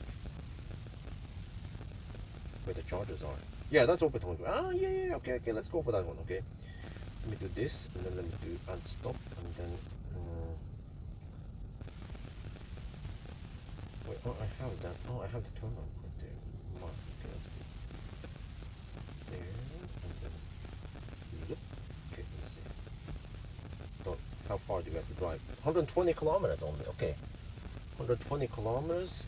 But we have to expect at least 450 consumption here. Oh, okay. I need to go for around maybe 65-70%. Yeah. 65-70%. I need a bit of preheating budget. So wait, that's only 120 kilometers to Snappbar. Wait, what about if I go? No wait. No, yeah. What about if I go Melbystad? No.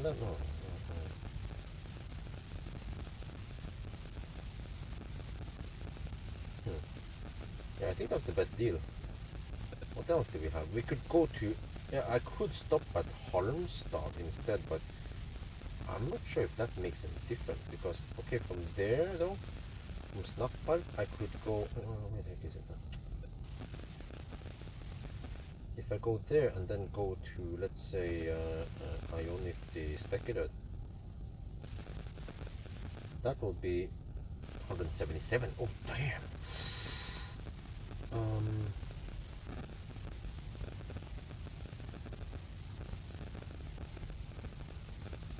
Yeah, that would be fine. If I charge this 80%, I can go to specular, straight to specular. Yeah. Wait, but I feel like it's not balanced.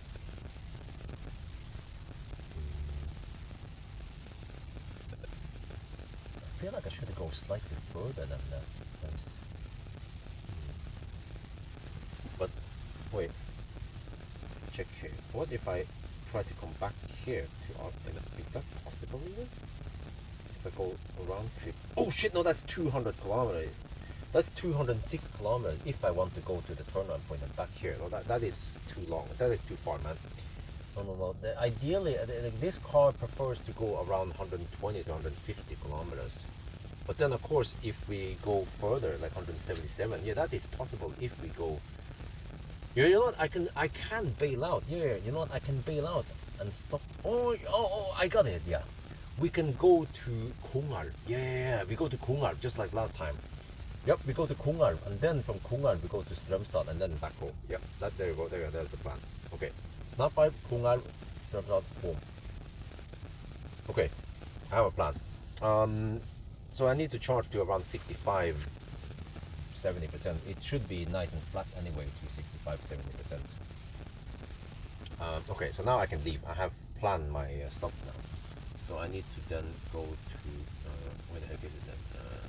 Circle page snap bar. Can I just search for it?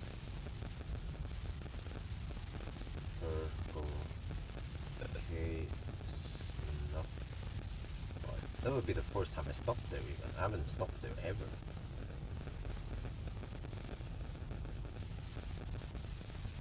Have you found something? What have you done? La Hol. Yeah, but which one is it? Can you at least point to me? Where? Is it that one?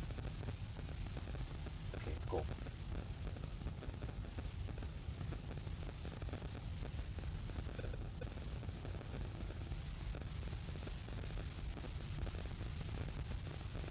Okay, alright, I have planned my stops now. Wow, look at that speed though. Nice and flat at least.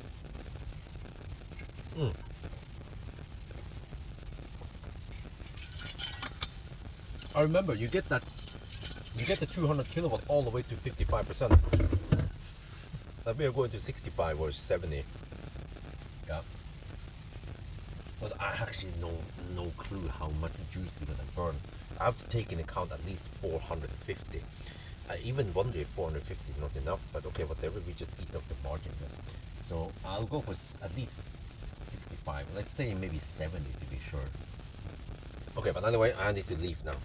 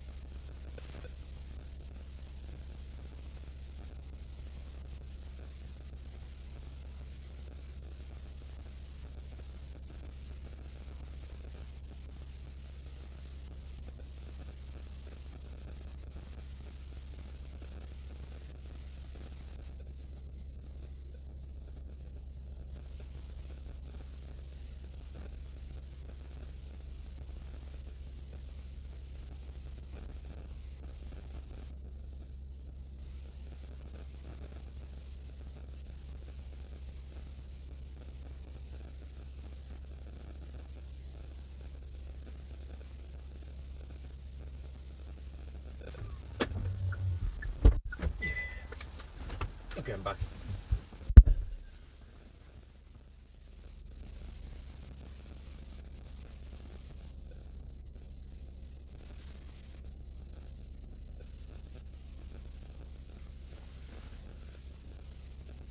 I want to check out that truck over there.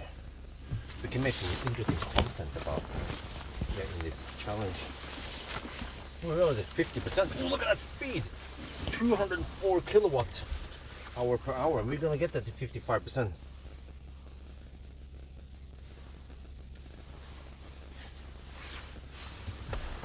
Oh, we've been driving for 16 minutes on it. What?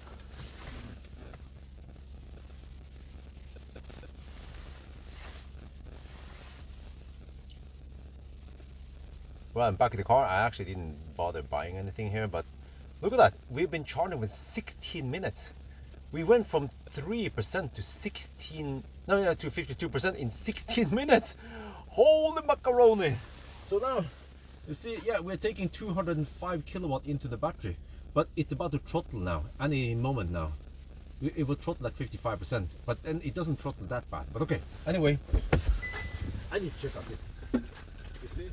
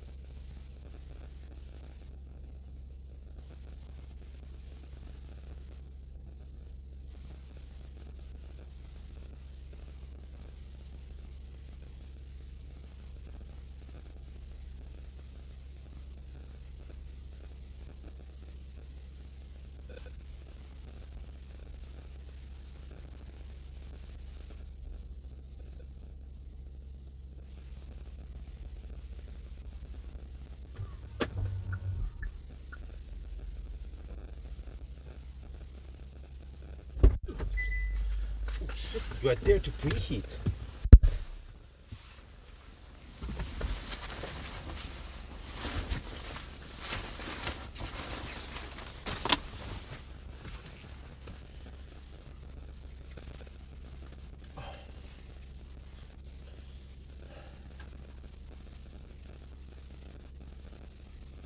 Wow, look at this. Even at 61%, we're taking 194 kilowatt. Okay, nice and flat curve. So I calculated I need around 65-70%.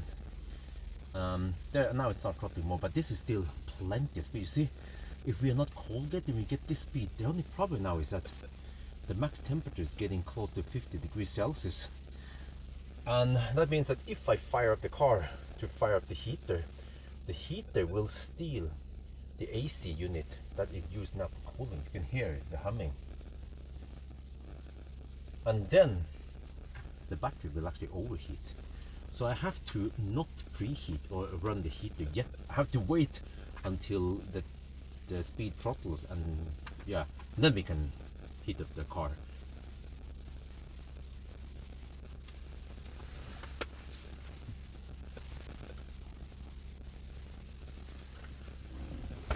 Yeah, I have to not I have to not run the heater in the car yet.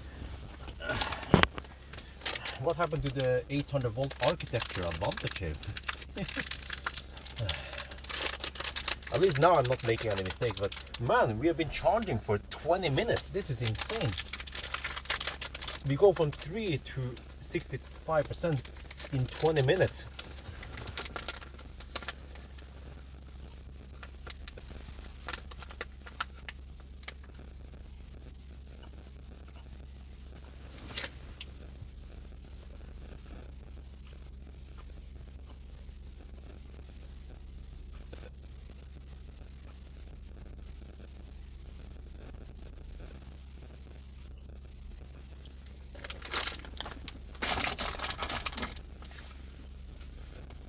I mean, if we're charging this fast, I might as well stay a little bit extra. It doesn't hurt to stay extra. You get some extra speed.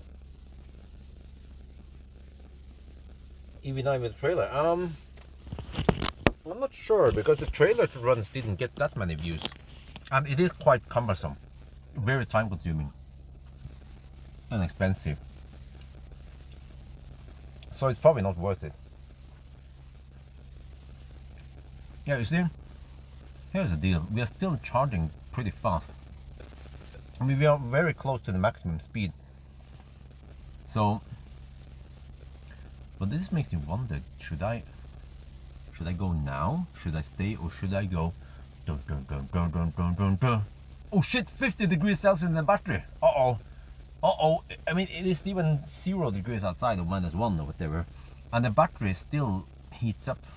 Maybe, maybe the car wants it to heat up, but then once, if I heat up the cabin, then suddenly, instead of scavenging heat into the cabin, it would just overheat and throttle like a mofo. Well, just wonder how long I should stay here. But if I have enough juice, I could go past that point, but does it matter? Kind of, or maybe it doesn't. Or if I have enough juice, I could... you know, I just want to have that margin, yeah, just in case I burn more juice than I expect. Right? So we don't have to slow down, we could just hammer full speed. Just go power! Yeah, like Clarkson. So I mean, we're still getting around 80% of the maximum speed, which is not too bad. I think in general, if you are at roughly half the speed of maximum speed, which is around 100 kilowatt, then we should consider leaving.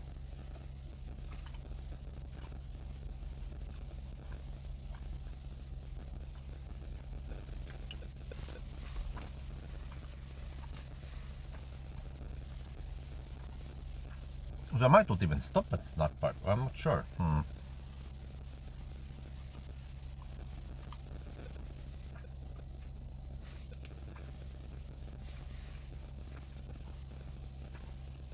Oh, now we get somewhat significant drop. Yeah, you see. But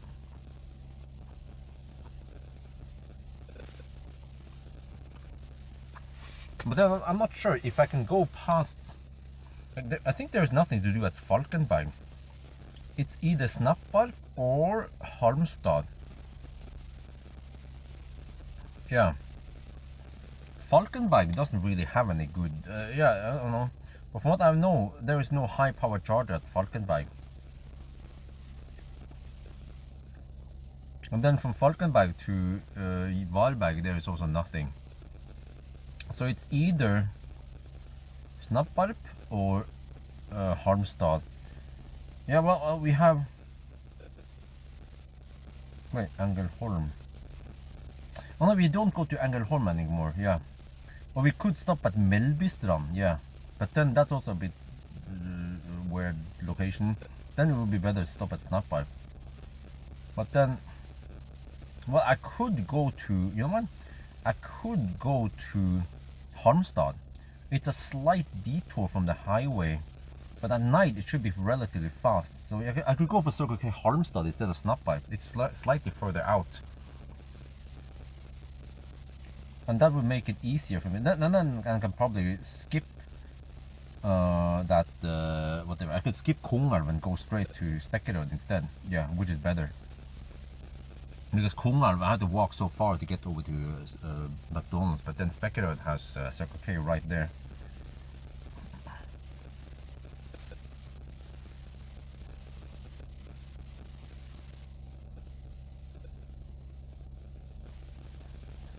Let me check here. If I go to, oh, that's 34 plus 103. So that's, oh, that's 137 kilometers. That's another, that's almost 20 kilometers extra. Okay.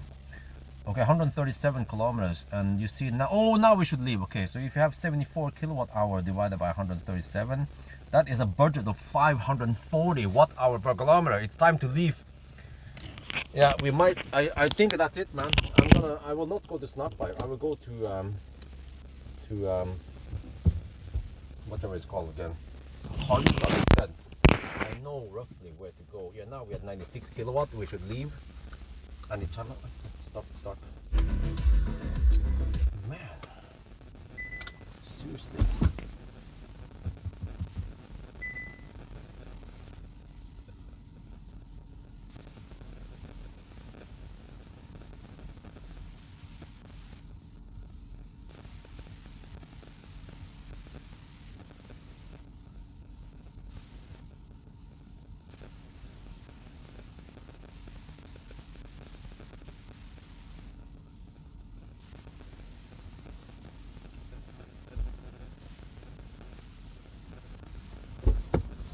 Oh, 85 kilowatt.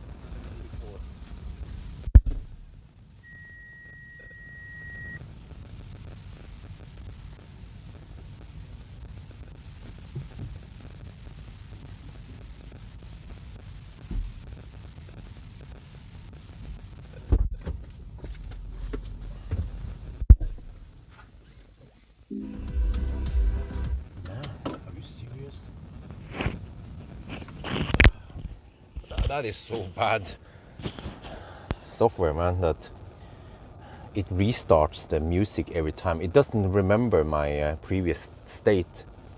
Okay, let me then reset the stupid disable speed limit, bugger, disable forward attention warning, disable lane safety. Okay, we're good. Let's go. Now I want to see, man.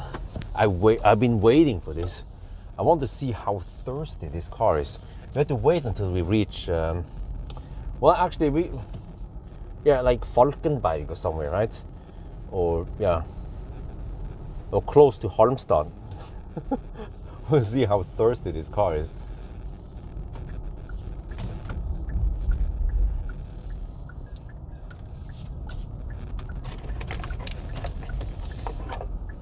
Oh shit! We are power gate. I need to record this quickly.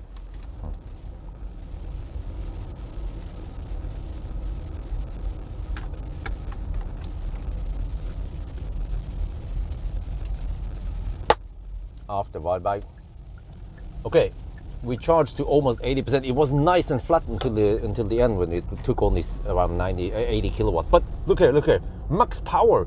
The battery has heated up to 50 degrees Celsius. It's cooling down now, but we have power gate. We're supposed to get around 260 kilowatt. Look what happens now if I try to hammer it. Look here, how many kilowatt we get. Oh, the car feels sluggish. 9, we have power gate, just like the other Kias or Hyundais, just like even the EV6 GT. Right after you fast charge, you have limited power. Oh, well. But I think it shouldn't last too long. Yeah, we can pay attention here. It shouldn't last too long before we get the power back.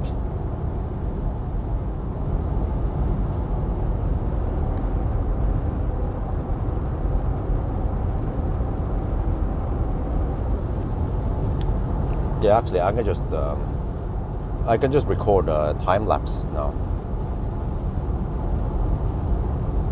See how long it takes for the power gains back.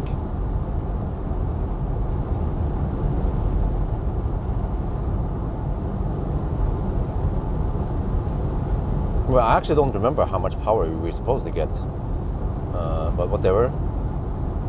we just hammer it now and enjoy the ride.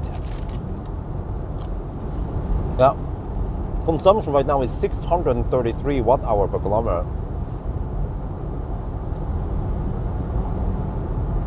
But it's gonna suck because at Circle K Halmstad there is nothing to do there except for plug in and charge at the 300 kilowatt hypercharger, hopefully.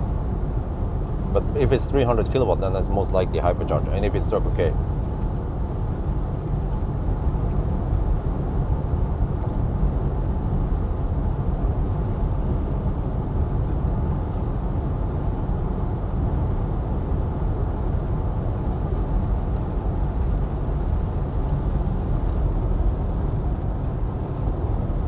right. Yes, Jesus donated £1 through Super Chat. Thank you very much.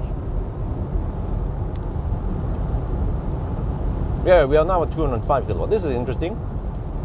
We can, yeah, people can watch the. I mean, in the edited video, I will just time lapse 10 times the speed or some shit.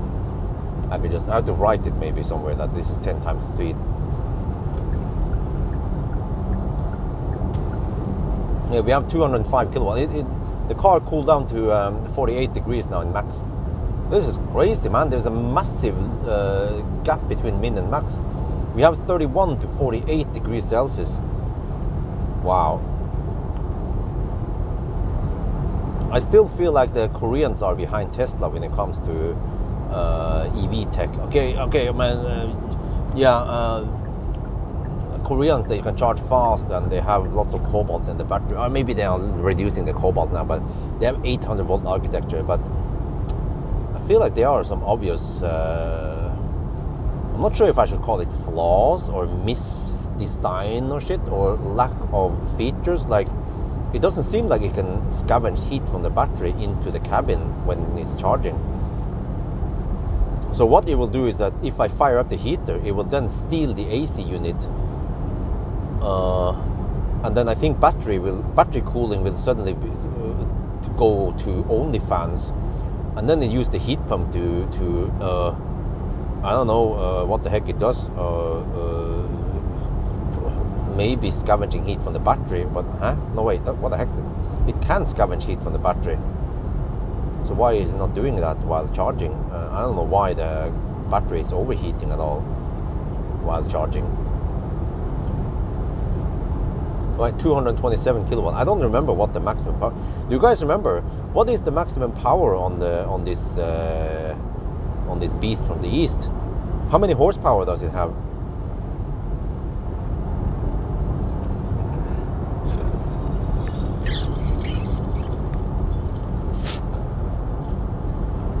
But I mean, they are still managing it fairly well, and the power gate doesn't last too long. I mean, now we have 230 kilowatt or 227 kilowatt, which makes the car fairly punchy again, but still not full power.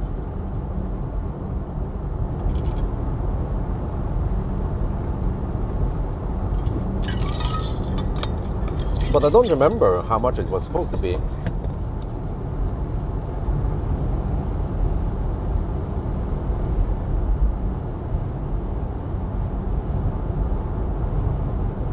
Oh, 385 horsepower. Wait, that sounds like almost 300 kilowatt before losses. Because 300 kilowatt is roughly 400 horsepower. And usually what you see going out of the battery is before some losses. So, okay, so it means, okay, we are 248 kilowatt now at 46 degrees. This is actually very interesting to have this in the edited video. But then you can see how the temperature drops versus how much power you get back. Consumption is now 508 watt-hour per kilometer. You have crosswinds. Well, wind from the left of us now. So wind from the, let me see, I need to align my head here. Oh, I see, seems to be slight head. Well, we have wind from the east. Yeah, that's right. That means we have a slight headwind. Yeah, but that's good. We have lots of extra buffer in case we need to burn more.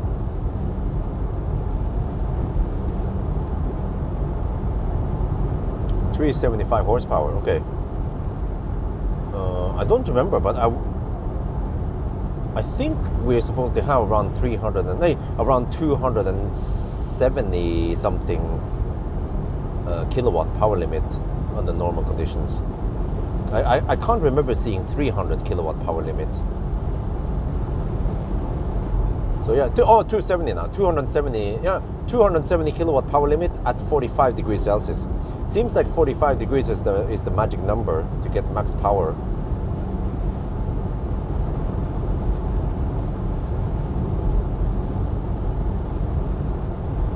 Maybe I should comment on this. Well, I can wait maybe a little bit more, but no, okay, maybe 279 kilowatt. Okay, we have 270 now. Let's wait until it hits 44 degrees Celsius then, see if I get more power back.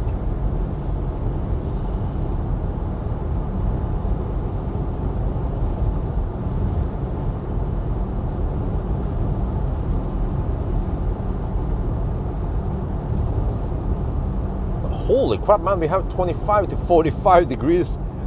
That's 20 degrees delta between min and max. What?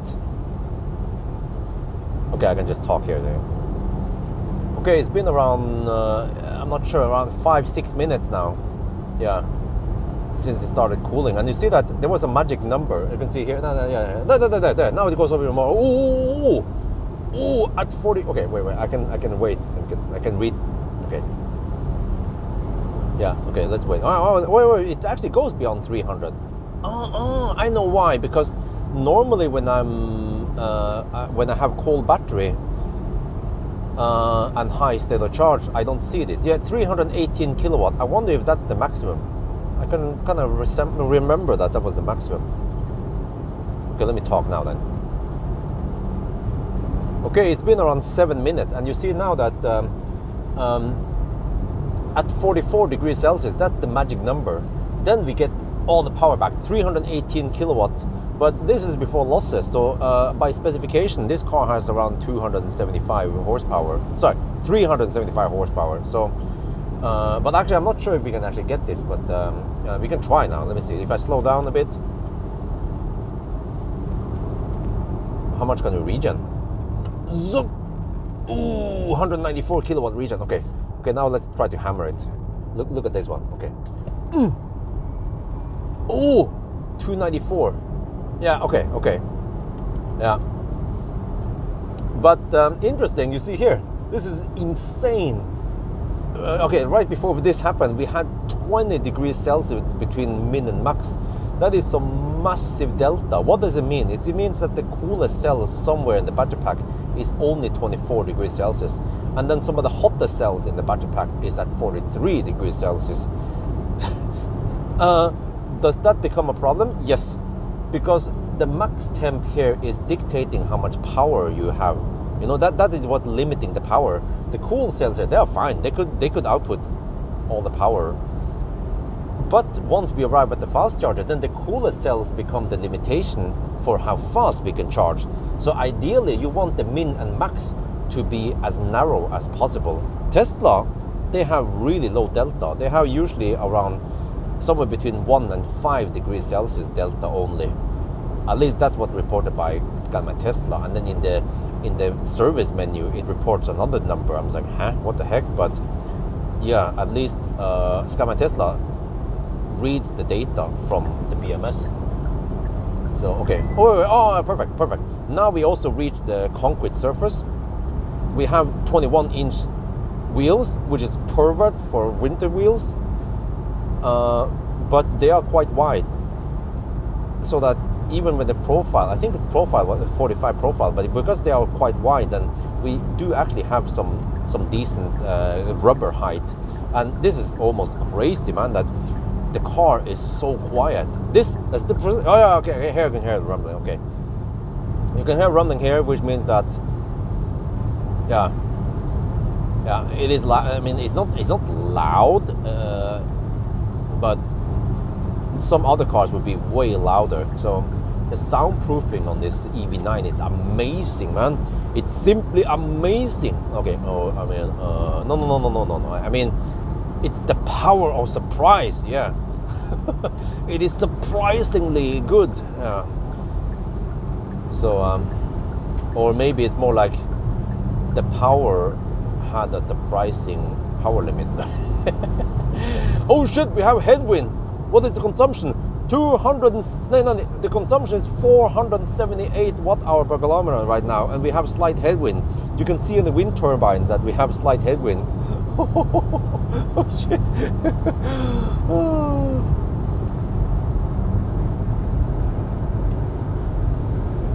Yeah, 318 kilowatt is maximum. It stays at 318 now.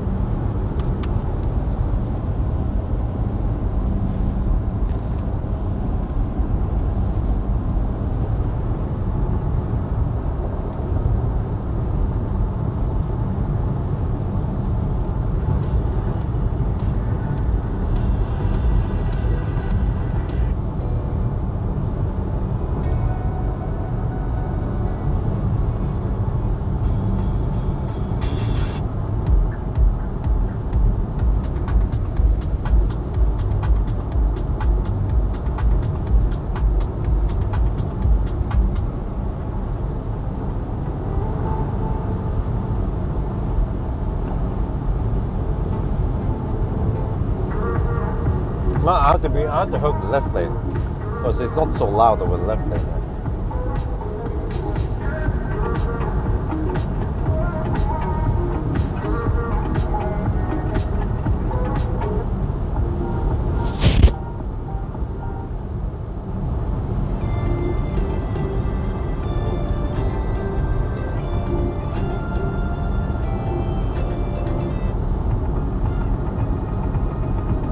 There's a particular reason why Tesla Autopilot must have those bing bongs. I think some Chinese guys bugged about it, so the Tesla just okay, whatever, implemented. No, but actually most systems they will have a bing bong.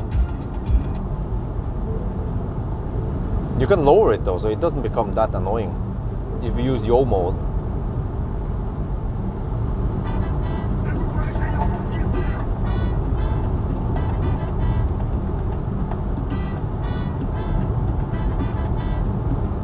Oh yeah, I need to point out this thing here. Let me see.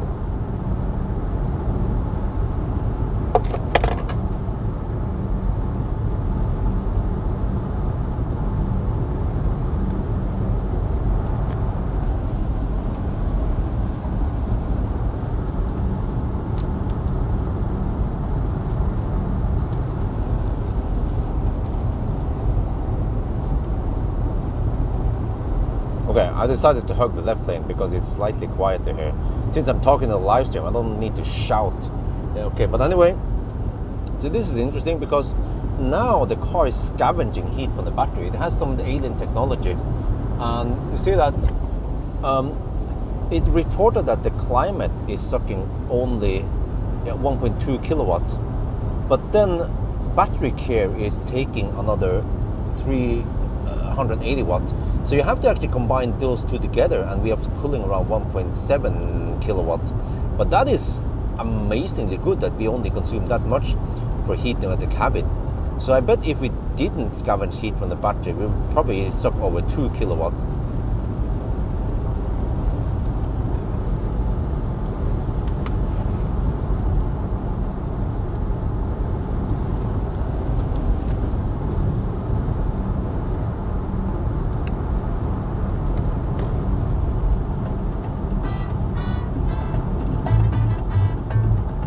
Wow, but it drops the temperature relatively fast.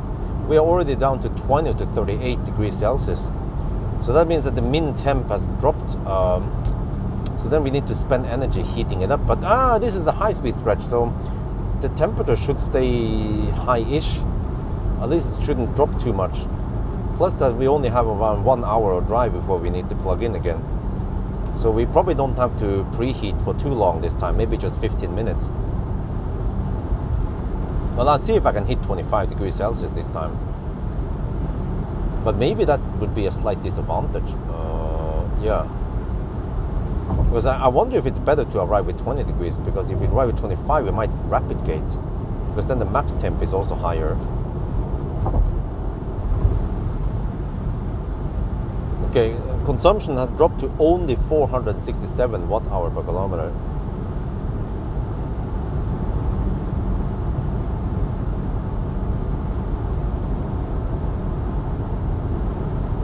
Wait. It is going on sale. Oh, I see. Ah, okay. Well, my mistake then. I should have made some videos about this. But on the other hand, I'm not sure how much views it's gonna get. I can always tell the Thai people to watch the main channel. But they might not understand everything here. So I just didn't bother making videos. In the past, I made some videos in Thai, but then turns out that it just got low view counts. But maybe I wouldn't get that many views anyway, because it's in the upper end of the scale. So plus that I'm in Norway, so in general making videos over here for Thai people yields less views.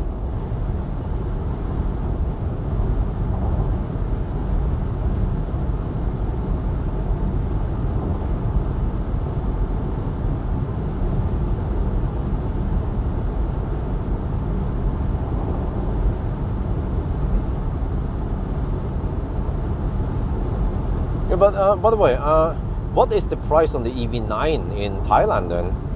I mean, how can it be compatible since it's manufactured in Korea? Unless they are trying to transport parts over to Thailand and assemble it in some Kia factory over there. I mean, Thailand, they have Kia factory, right? Producing fossil Kias.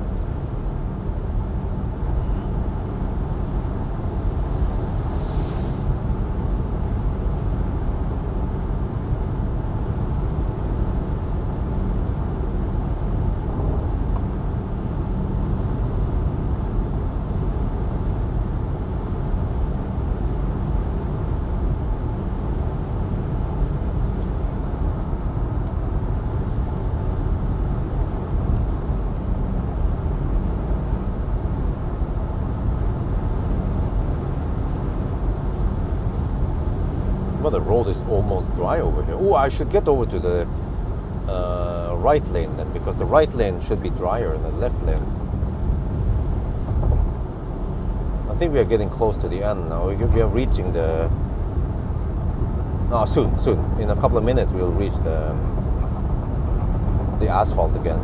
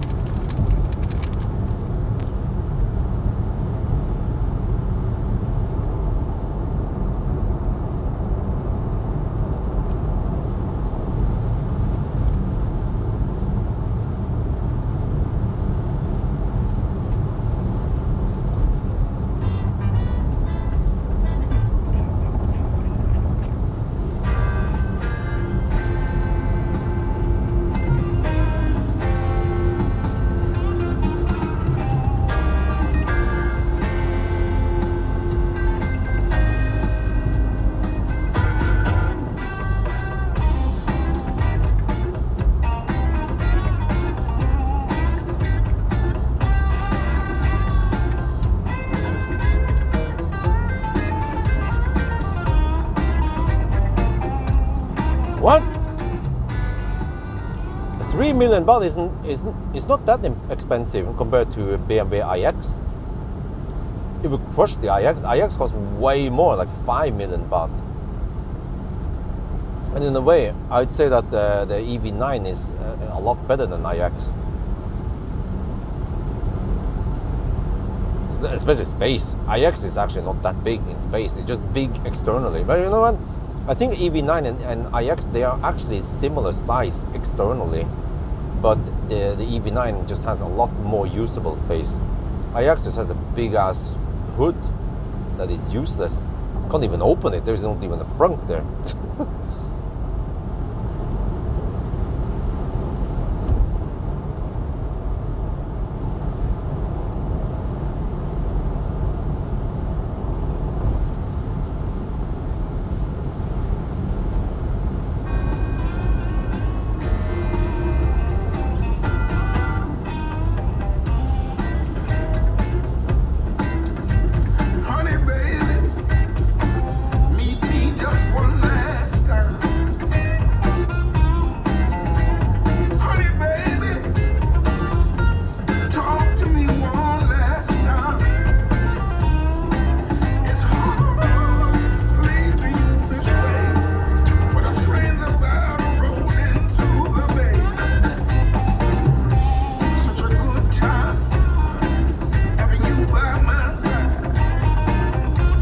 Finally. Asphalt.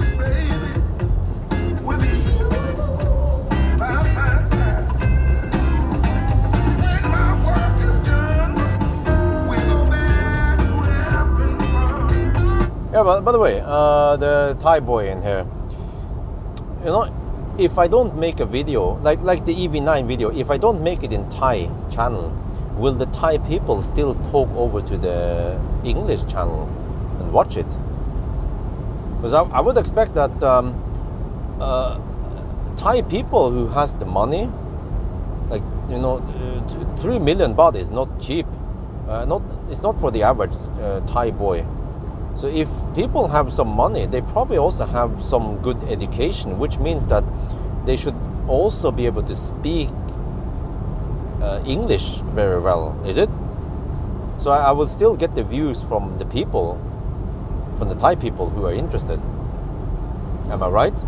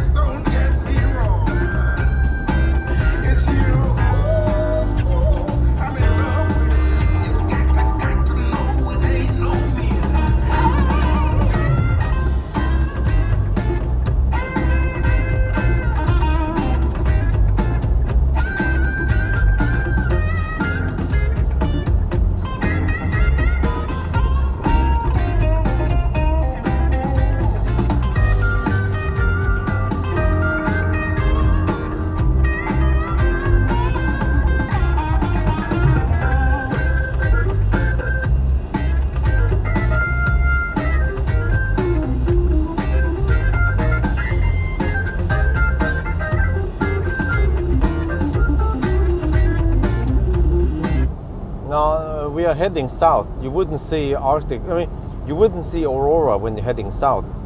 Plus, the aurora, it tends to be blue-green. But that is light pollution at Halmstad. You see there.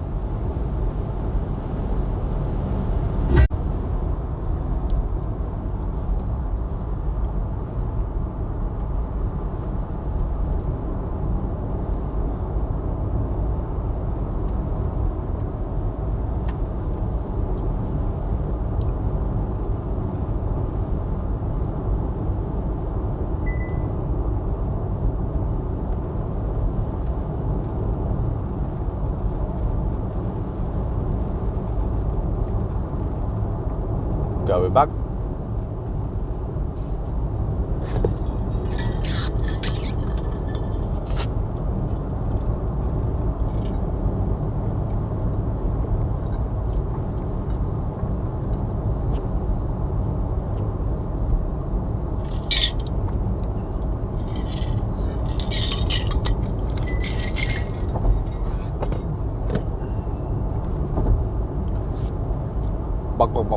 Okay.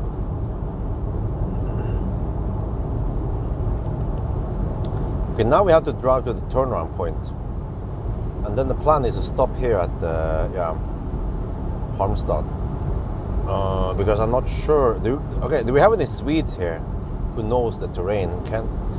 Is there anything at Falkenberg nowadays except for the supercharger, but I cannot use it? Or actually I tried. I cannot handshake at well, it doesn't work at V2 supercharger, but it works at V3. But you're gonna test V3 after the challenge.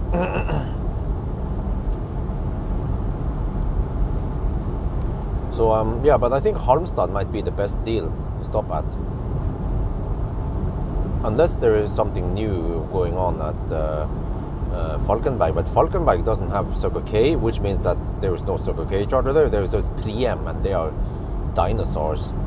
And then we have McDonald's and Max, and so there are. I don't think there is on any good high power charger, or any high power charger at Falkenberg except for a supercharger.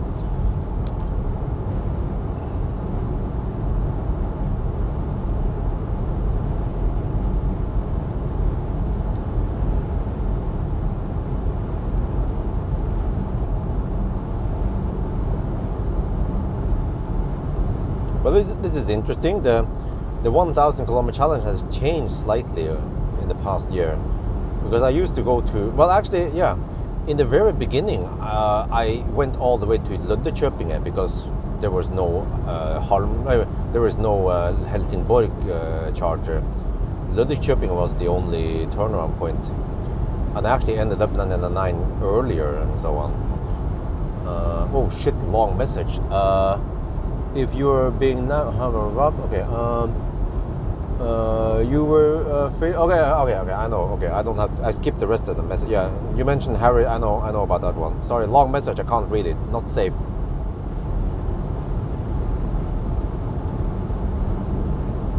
If you want me to read your message, keep it short, as short as possible. The shorter, the better. Actually, there are plenty of ways to shorten down your message without losing any essence in the in the message.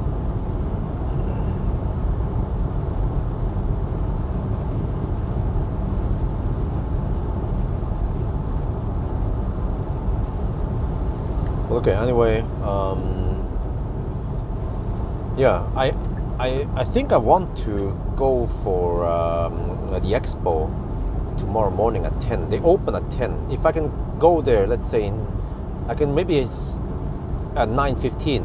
If they open, I can say I'm press. I just wanna. I have press ticket. I want to poke at the Rivian before it gets too crowded. Just need 15 minutes with the Rivian, then I'm out of there. Because if I can finish around 8:30 now and I dig around a bit, and then I can drive over to. I think that would be very efficient. Get over to there, but I need to charge enough so I have juice to go there and then back home. Whereas I have the option to either film the Rivian tomorrow. Tomorrow is the last day. I can film the Rivian in the morning, or I can film it in the afternoon before they close. But in the afternoon, I probably want to get some rest. But I also need to try to get some nap while Isabel is napping tomorrow. So, usually between noon and 2 in the afternoon. Isabel naps around 2-3 hours in daytime. It's supposed, from what I've heard from Marcus, it's a Rivian that has been imported from US, and I hope they then retrofit it with CCS. I think, retrofitting to CCS is quite straightforward for people who know how they do it, like Valdemar. I even wonder if Hi-Fi can retrofit the GBT with CCS and Type 2 instead. Or at least the GBT to CCS, but then the inverter Type 2, maybe you have to live with that, and the gate cable. But it's not that big. That solution works. It's just that you have to bring your own gate cable.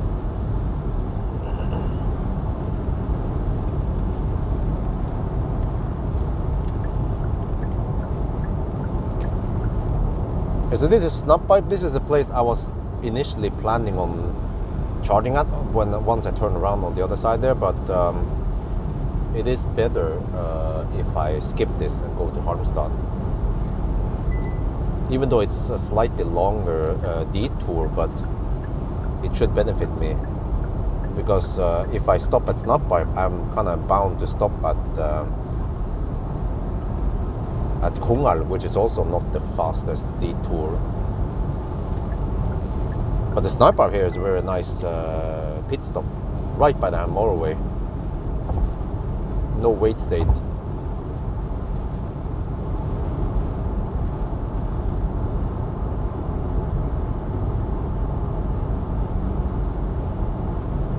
Yeah, the hi-fi,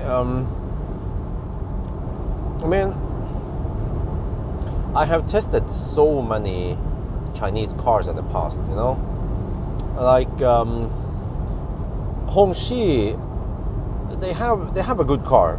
Yeah, they have been improving the cars also. It's big, spacious, comfortable. It is definitely worth it if you can live with the stupid shit auto steer at least. Charging might be one of the weaker points with the Hongxi, but at least, yeah. But also the Chinese brands, they are, many of them, they are, you know, supported by the Chinese government, so they are indestructible or invincible. You know, they cannot die, right?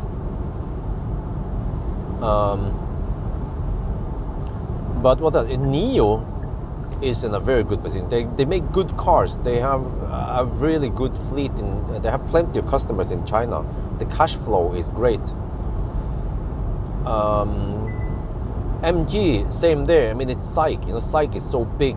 Like, don't worry, man. SAIC, it's not gonna. Oh, what is this? Wow, there's a.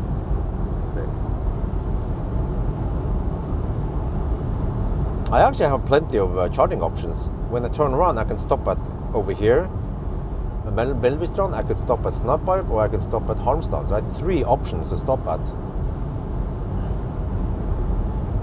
What else? MG, yeah, Maxus, same. Maxus is under SAIC, no problem. And they make low-cost cars, Maxus, and they have plenty of vans, by the way. They have sold in Norway, so no problem there, you know. But hi-fi is new and fragile, at least in Europe. At least they need to work hard to make it work, you know. And the same with Voya Free. Yeah, they don't have that great of a product. I tested the Voya and it wasn't like, you know, it was noisy. It was not that great in many ways. So that's why I'm thinking they're gonna have a hard time getting momentum here. Xpeng had a little rough start, but they are now kicking at 9, and also the new updated P7 should be, yeah. But the P7 is still not that super impressive. Okay, the charging is better, but the whole car hasn't had that much of an improvement. They made the headrest smaller, which is great, but other than that, it's like, okay. The G3 is kind of not good in many ways. So yeah, I mean, as much as I would like, I like the hi-fi. I like that they are being ballsy with their looks and everything, but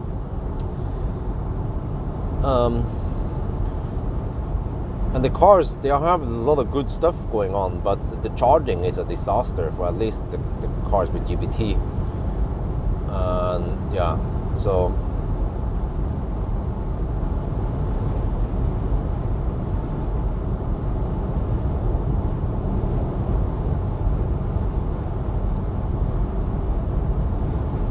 okay, we hit the 110 zone again. Consumption is now 437 watt-hour per kilometer. We're gonna go to the turnaround point soon.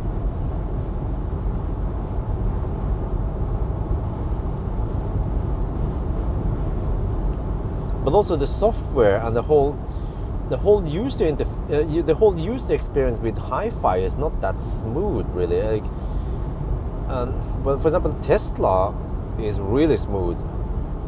and also some of the, I don't remember now, but for example also EQS, or I mean Mercedes at some extent, and also BMW, you know, they usually have smooth user interface, like fairly quick to do stuff. It's not full of bugs and shit, you know, but the whole hi-fi experience is not.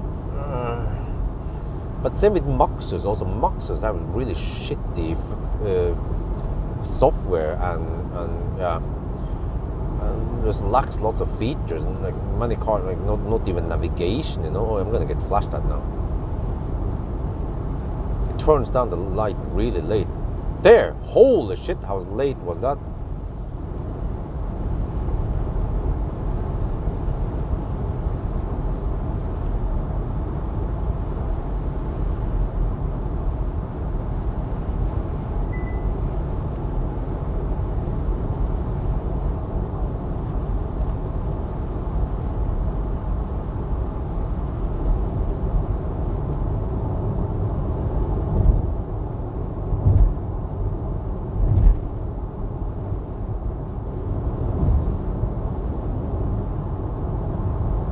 But yeah, okay, man, no car is bug-free. And Tesla also has its quirks, but it just works so much better than all the other, for the rest of the industry.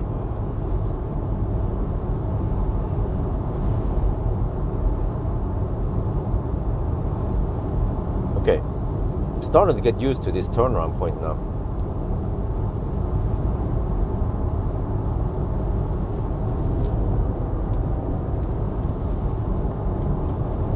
Okay, we still have 38%. Oh, I should preheat now. Shit, man.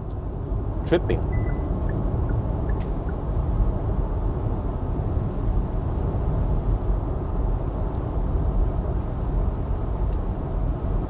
I'm at 16 degrees Celsius. I'm going to activate the preheating. I think that should be good enough time to get some heat going on. Let's see, because we are now...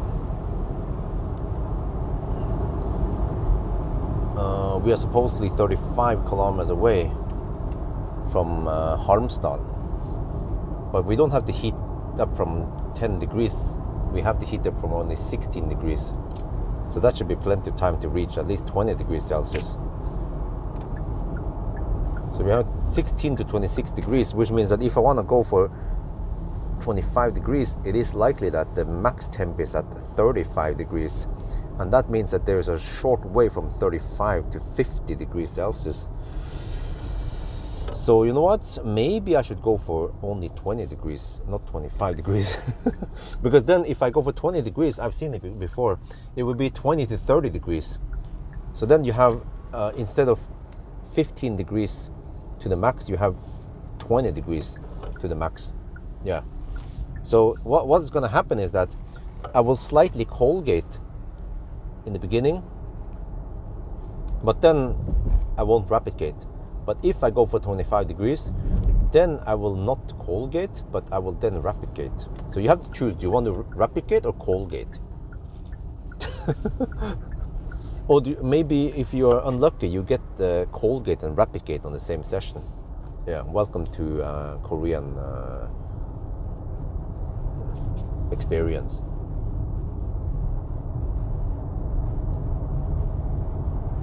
But okay, we'll see now. I just preheat now, and then we see how it goes.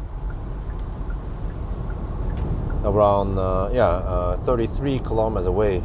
That will take 15, 17, 18 minutes before we are at Halmstad.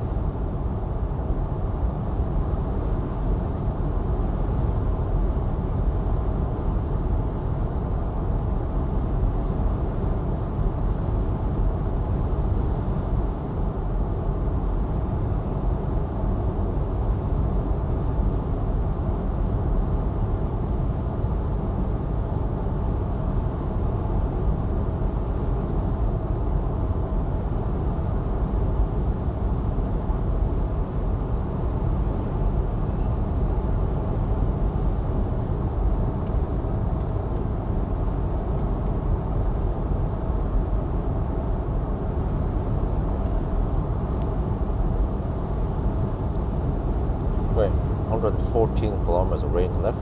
What, really? well, there's no way I can go back to Varberg. I don't have enough juice for that. Okay, but if I stop at Halmstad, I will have 25% left. Yeah, okay, I think that's fine. That's not too bad.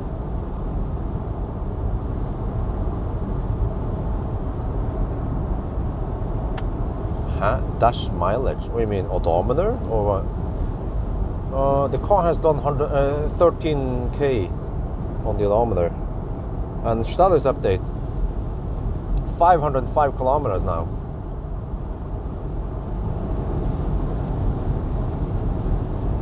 Oh shit, I forgot to check.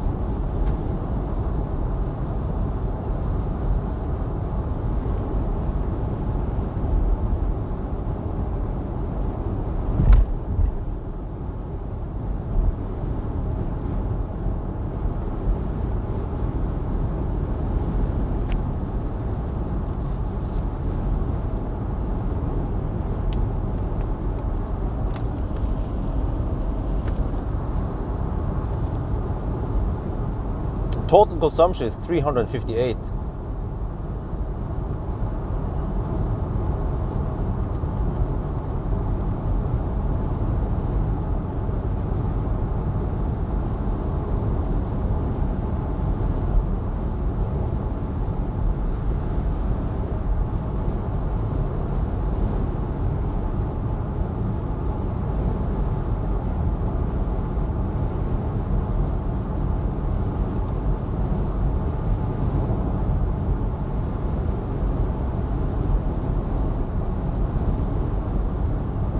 Well, you know what, for some reason the distance, yeah, I found that the distance is spot on this time. I don't know why it was different when I did the range test, but now we have spot on distance measurement. It might just be like, let's say 0.1% off, which is really low. So this is quite rare that we can actually count to 999 for real in a trip meter. Yeah, we're currently at 431 watt hour per kilometer on this leg, and I feel like we have some significant wind now. So we are 24 kilometers away. The battery is heating up. It's at 18 to 26 degrees now. Wow, this is only 8 degrees Celsius delta. That is great for now.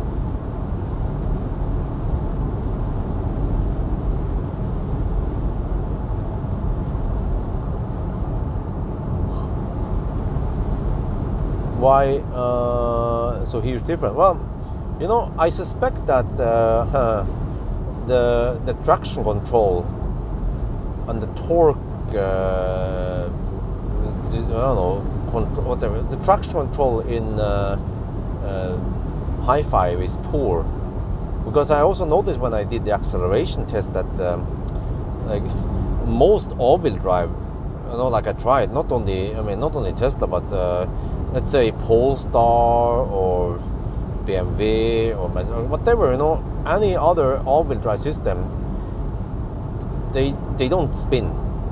Even in winter, with winter tires, they don't spin. Maybe initially they spin a little bit, but then they grip like yeah. But the Hi-Fi spun several times during the acceleration, which indicates that it might have bad traction control or bad torque control or some shit like that. I don't know.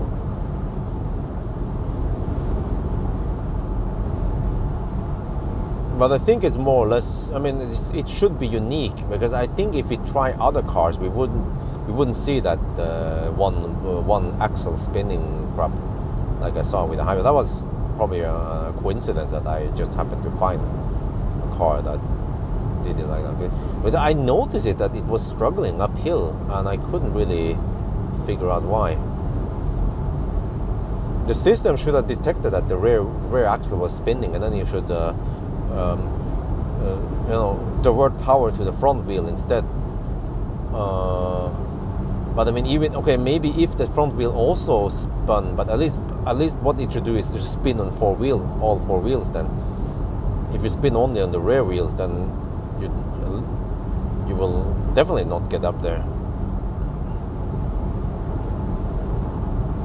But I think EVs in general, they can detect wheel spin quick. I mean, well, fossil cars can probably also detect wheel spin quite quickly.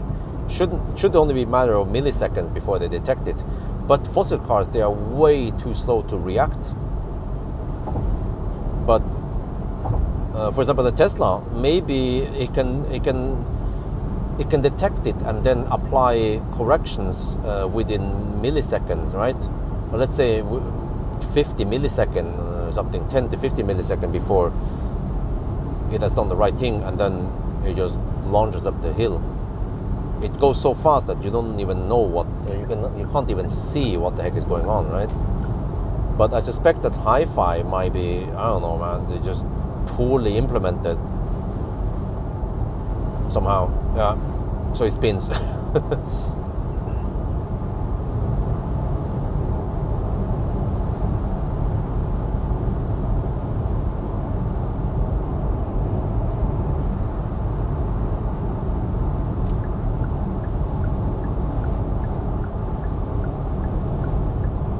We are only 16 kilometers away now. But I've been flashed at a couple of times. I bet I'm going to be flashed at by that mother trucker soon. Because I have seen that the high beam here turns off really late, and it annoys oncoming traffic. And the reason why I haven't been flashed more is probably because the oncoming traffic is like, okay, more forgiving.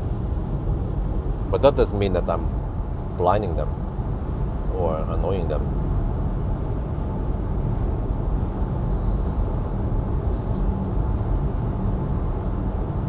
But another reason why they don't flash at me might be because the headlights here are not that strong.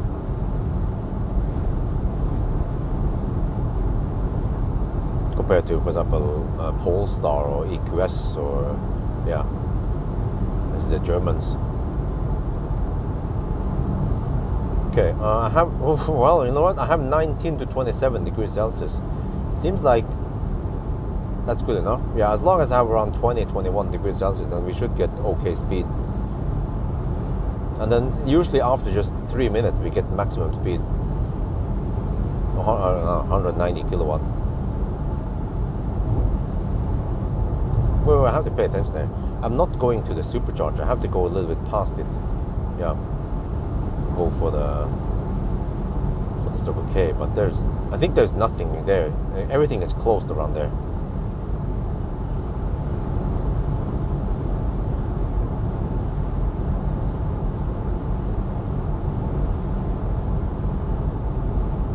Okay, we're getting close now. 12 kilometers left, and I'm down to 27.5%. 19 to 28 degrees.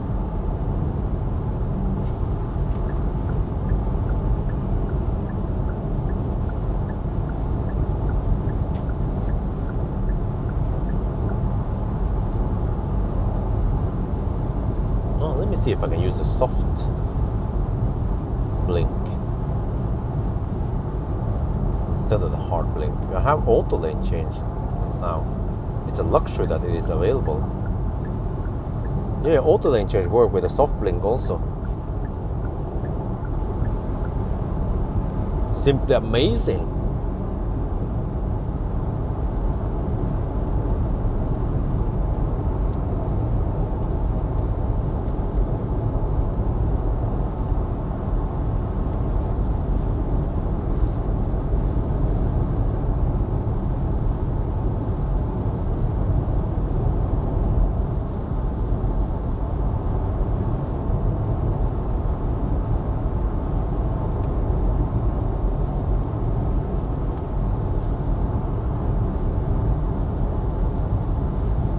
Okay, 20 to 28 degrees now.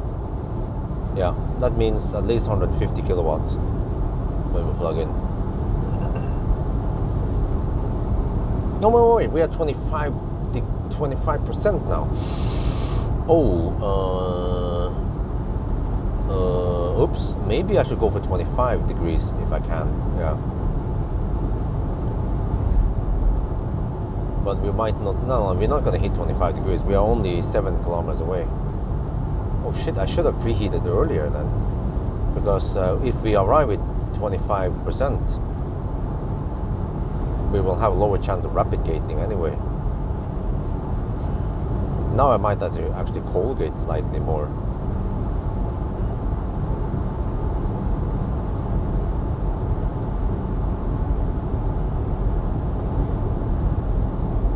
Yeah, car battery heater is running at 4 kilowatts. Consumption is high. 433 watt hour per kilometer on this leg.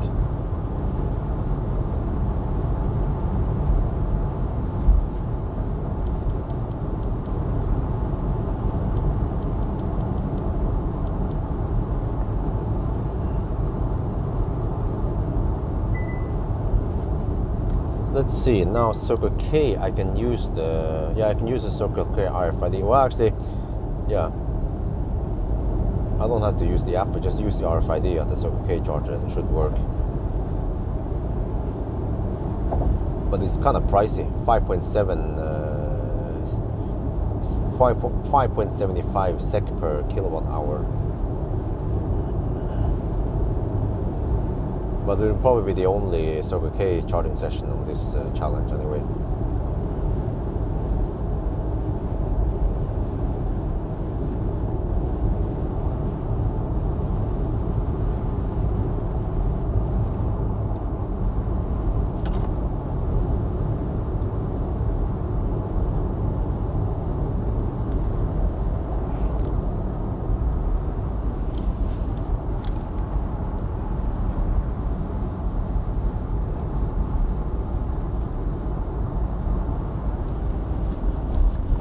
Oh, it's only 1 degree Celsius here, but somewhat windy. Okay, let me see, I have to pay attention. I haven't taken this exit in a long time now.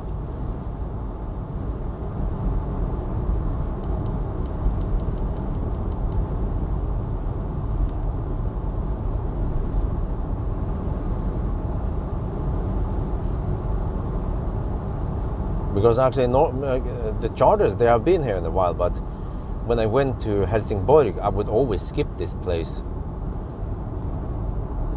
Because you can normally jump from Helsingborg all the way back to... oh, this is a very short exit, I just noticed, damn. Yeah, you can always jump from Helsingborg over to Varberg again. Oh, there's... what the heck is that? Is that... Oh, that's Polizei.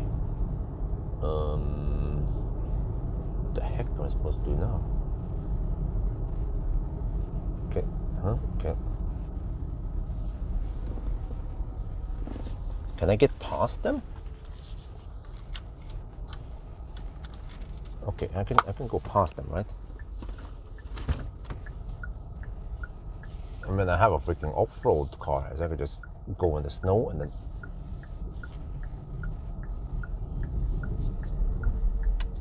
I don't know what the heck was going on there. Deduct 1 minute? No, I don't know.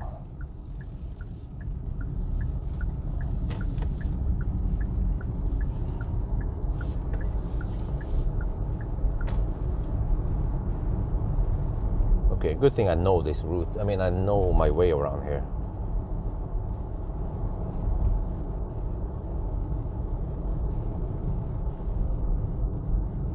That was Polisen. The Swedish Polizei. Oh, there! Oh shit! We have stoplight here. You see, this is why I don't want to come here normally. Oh, they have hypercharger on the OK28. Oh, wait. Do I go for hypercharger? I mean, do I go for Circle K or do I go for Fortum? Oh, wait, no, those are not Fortum chargers. There's the OK28 thing, but maybe I can use the... where the heck are the Circle K chargers? Oh, there, I see them. Okay, no, I'll go for Circle K. It's safe to go for Circle K. Infart. Yeah. Because I don't know if I can pay with credit card with the other OK, even though you should be able to. Okay, let's see. Yeah, it's just, this is nice, man. Okay. See, I just go here. Yeah, let's go here. Oh yeah.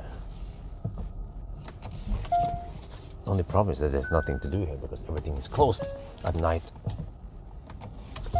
Someone type location.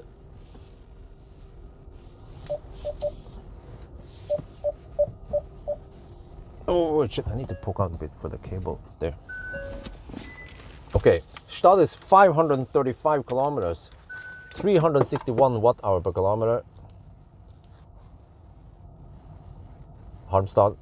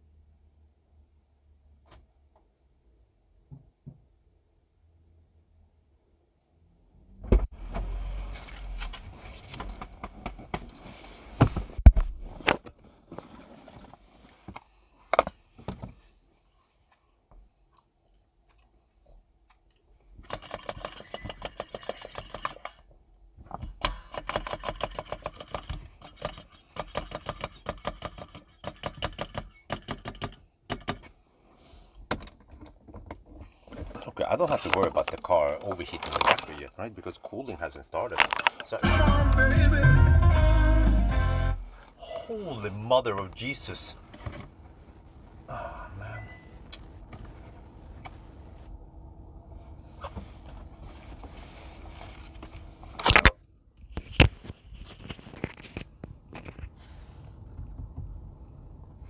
Okay, now I want to go for speculative.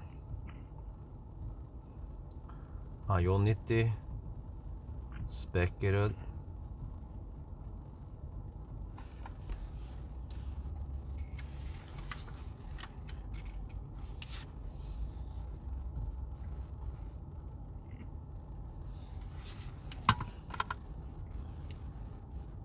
We are now at Circle K, Halmstad, getting 157 kilowatt. Yeah, we've heated up the battery to 20 degrees. Maybe I should have gone for higher temperature.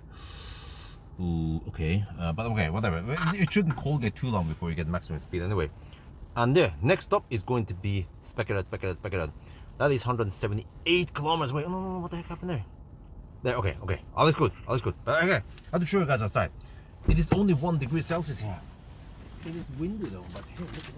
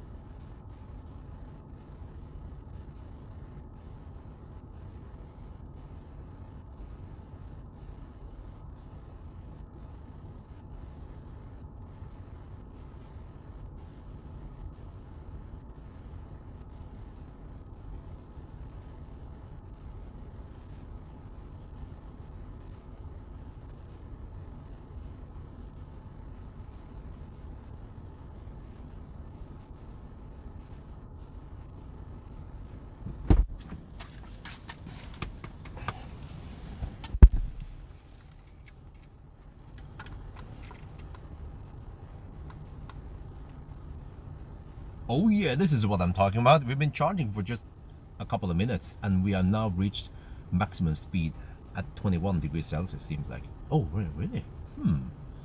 Because most Korean cars, you need 25 degrees Celsius to hit maximum speed. Oh.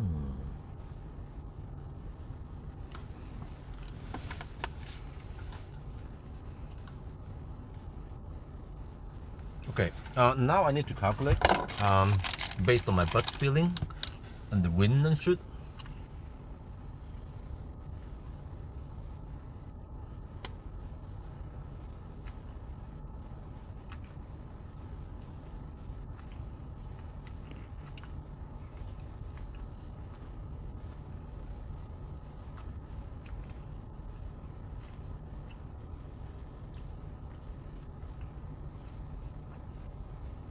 Let me see. Oh, we have wind from the east. Mostly crosswinds. Yeah.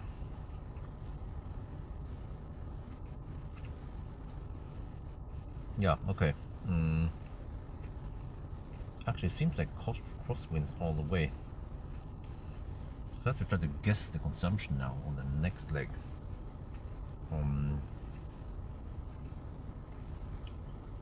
We will have some 120 sold. Oh, it's going to be high. I have to expect at least 360. Wait, we don't have that much left of the high speed. You know, we have some high speed left, okay. And then we have Göteborg, and then, okay. It's going to be high. 375 is my guess. Times 178. Oh, okay. Yeah, big battery though. Okay. Oh, if I go around, I could even go 80% again. Yeah. I calculated I need to spend 69% of the battery. Well, we are 200 kilowatt. Oh, yeah.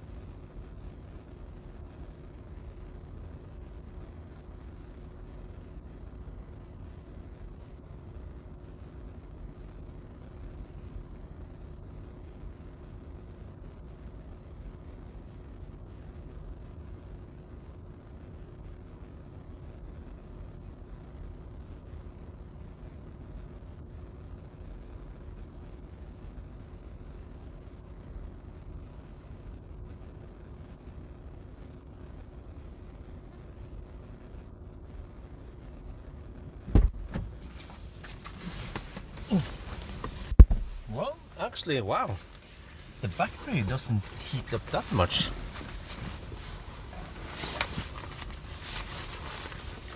Just have to pay attention. If it goes close to 50 degrees, then I want to be worried. But right now, it's fine. It's only 38 degrees.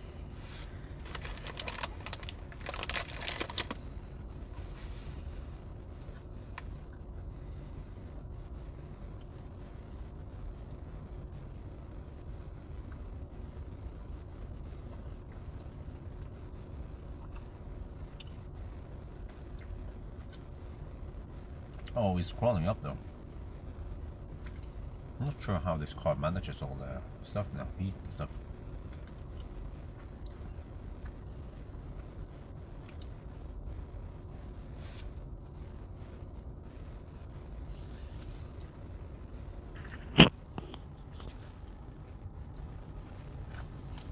Okay, we're going for a speculant.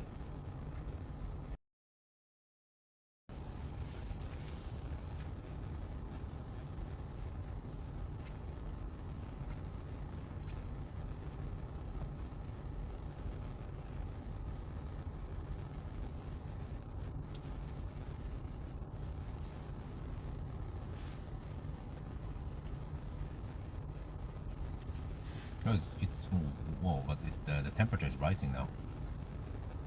But we can still maintain that speed. It's gonna drop soon. But this is nice and flat. Huh? Do you like this shit? Taycan, the can charge, yeah.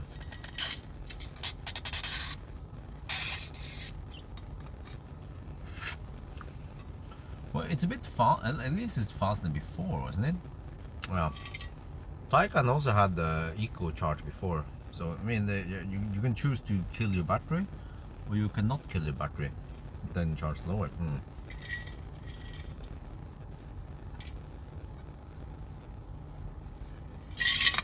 It's like you wanna take painkiller and just go berserk, or do you want to not kill your battery, not ruin your health? And that's basically what it means.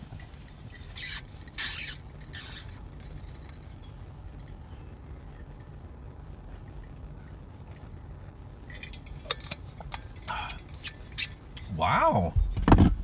I seem to have a better charging curve now than when I did the charging test. Wait, huh? Wait, huh? That doesn't make any sense. See, it is flatter than the charging test. What? It's supposed to throttle at 55%.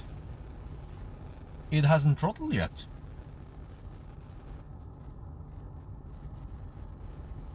Battery's staying cooler. Wait, is it because I scavenged the heat, or I mean I used the HVAC? Okay, I don't know why the battery's staying cooler. What is the difference now versus oh, I know why. We started charging with 25% rather than 10%. Yeah, that makes sense. It makes perfect sense. You actually just flatten out the curve. Ooh, nice. I need to document this. So it actually means that no big deal if you don't arrive at 5%. You can also arrive with 10, 15%, 20%. It's still... Now it throttled. Okay, whatever. So it seems like we had it throttled around 5% later. So timing wise, well, whatever. Yeah, I think I need to go for 80%. Let's see what the car is saying now. The car claims I will arrive. No, it doesn't say yet. Okay, huh? The car probably, yeah. The car claims I can't make it yet, which is true because I calculated I need 69%. I need to spend 69%, which means I need to have a little buffer also.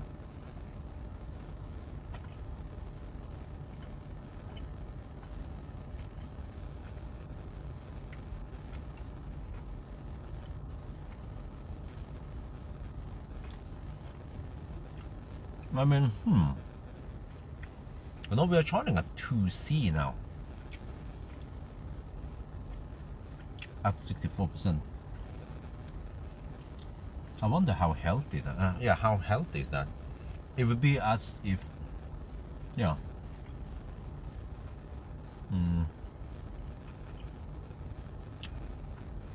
As long as you have enough cobalt in the battery, it should be fine, right? Cobalt is like a wonder medicine for the battery. Instead of running the battery in steroid, you'll be like, ah, it's fine, it's fine.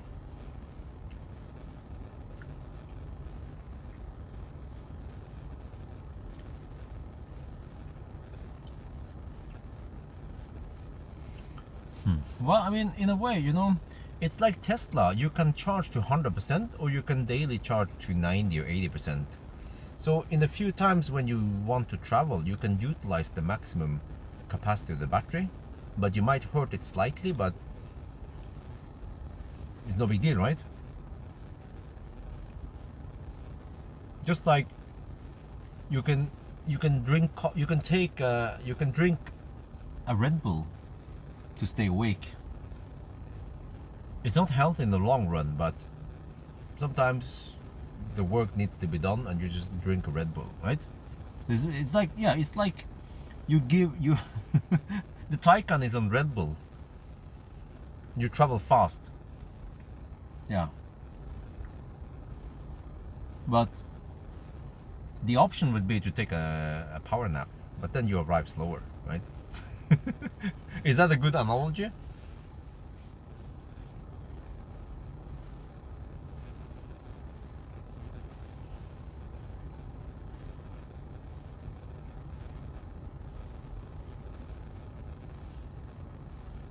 Okay, now it throttles, but still okay speed. Oh shit, we're getting close to 50 degrees. Yeah, but cooling is running. Wait, interesting. This one I need to document, because it seems like we are not replicating. Yeah. 70, 80, what? Huh?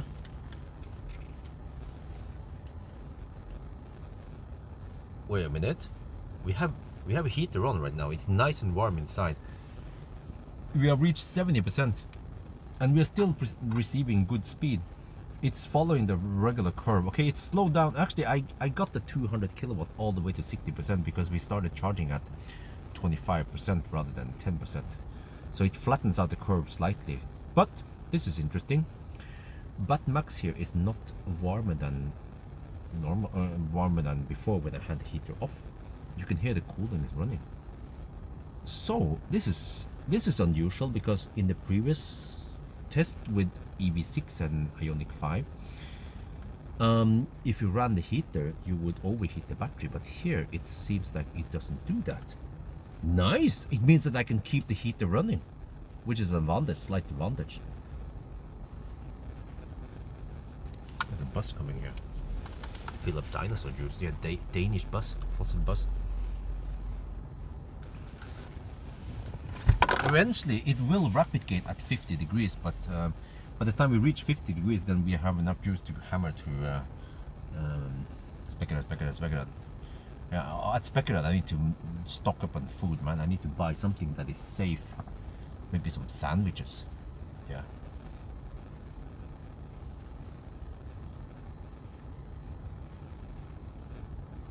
Wait, the bus is stopping. I wonder if they have a toilet here. In case, because I suspect I need to stop over here more often. Yeah, my regular stops now will be Melbystrand, Snappar and Halmstad. But normally I will stop at the V3 supercharger, but this is an exception. Yeah, V3 supercharger is cheaper. Wait, how much cheaper is it? Well, I'm almost good to go now. Oh, it starts throttling even more. Okay, let's see. We check here. Over here, it's. Let me check the price. I'm curious. Yeah, over here is 5.74 SEK per kilowatt hour, and then that supercharger Halmstad.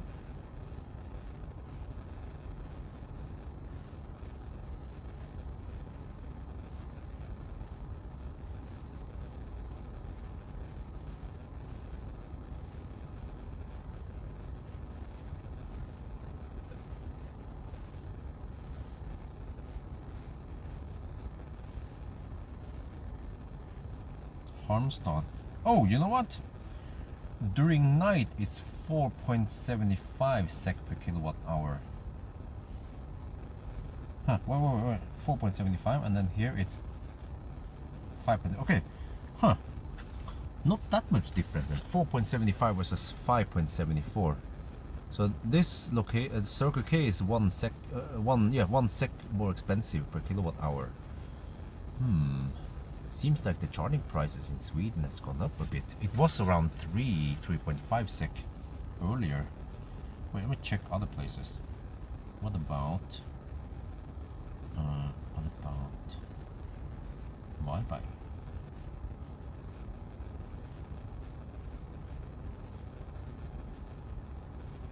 Pawel is, I tend to stop there also.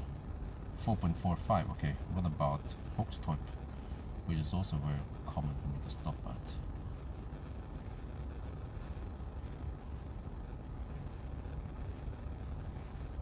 Hoxtorp is 4.5 sec. Oh, everything has gone more expensive in Sweden now. Supercharger.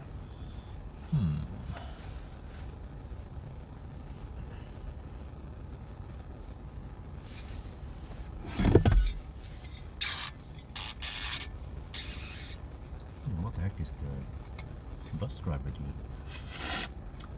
He's not refilling. He's just sitting there in the bus.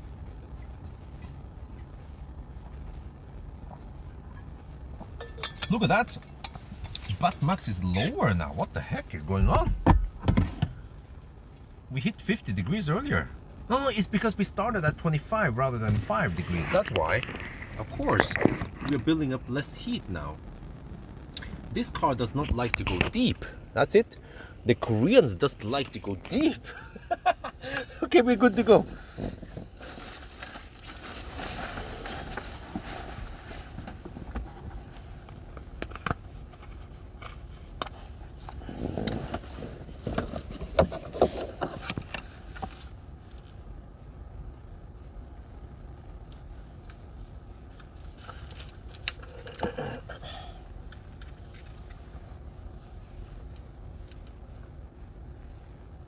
Alright, we reached 80%, and yeah, interesting.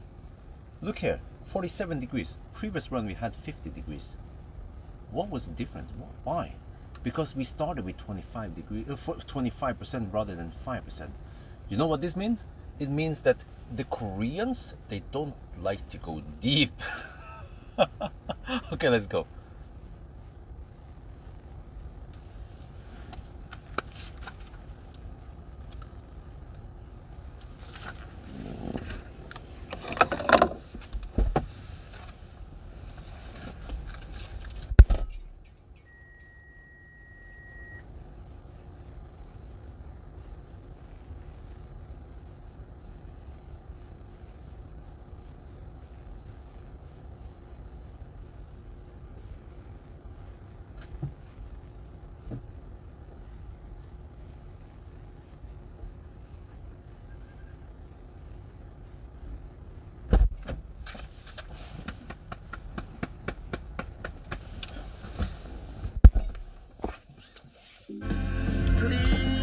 Man.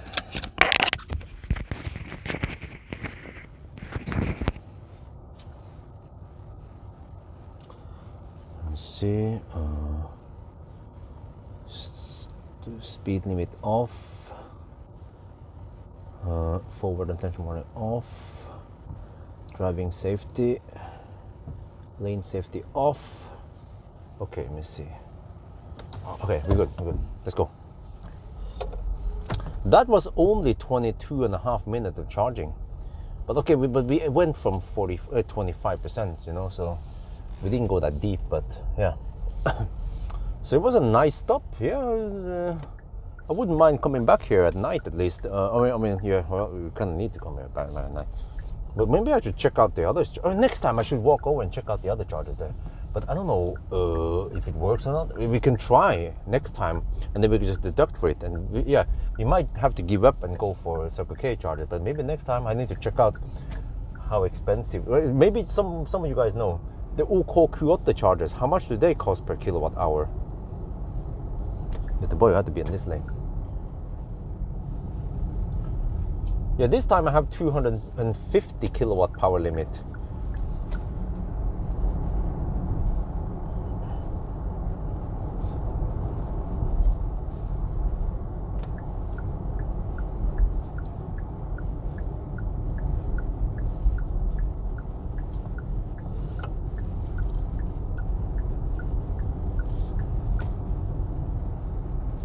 Okay, at least if you're lucky with the red light, then not too much wait state.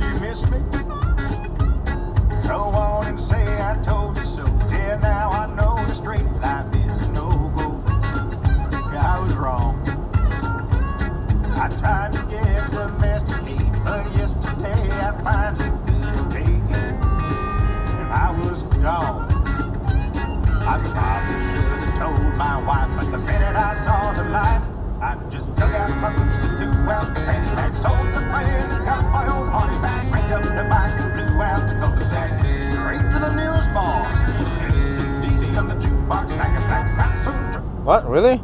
The car... Okay, I want to see about that. The car claims we will arrive at the speculator with 24%. I think we will arrive with 10%. Let's see who's right. Well, I cannot... Yeah, 10%, okay.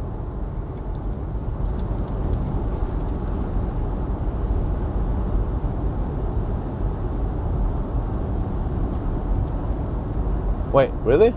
The car claims that we will arrive at speculator with 24%. Well, according to my ninja calculation, we should arrive with 11%. Okay, let's see who is right then.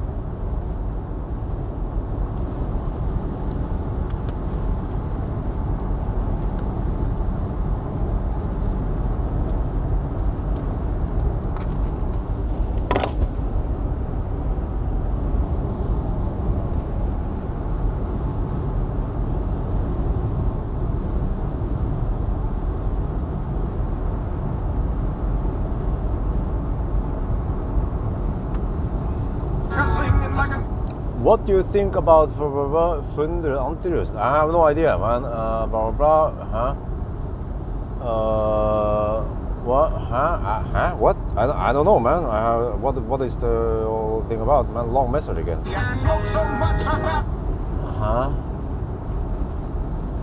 Is this false advertising? Huh?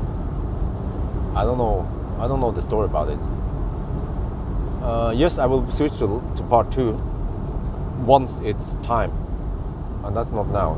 6 in 2 hours we switch.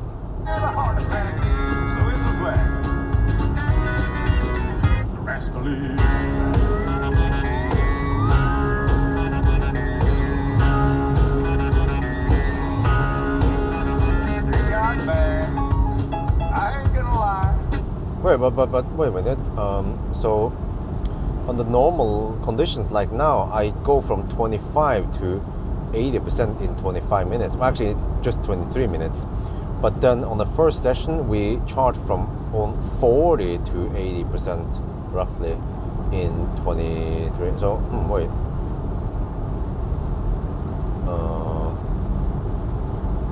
But then how long does it take to charge 15%? Yeah, maybe 5 minutes. Nah, it's less than 5 minutes. I dressed up in a suit and tie, pulled out the driveway 7:45. Yeah, in the morning. She started having big fever. She made me trade my Harley for a Kia. Oh, help me, Lord. I saw my reflection in the minivan and thought, this ain't who I am. I dug out my boots, threw out the fanny pack, sold the van, and got my old party back, cranked up. But this is good because we have at least no deductions, a little bit of deduction only, which means that I can get back home as early as possible before all the left lane Sunday drivers are out. Because lately I've been finishing around 10 or some shit like that on Sundays, so that's a bit late. Yeah. Hopefully now I can pass through Oslo around 8, and that should be quite empty on a Sunday morning. So yeah. And actually on Monday I'm returning this car, and then I'm picking up a Polestar 2 long range. But the tricky part is that I have to return the Kia by 12. Okay, I mean by noon, but then I have to wait until 2 in the afternoon supposedly, until the Polestar is ready. But I suspect that they just set a pessimistic time, and that most likely it will be finished before that time. So I don't know if they're gonna wash the car, but actually I can just request. I mean, I don't care too much if the car is dirty and it's not washed. I mean, if I need to vacuum clean the car inside and wash, I don't care. And even if it's not charged, I don't care. If I can get the car earlier, maybe I should email them and say that, you know, don't worry, I have vacuum cleaner at home. I can just rinse the car. Oh shit! Holy macaroni! That is scary, man. That is scary. Oh shit! We want to take it easy over here, man. When the snow blows over the motorway like that, that could be potentially dangerous. More. Yeah. Okay. I want to be in the left lane right now because the left lane has less snow than the right lane. So I would just hug the left lane for safety right now. Because the snow, yeah, because the wind blows from my right now, or blows from the east. So that means that, yeah. Wait, okay.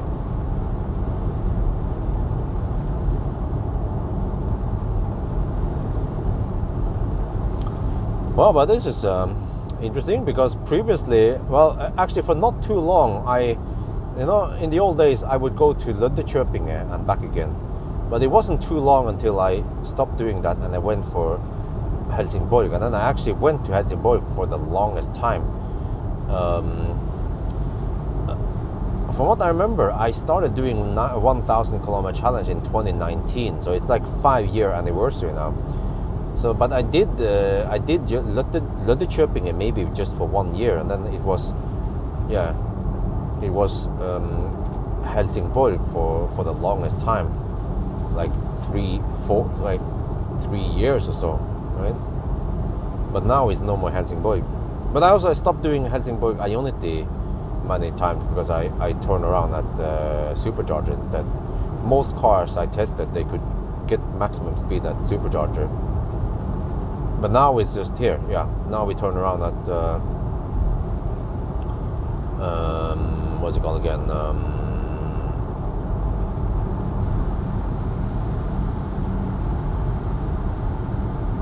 Harlandsåsen. And it's probably going to be like this for a long time because I'm planning on living in Jessheim, well, at least 5 years. And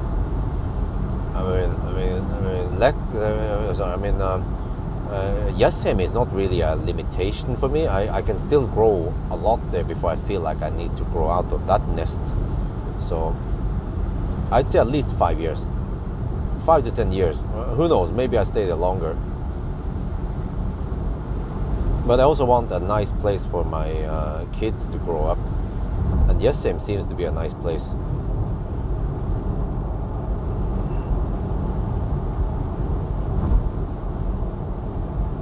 Oh wow, it seems like, okay, that was just a tiny patch of snow, I think. From here it doesn't seem to be any snow. And I'll just hug the left lane, go for a better noise, or less noise than the right lane.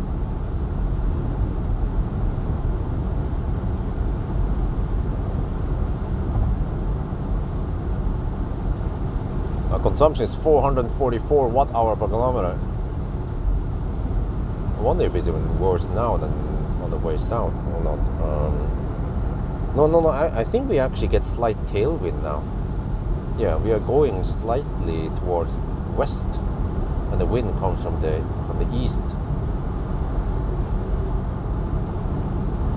maybe that's why the car claimed I'll arrive at 24%.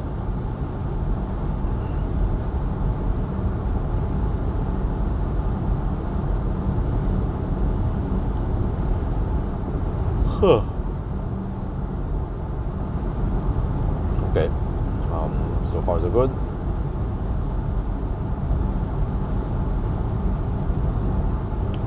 Well, in that case, since if I'm gonna go to the expo right after 999,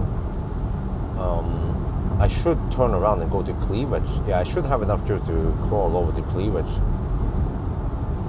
do my charging test there, charge enough, and then I can get over to the expo.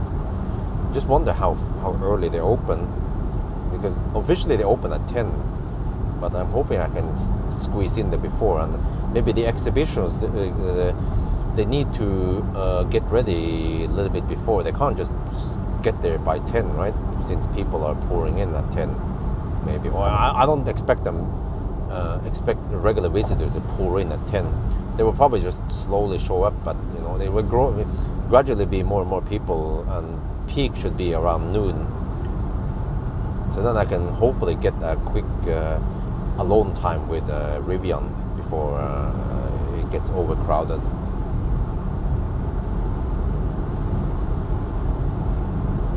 So yeah, just need 15 minutes with Rivian, then I'm done. And maybe if the dude is there, the Swedish dude there, I can talk to him. Well, actually, maybe I should send him a message that he could read in the morning. I'll say, yeah, can I get in there early or some shit? Tesla Björn, you know, yeah. I got the phone number from Marcus. Maybe he knows me. That would be the best if he knows me.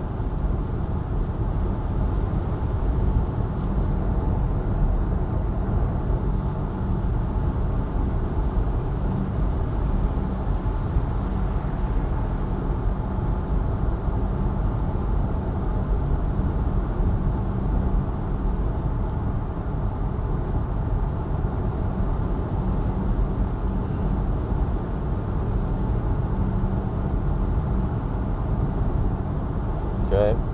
Well, the consumption is lower. 426 watt-hour per kilometer. It was 450, 440 on the way south. Yeah, we are riding on the tailwind right now. But let me see. Well, I kind of need to stop at the Spectrum anyway, but no big deal. If I arrive at 10%, even 15%, no big deal, because I will just flatten out the curve. And I will get 200 kilowatt until 60% instead of 55%.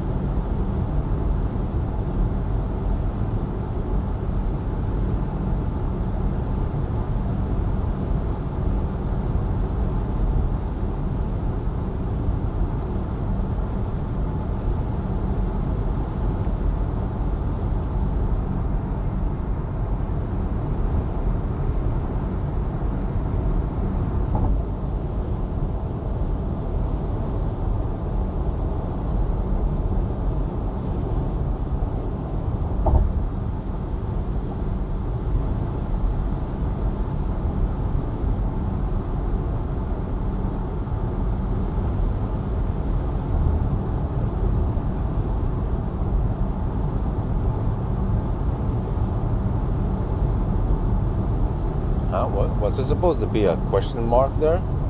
You know, like... Wait, my bad, I misread it. Kia EV9 comes in your Range Rover.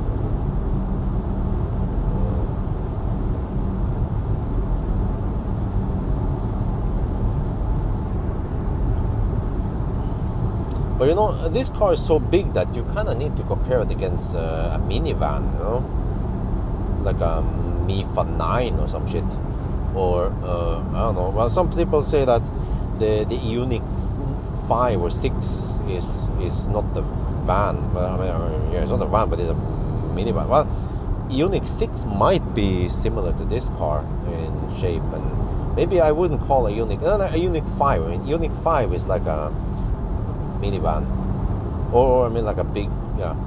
Not sure, but maybe I should check out. I need to request from Maxus Ioniq 5 or Ioniq 6, big cars.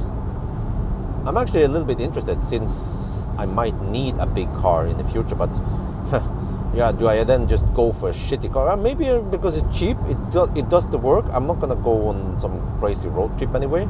I will probably not care about auto steer since I'm just driving in the city. And also maybe charging speed is not too relevant, you know. So yeah, I haven't bothered trying Ioniq 5, Ioniq 6 yet.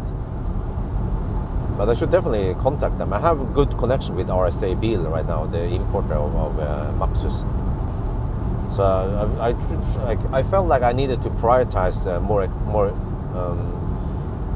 more important cars. But now I feel like I have some room to pick up like the leftover cars, like yeah, Maxus, the not so important, the NVIP, the not very important cars.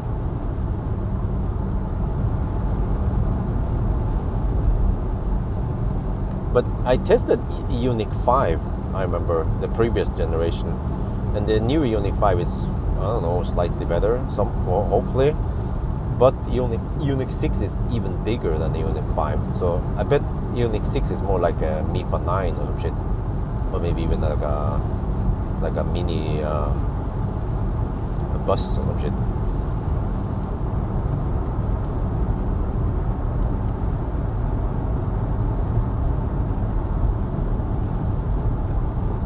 Falkenberg, yeah, it's kind of the charging. Look, the charging, like how they put it. What is that? Oh, they have hypercharger.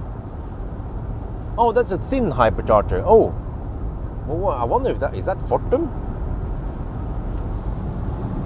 I saw hypercharger, but they have a thin one, which is only 2 power modules. That means maximum 150 kilowatt. Well, I have to check if that is Fortum.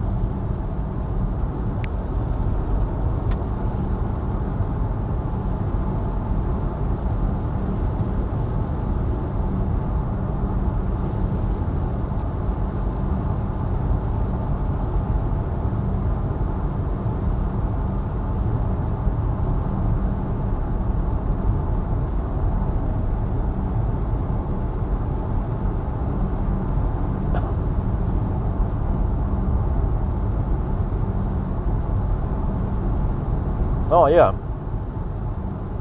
yeah. Fortum, they set up 150 kilowatt hypercharger.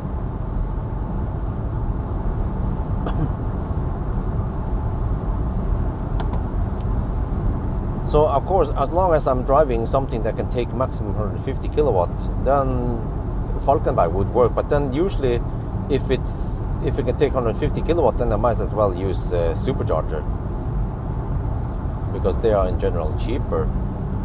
Let's see what kind of price does Fortum take here.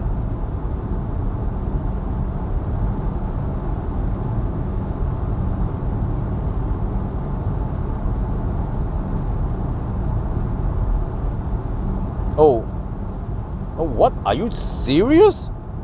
Dude, recharge takes 9.5 sec per kilowatt hour. Holy macaroni! Is that clever in Denmark? No, it's Fortum in Sweden. What?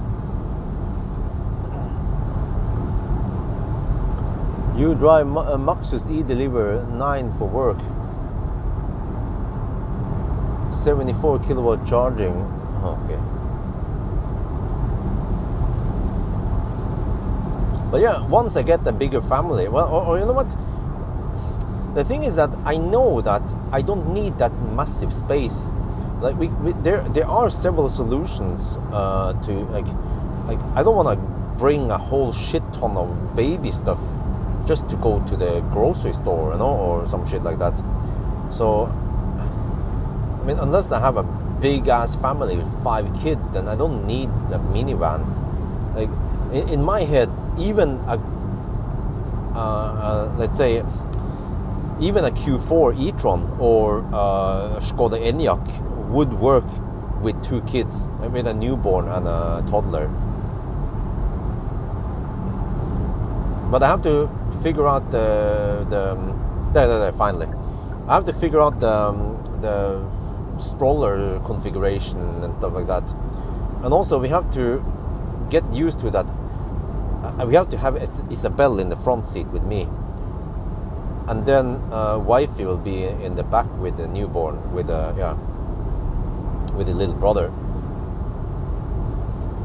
That should work, because I think Isabel is getting more and more used to me anyway. So when like for the longest time I wasn't that close to Isabel because I let Maya do some of the feeding and stuff, and I was just too focused on working hard. But nowadays I feel like I have, and also I was super busy, man, with the moving, like the whole moving process and selling the old house required so much work. Unbelievable how much work. But nowadays I actually have some nice time with Isabel, feeding her and changing diapers and playing and stuff. And even like today, Isabel, she didn't sleep that long, not much at all in the garage midday. Normally she will sleep 2 hours, 2-3 hours, but okay, yeah, roughly there. But supposedly today, or rather technically yesterday, afternoon, she woke up and then she said, "Daddy." Wifey heard it through the camera. So that is a plan, by the way. I was considering, like, what the heck do we do when we get 2 kids? How do we transport them safely? What about child seat and stuff? Yeah, so child seat configuration will be either a conventional backward facing seat, like I think eventually we need to get Sirona. We have to upgrade from Cloud Set to Sirona, because Sirona is slightly bigger than Cloud Set, but we still keep the Cloud Set for little brother. Or if Isabel can get used to Anoris, then we can use Anoris, and it will actually be better because she can then look, you can watch forward as we drive.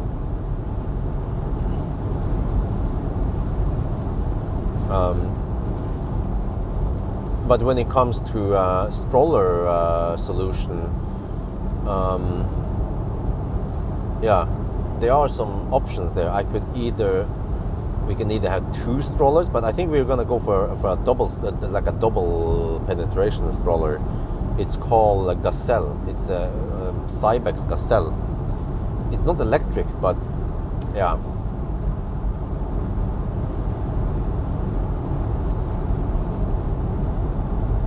I think that should work.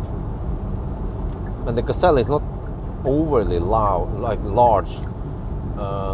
It is, of course, bigger than just a regular single stroller, so that's why I need a car with big enough trunk. And ideally I need to test Gazelle in the trunk.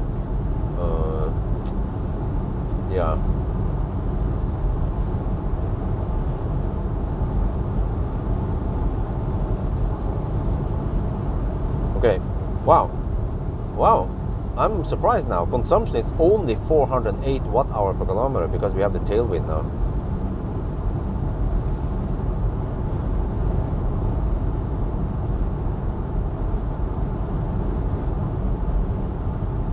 Okay, what does car claim now? Car claims you were around 24% still. Oh, okay.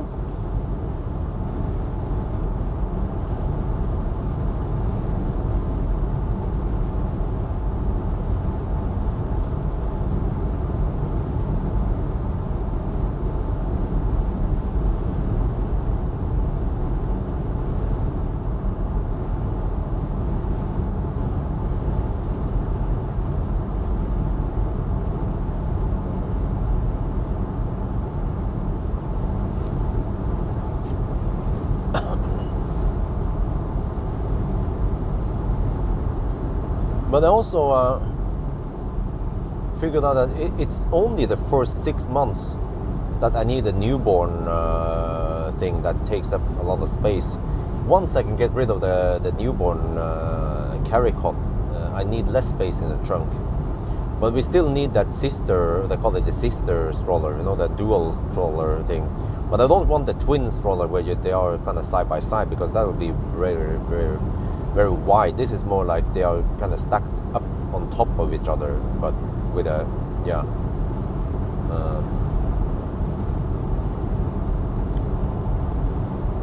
So I'm thinking that if I can borrow various cars, let's say if I can request to borrow some kind of minivan or whatever, big SUV for a whole month, but I can then alternate so that I borrow one of those cars about 1 month at a time. Or even better, if I can borrow a car for 2 months or 3 months, that would, yeah, that is just win-win for the whatever brand that can lend me that long. But then, yeah, that would be good, because then I can kind of outlive the period, and then I don't have to get a too big car if I need to purchase one, or I don't know, if I can rent one, or if I can even borrow one from some company. That would be even better, because eventually, once Isabel grows even bigger and also the little brother grows bigger, then we need less and less space for the baby stuff. So it's kind of like, yeah, we can get a big car for the newborn and stuff, but we only need it for, let's say, 6 months. Then we can downgrade the size, and then after a year, then we can even downgrade the size even more.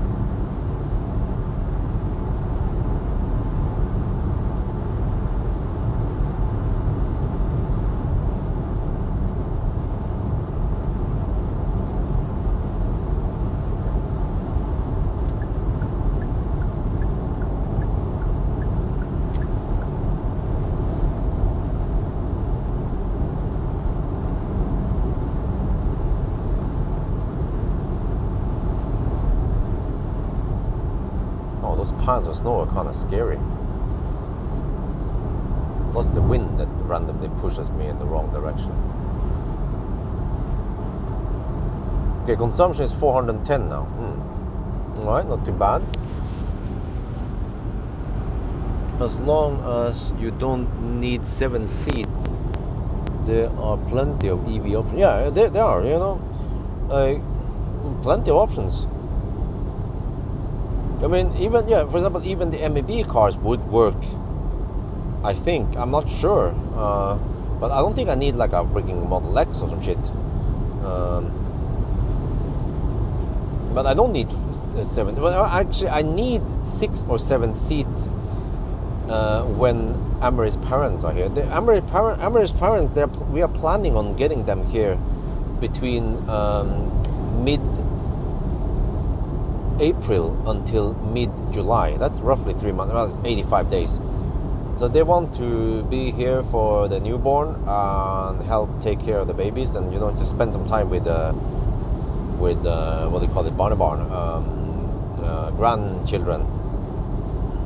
Plus, that last time they came here, that was in 2017 when I had Optimus Prime, and the house was not really well designed for having. Well, actually, how many people did we have? We didn't have any kids back then, but we had through 5 adults. 5 adults living in that house in Alnabru with 1 toilet and 1 shower. Yeah, that could sometimes be a bit challenging in the evening. But now we have 3 toilets and 3 bathrooms, or 3 showers and 3. Well, we have 3 showers and 1 bathtub. Yeah, and we have 4 bedrooms, so there's plenty of space now for Amory's parents, plus newborn and Isabel.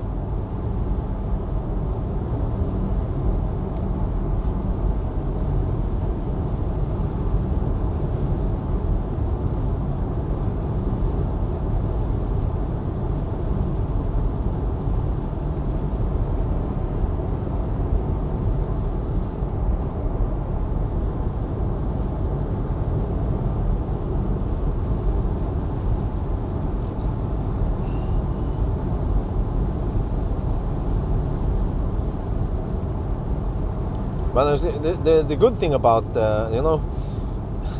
it's interesting because suddenly I might need a car on a long, like on a regular basis. I can't just. Okay, what I know is that I can't. In the past, I've been using the press cars as family runners. Like for occasional run to the shopping mall or whatever, I can just use whatever press car I have, as long as we just had one baby. Okay, sometimes it was a bit challenging in the beginning when Isabel was newborn and we had to carry the big carry cot, the baby, whatever it's called. Yeah, but once after 6 months, we move over to the smaller seat pack, which takes up less space. But I remember when I borrowed some of the smaller cars, it was a bit challenging with trunk space.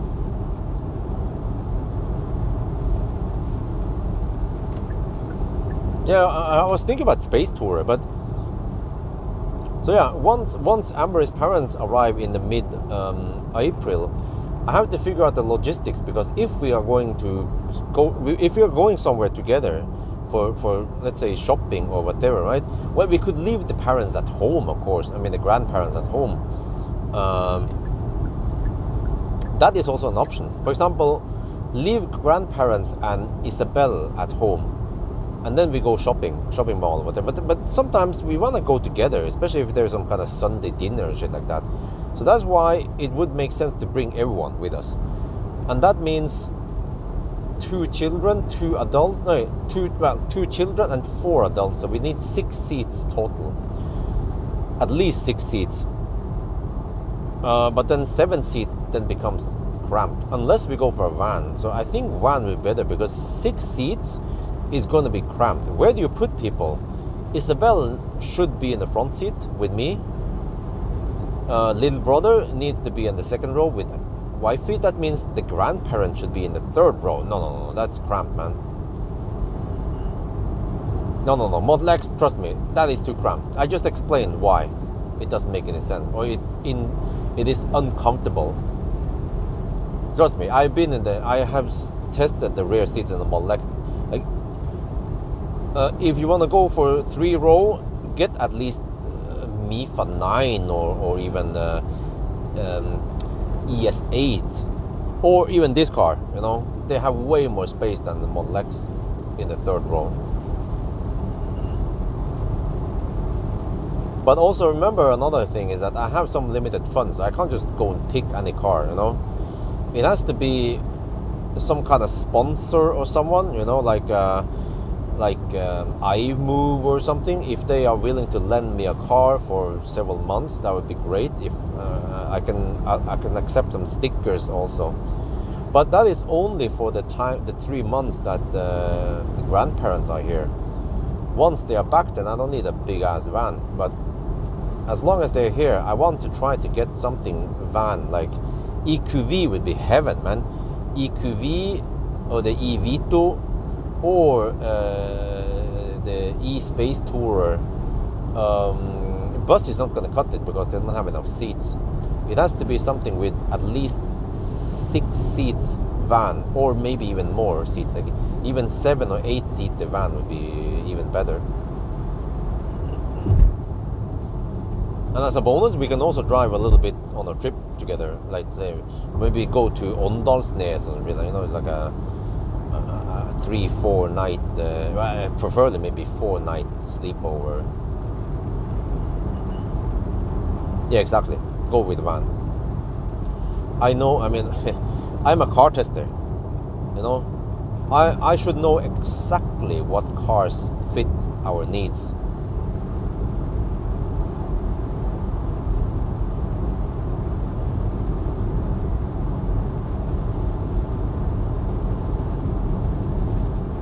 Now, for example, EV9, I wouldn't. That would not be my favorite, because the seat solution is clumsy for a child seat. The second row is super clumsy, man. Then I'd rather get a Neo ES8 or I'm gonna get flashed at.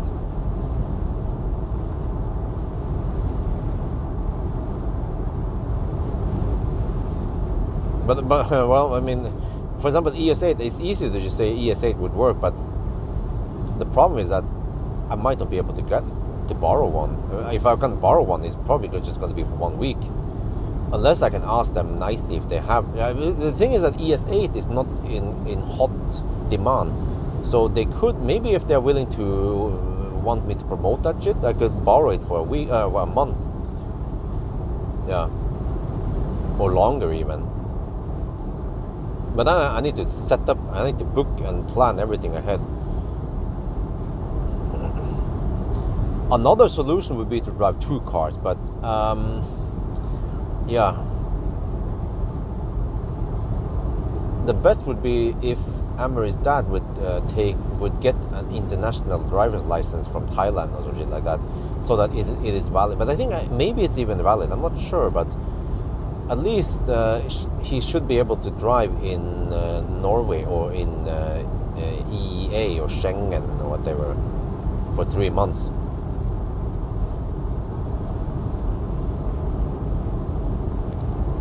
But I think to be 100% correct, you have to have international driver's license from Thailand. But that only allows you to drive for 3 months. But until you leave the country, until you leave Schengen and come back, then you get another new 3 months. I think that's how it's supposed to work. But then I'm not sure how confident Amory's dad is about driving in Norway, because he's used to driving on the wrong side of the road, which is the left side, not the right side, it's the right side. Yeah, so hopefully Amory parents can help me yeah, take off some of the load, work and shit. So I don't know how dedicated they will be, because me as a father, I have to stay awake at night and shit, or wake up 4 at night, 6 at night, But the grandparents might not feel like doing that. But no pressure. If they want to do it, okay, great. But if they don't want to do it, fully understandable. They are old people. They need sleep.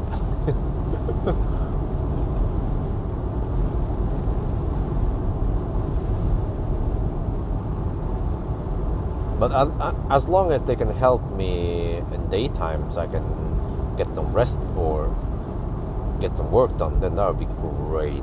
Yeah.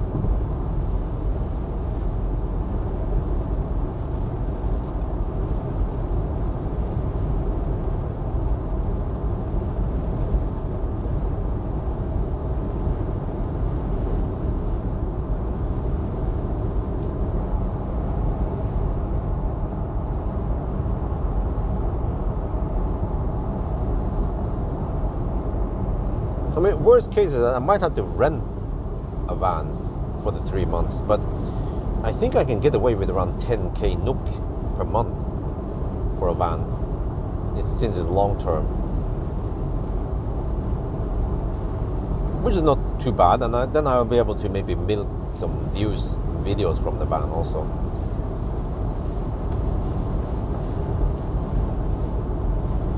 But in a way, the van I pick will be getting some free advertisement, so I should of course milk it for whatever it is worth and try to get the van for free or borrow it for free.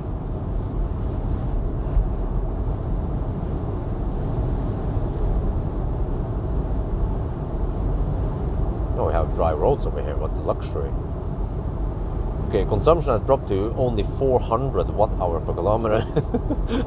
Okay, what is it? Is the car still claiming and we will arrive with... Oh, it says 22% now. It down adjusted a little bit. It was 24 initially at Speculator. Okay, let me see. I can calculate also. We have 44 kilowatt-hour left. Wow, I need to stay away from Fortum in Sweden for now. It's super expensive, man. I mean, I don't mind paying 5-6 SEK per kilowatt hour, but 9.5, that is a bit too much, especially with a big thirsty beast like this car. Okay, 44 kilowatt hour divided by distance left, 86 kilometers. That is a budget of 511 watt hour per kilometer. Okay, plenty then.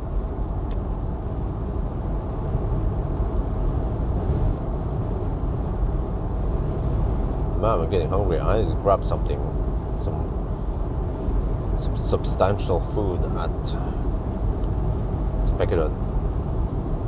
But then wait, the plan, oh shit, I'm not charging too long at Spekedon because I only need to charge enough to get over to Strømstad, and then that's it. Strømstad to Jessheim is only 170 kilometers. Well, actually, that's still kind of far. Yeah, I probably have to go to 80% at Strømstad. But at Spekedon, well, actually, that's the thing. I should still ride on the 200 kilowatt way, so I should charge you at least 60% at Spekedon. Maybe even 70%. Yeah, I should, because I'll be riding on 170 kilowatt for a bit. Nissan Evalia. Hi, is that a question?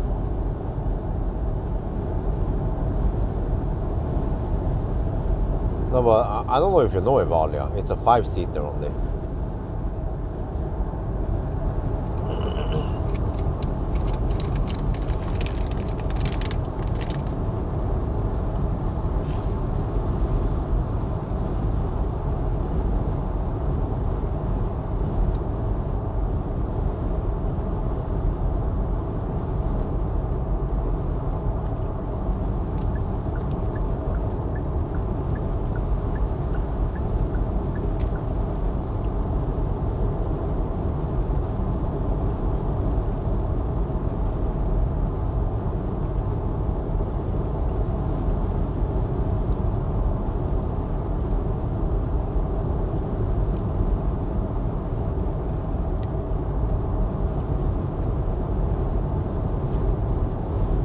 Well, let me see. We look at the whole challenge here. We averaged 366 watt-hour per kilometer. Stats, by the way, 630 kilometers now and 366 watt-hour per kilometer. So you can take the 366 and multiply by almost 10 sec per kilowatt hour. That becomes roughly 3.5 sec per kilometer. Yeah, that is expensive. Diesel costs roughly, well, it depends. If it's a big thirsty beast like this car, then I would assume that you're consuming at least 10 liters per 100 kilometer. And then, but the price for fuel is, I don't know, 20 sec, I think. Or less than 20 sec, so that means, yeah, worst case 2 sec per kilometer versus 3.5 sec per kilometer. Wow, so this car costs almost double, but that is if you go for Fortum. Yeah, if you go for supercharger or whatever, then it's roughly half the price, and then that means roughly the same price as fossil, around 2 sec per kilometer for charging.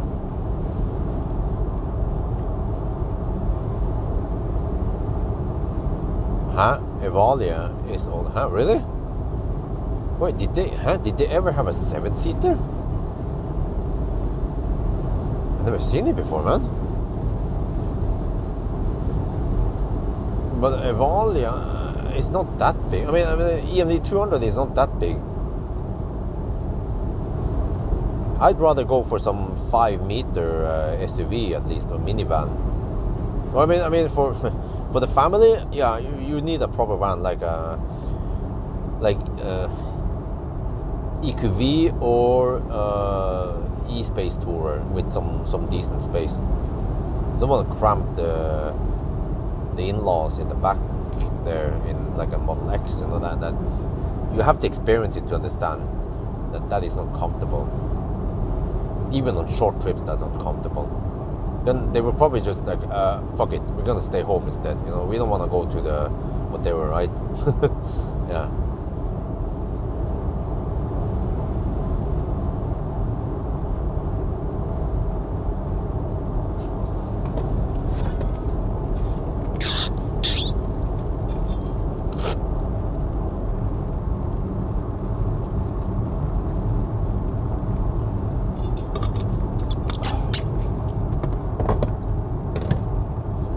consumption is slowly dropping. Only 395 watt-hour per kilometer. Almost no traffic still, that's good.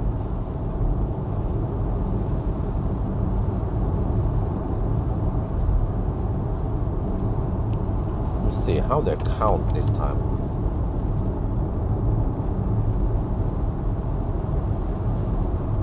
We have 22:05 plus 11 minutes. That's 16, okay, 22:16.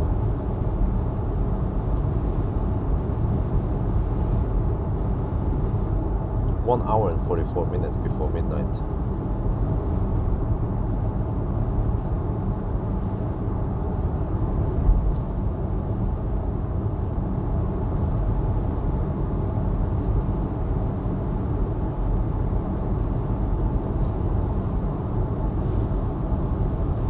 So then if I take 1 hour and 44 minutes and add to the current time, that would be 6 hours and 40 minutes. Hey, really? What? Have we spent that much already? 6 hours and 40 minutes so far. Traveling 640 kilometers. Oh, okay. Hopefully we can still do it in 10 hours or right around 10 hours.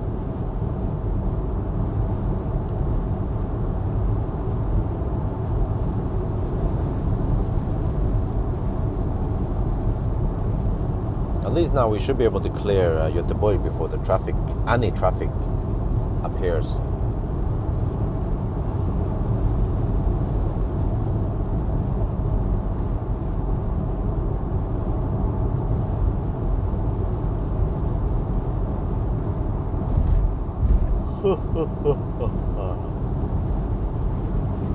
Okay, this is Kungsbacka.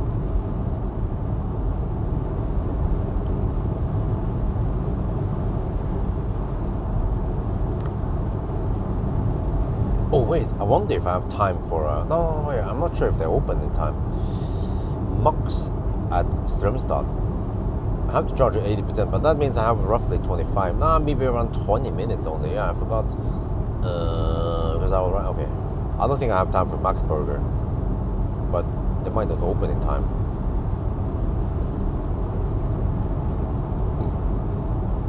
The challenge is more important than food options.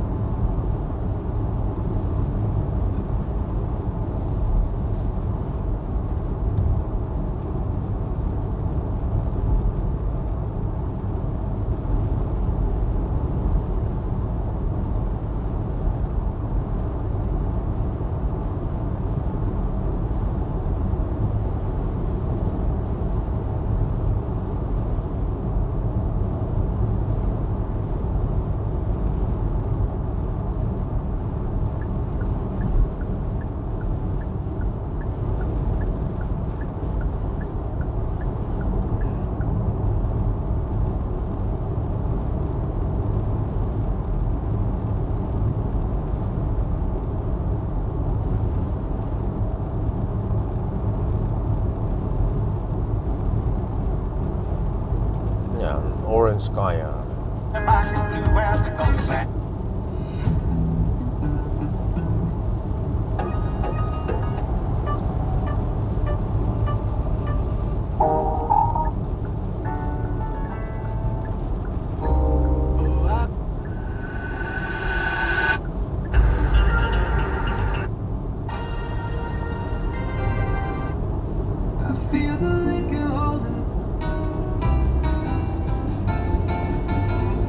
Ah, we have some.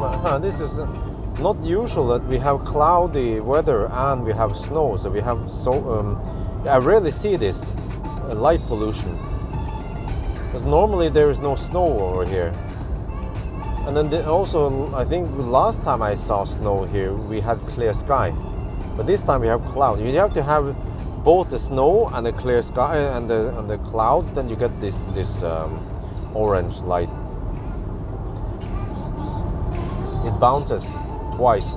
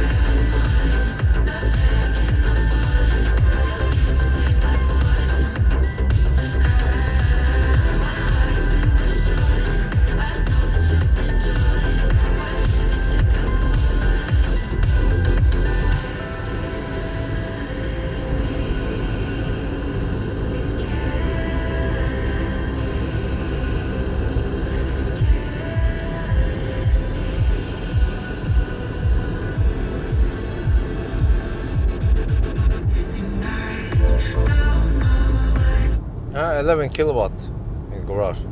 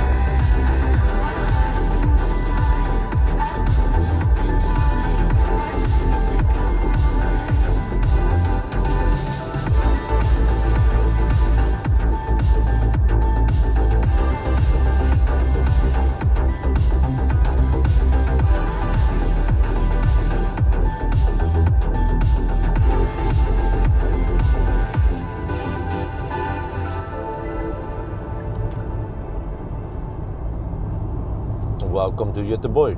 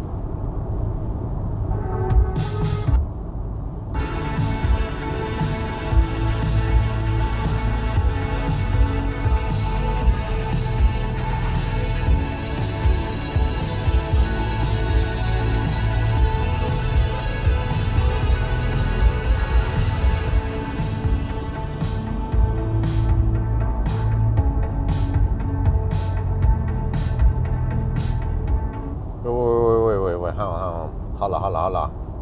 We are 48 kilometers away from Speculate now, and I have 14 degrees Celsius. I think it's time to preheat the battery.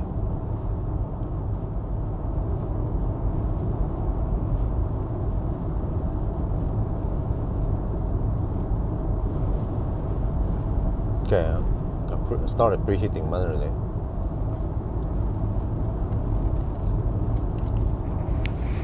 Because now the car claims we will arrive with 20% at Speculate. So maybe it will be 15, but we'll make it there just fine. We have 31.7 kilowatt hour left and 47 kilometers to go.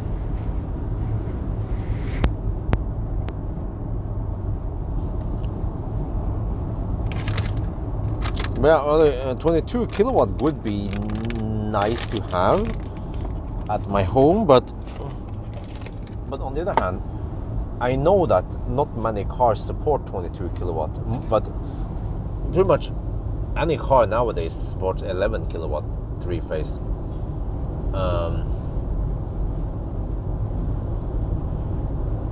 But I actually didn't go for 7.4 kilowatt at all. And I have that box that can make 25 amp, which is 6 kilowatt something, which is good enough for some old cars that I occasionally get, like on the classic Ioniq. Yeah, there are a few cars. Classic Ioniq, the old I-Pace, and also the old EQC. They have 7.4 kilowatt. But I think even old fat e-tron has 11 kilowatt or more.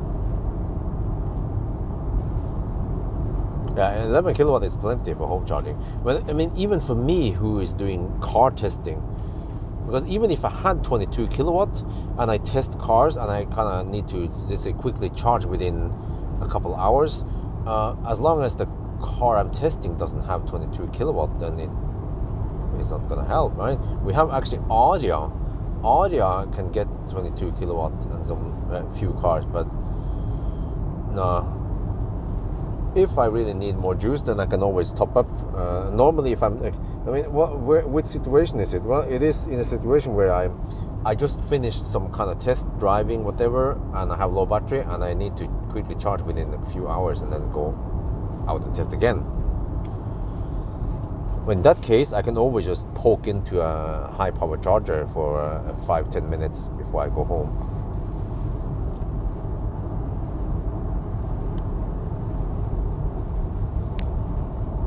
And it's those cases are so rare that I don't care about supporting or having a charging solution for that case. And then in the Falcon, well, yeah, still doesn't matter that much if it doesn't get 22 kilowatt.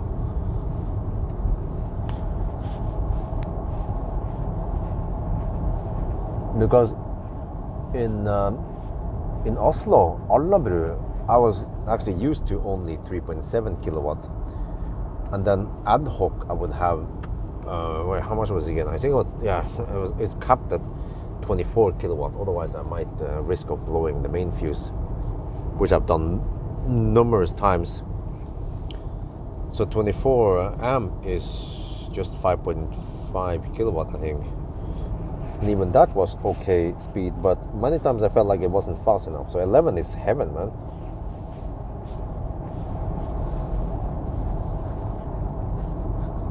Eleven can fully charge a small battery within, let's say, 5-6 hours, and it can fully charge bigger batteries overnight. Usually 8 to 10 hours. And I normally don't plan to have that crazy trips that goes too close to each other.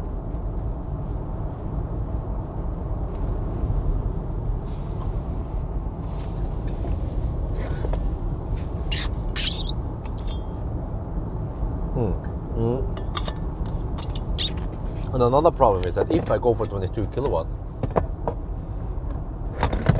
what the heck is it? I accidentally bumped into. If I go for 22 kilowatt, it will mean that I have to reserve power there, right?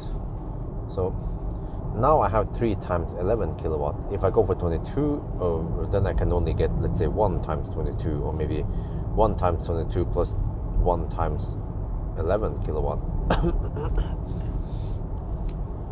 But unless I use some kind of equalizer and whatever, so I can potentially pull more, but then I'm also not keen on getting massive power fee. Nowadays I'm hovering around roughly 60 euro per month in power fee. But if I go higher, I will suddenly have to pay double. Yeah.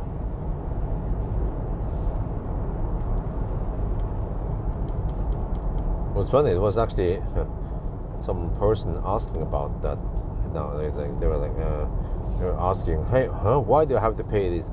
It was over 1,000 NOK extra.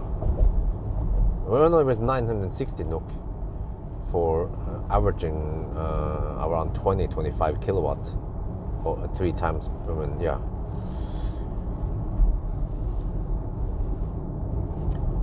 I think they don't even understand why you have to pay that power fee, peak power fee, rather.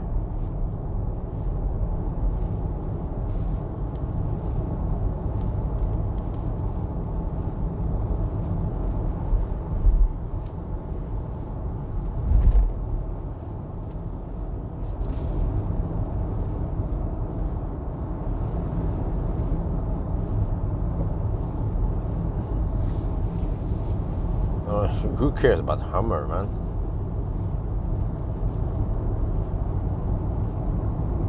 But you see, the problem is that even if you own a Hummer, I mean, how much are you actually driving it? You arrive with empty battery and you expect it to fully charge within, I don't know, well, the problem is overnight, yeah, it will even not be enough, depending on start state of charge and state of charge. So maybe if you're a Hummer, you need to get 22 kilowatt because it's so damn thirsty.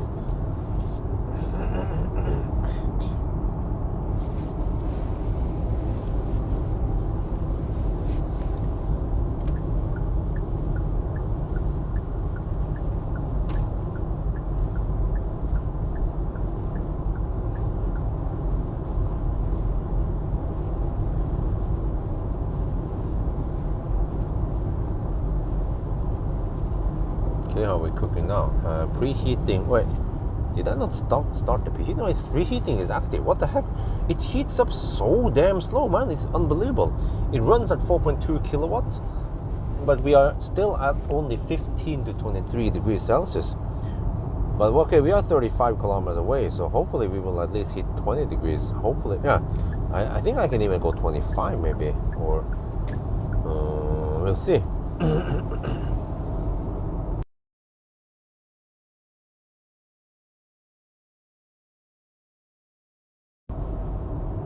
Huh? 11 kilowatt what? Do you mean that Hummer has only 11 kilowatt onboard charger, or do you mean that 11 kilowatt is enough? Or what do you mean with 11 kilowatt?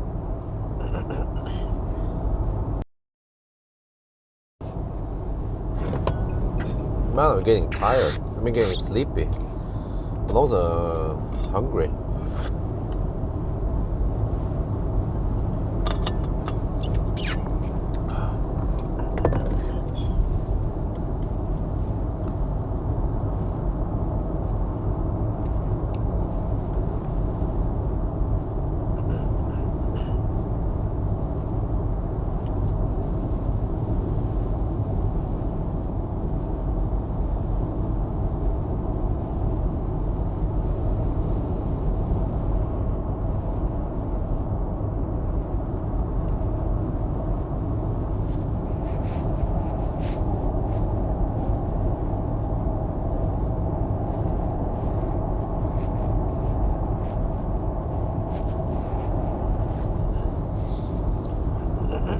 Maybe I shouldn't have. Let's see. I need food first anyway.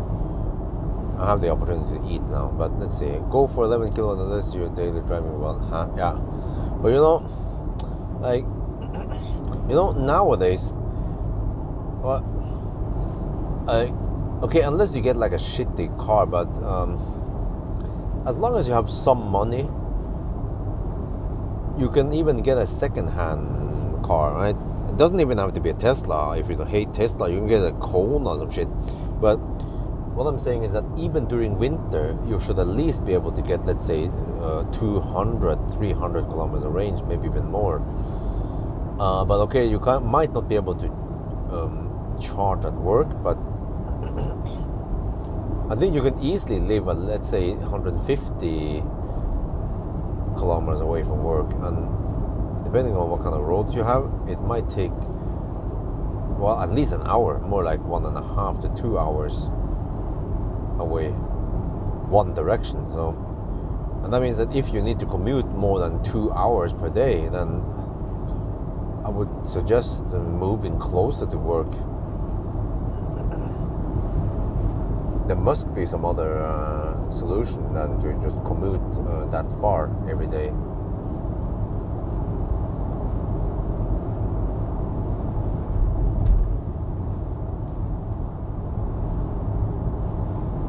well, 22 kilowatt future-proof. Yeah, but I feel like 22 kilowatt might be overkill, because car manufacturers nowadays, they don't care about 22 kilowatt, most of them. And I even claim for the longest time that 22 kilowatt is nice and stuff. You know, I tried to try to highlight that this car is 22 kilowatt on my charger. But nowadays, I almost don't care, because let's say, for example, Aria. Okay, Aria has 22 kilowatt. All right, fine. You can fully charge. I know Aria has around 80 kilowatt hour net capacity, so you can fully charge an Aria 87 kilowatt hour in around 4 hours. Okay, so what? Is it that important that you hammer Aria for several hours and then you AC charge it during 4 hours and then you hammer it again? Maybe if you have pizza delivery, it will make sense. But then who the heck uses the Aria for pizza delivery?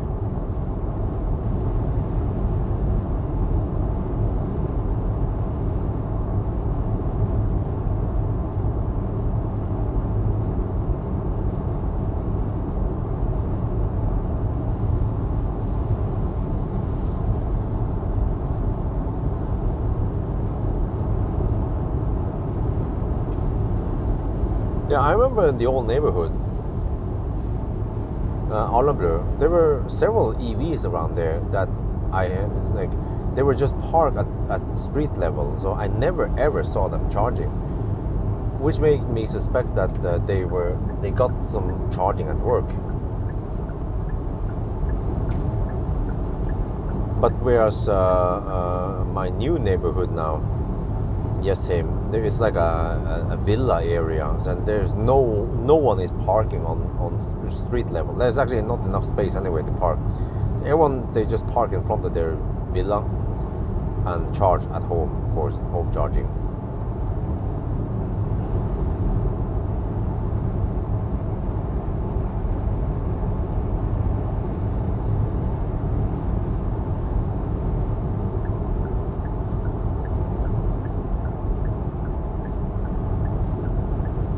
Okay, consumption has dropped to 369. Let's see, status now. Battery temperature has gone up to 17 degrees Celsius. Yeah, I think that's fine. We're 25 kilometers away. Man, the preheating in this car, these Korean cars, goes dog slow. It's unbelievable slow, man.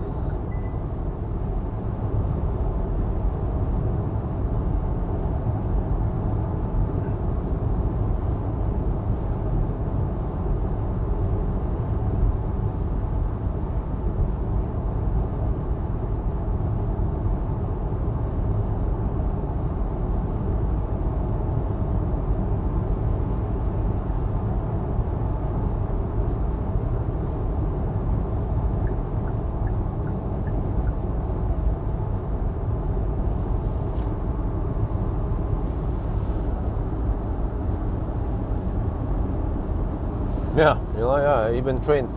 I remember when I used to commute to work by metro, I would get some much needed sleep. Sometimes I would nap on the morning, but also nap in the afternoon.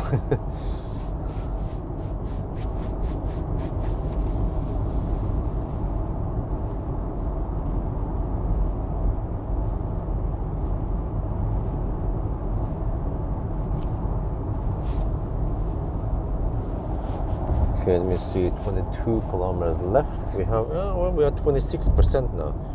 Okay, what is the time? The car estimating that we will arrive at 18%. Okay, preheating is still active. Oh man, I can't wait to get to Specular and get some food. Back at Hunghalla.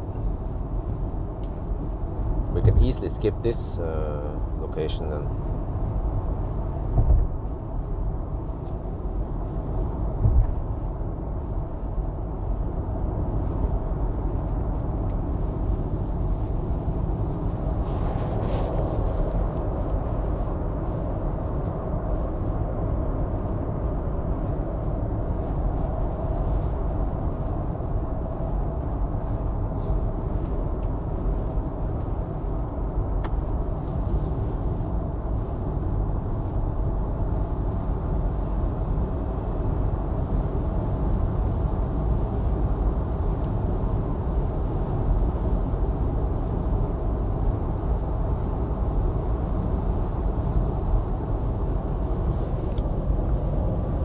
just have to figure out what the heck I'm supposed to eat at the next stop now. I have to eat something that doesn't give me bad stomach. Don't want to get freaking diarrhea at the expo.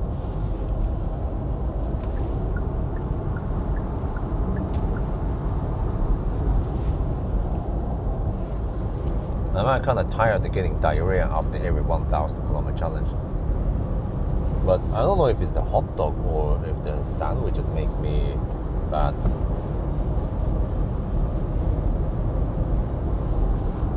Sandwiches should be safe, right?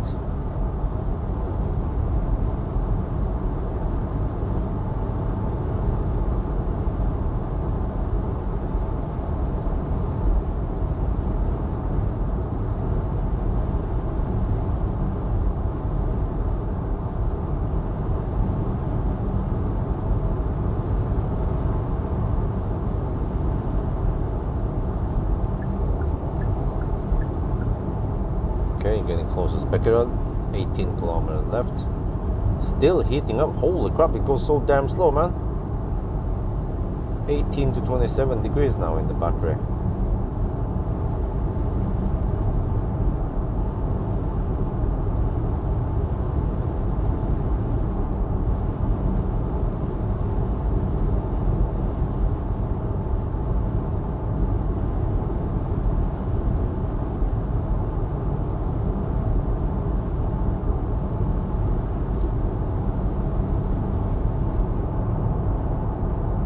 Man, this is going to be a quick stop. I just have to grab something I can eat while driving then. Yeah. I have just around 10 minutes of stop here. 10 to 15, yeah, 10 to 15 minutes.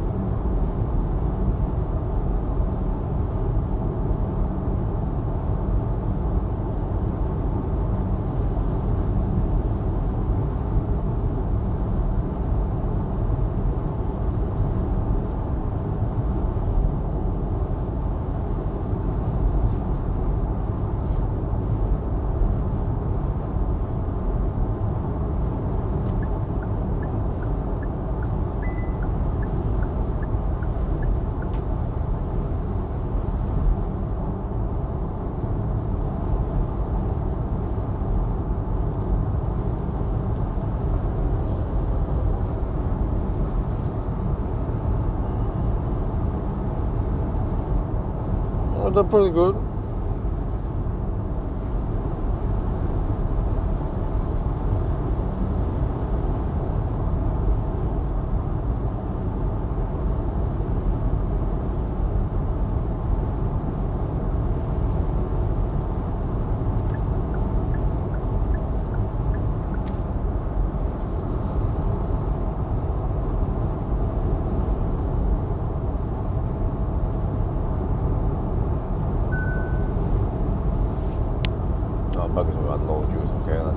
20 to 28 degrees now.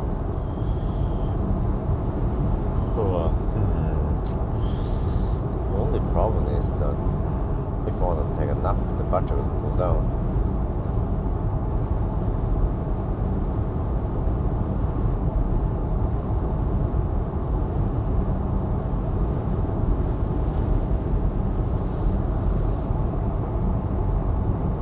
Okay, 9 kilometers left. Let's back it out.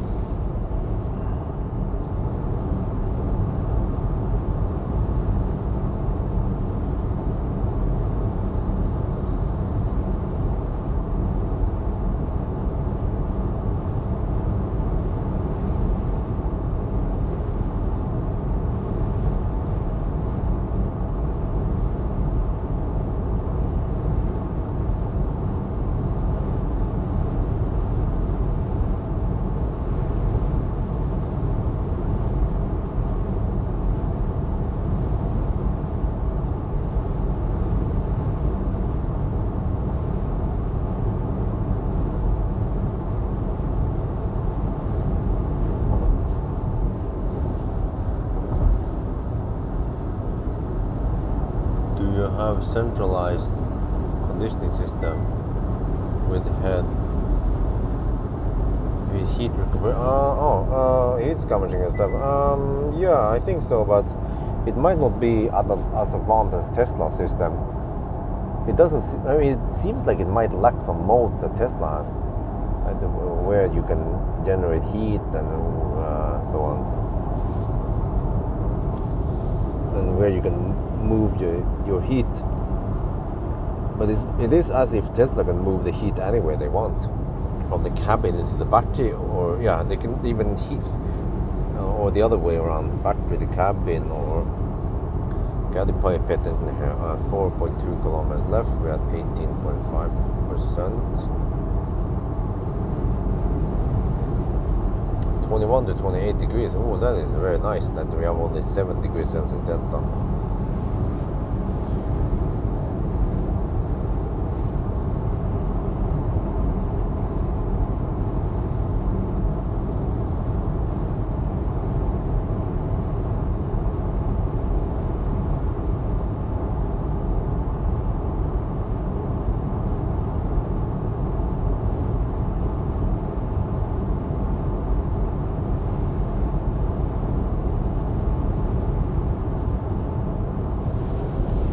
Well, at my home I have waterborne system,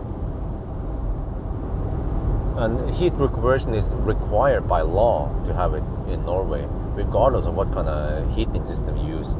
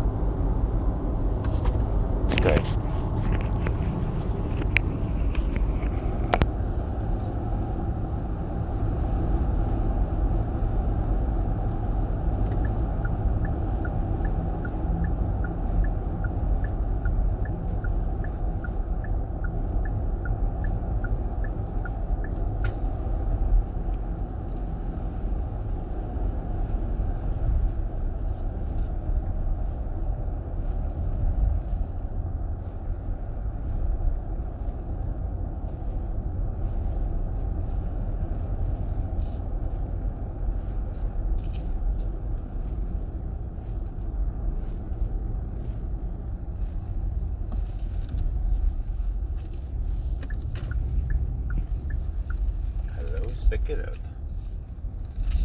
Oh, where's the shit? Potholes here. Did they patch them already? So, okay, microphone is off. Get ready to quickly leave the car. What's over there? They're digging some more chargers. Oh, I bet Circle K, they are building their own high power charger there. Okay, so that charger is kaput. Okay, I have to go for the next.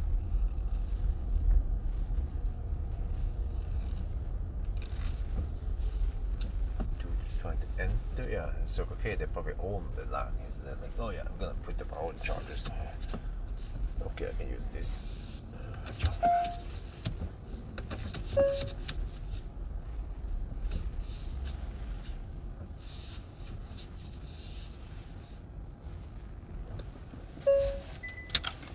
Right. Let me see how to scroll down here. 711 kilometers now, 362 consumption. Spec it out. After a bit over 7 hours, okay, we are roughly at the 100 kilometers per hour mark thingy. Okay, we arrive at 17%. Oh shit, what did I? Okay.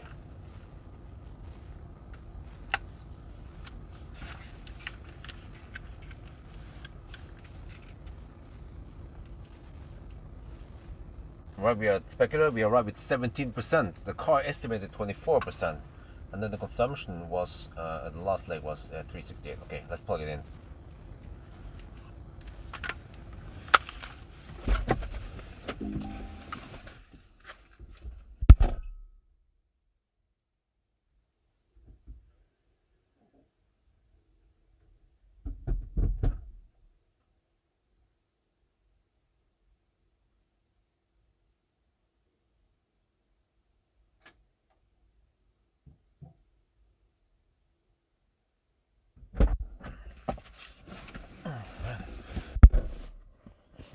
It is windy outside.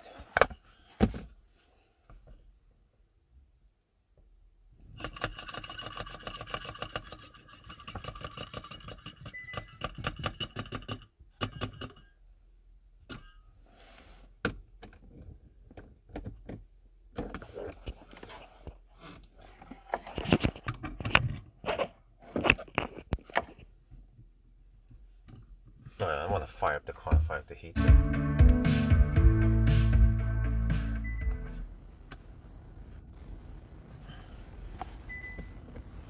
Well, it has a little slow ramp up there.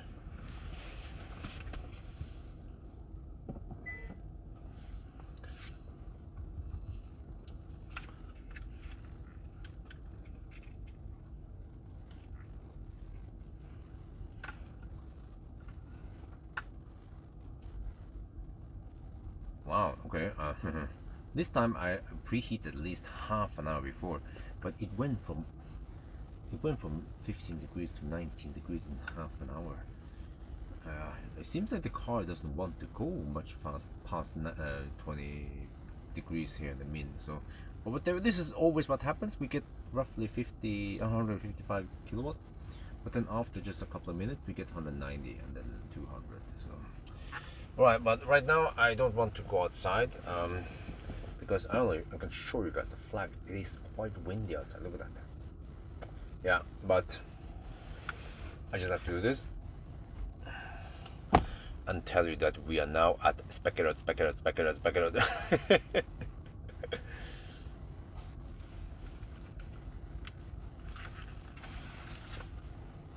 Wait, okay. Oh shit, I have to hurry. I really have to hurry because... Well, no, wait, I should charge until it throttles. Yeah, okay. But let me see. Next one is going to be Strömstad. I think I have it in the history even. Okay. Where are the history? Wait. Previous destinations. That's okay. Fly by Strömstad here. I own this Strömstad. Google. That should be 120 kilometers away, but whatever. Okay, now that'll be fine. We'll have slight tailwind also. 124 kilometers. Let's say consumption will be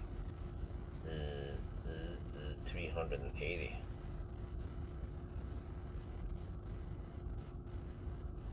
Yeah, we'll probably consume 50%, but I bet I want to go for around 70% at least. Ride on the 200 kilowatt wave. Okay, let me get some food now, finally. Yeah, a little restock.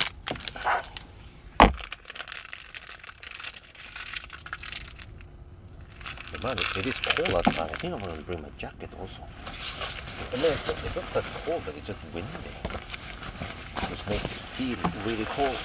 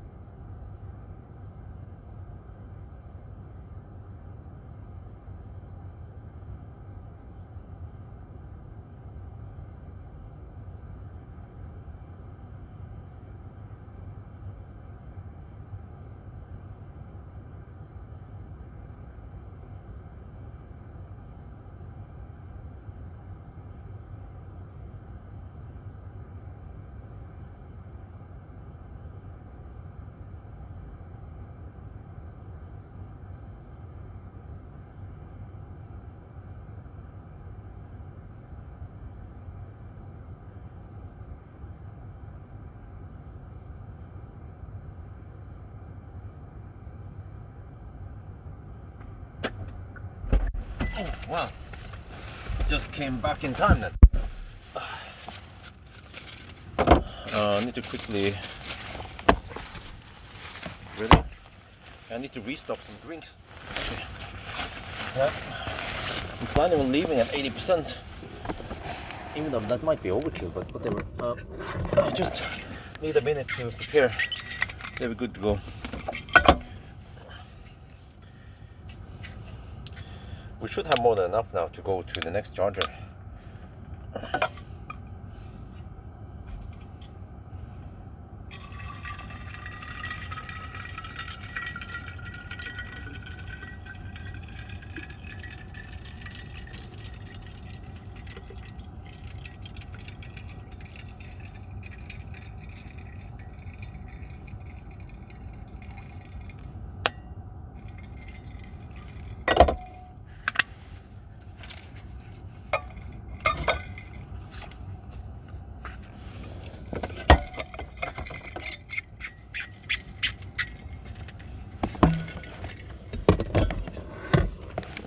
We even woke up. I never slept. I went to the gas station.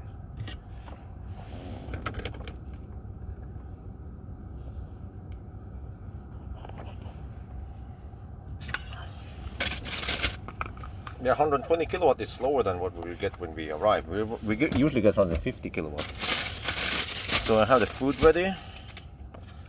Yeah, everything ready. Okay, let's go.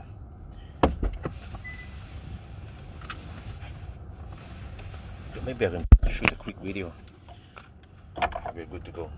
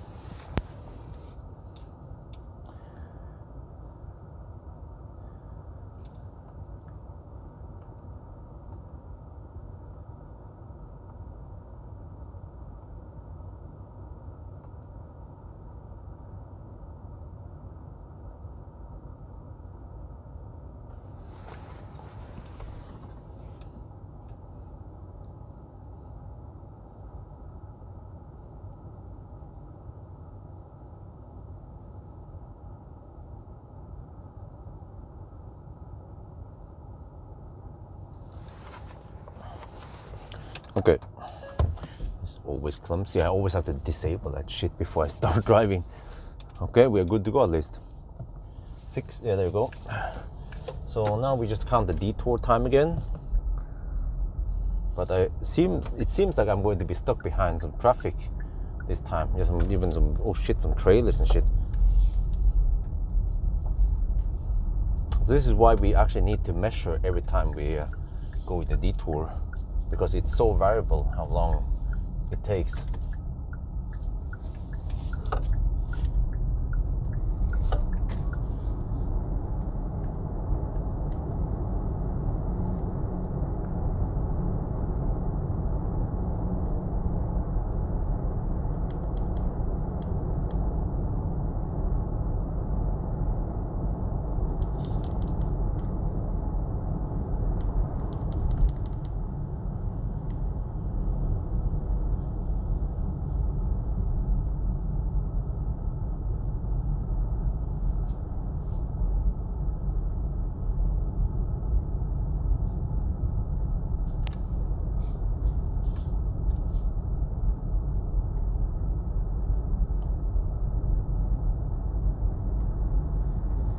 fire up the high beam at least. Wait, no. There, okay.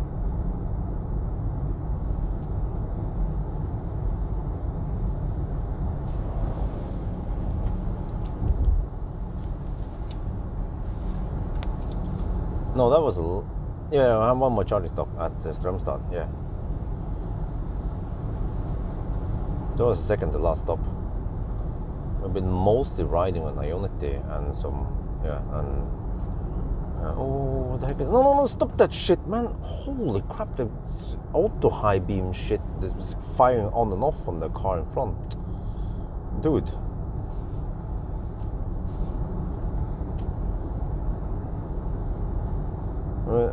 This is why we need AI for auto high beam or matrix in general. Like any human would understand. Okay, there's a car in front here, you know. Don't fire up the high beam on it. It's like this was like, oh, it was right on the threshold. Maybe the taillights were a bit weak, so it's like fire up the high beam. Oh, not turn it off. Oh no, fire up the high beam. Oh, not turn it off. It's a horse trailer.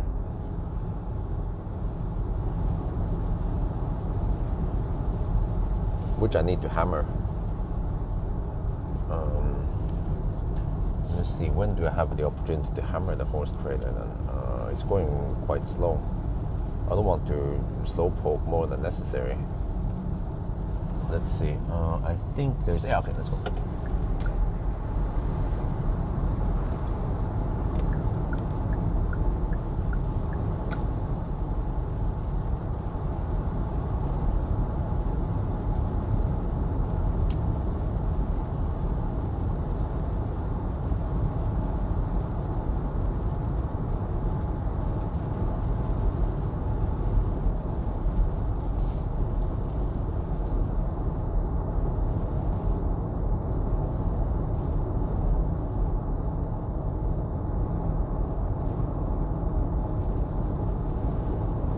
Volvo has AI already, huh?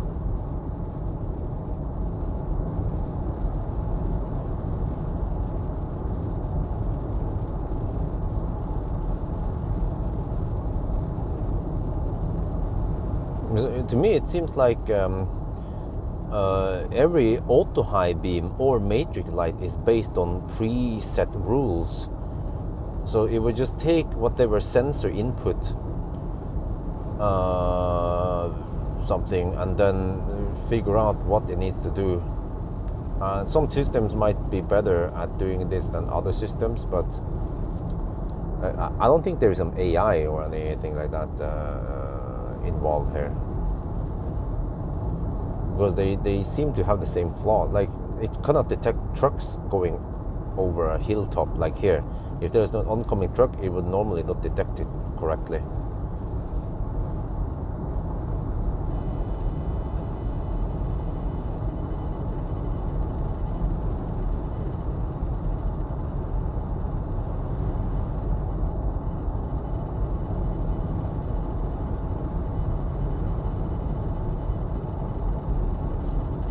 Okay, I finally bought some food I can eat. Yeah. So I'm staying away from hot dogs. At least if I go for some bread or what there is called a sandwich, and hopefully that's better. Wait, why is it not firing up the high beam now? Could be a moose problem. We'll see. Now it fires up. Hopefully.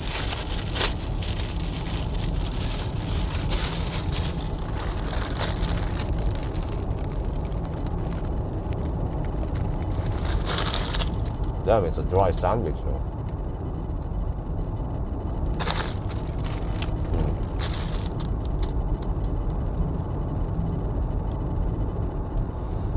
Oh man, this is the alternative.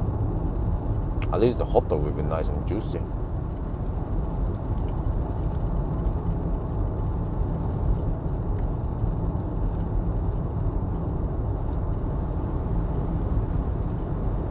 I'd either choose eat a dry sandwich and avoid type 3C discharge, or eat a juicy hot dog and then get diarrhea.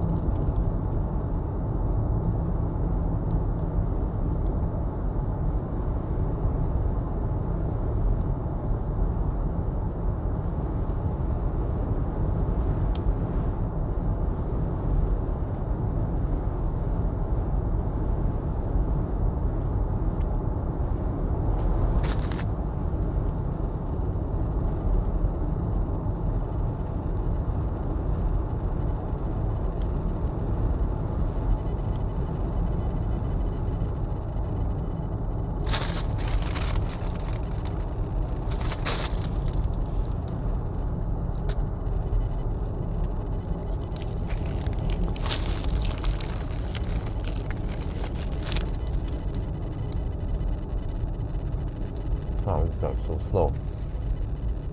The problem with automatic light system is the light intensity. Okay.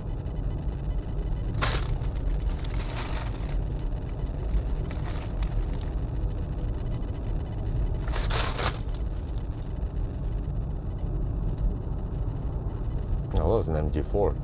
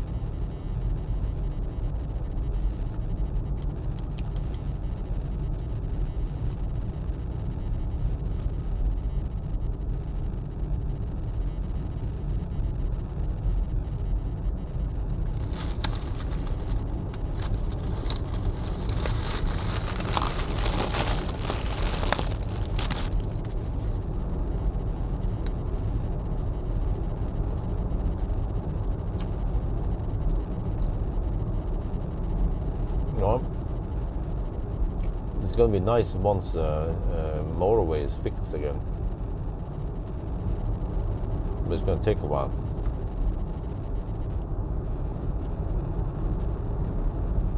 Another, I don't know, 9 months maybe, 10 months.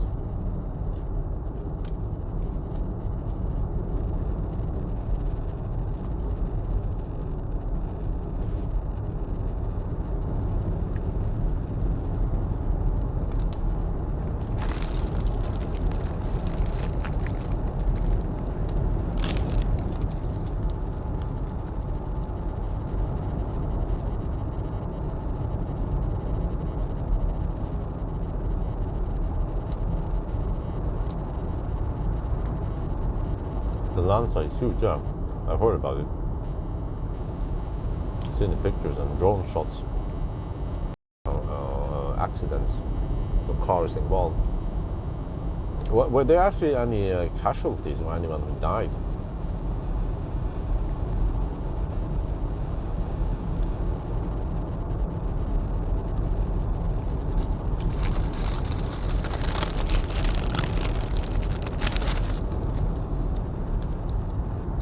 So this car shows the correct detour,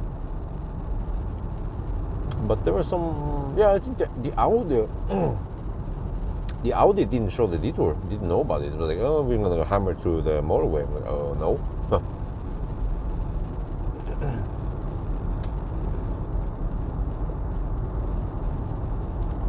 This car at least shows the map, the motorway stretch as closed or dotted line. It's red and white dotted line.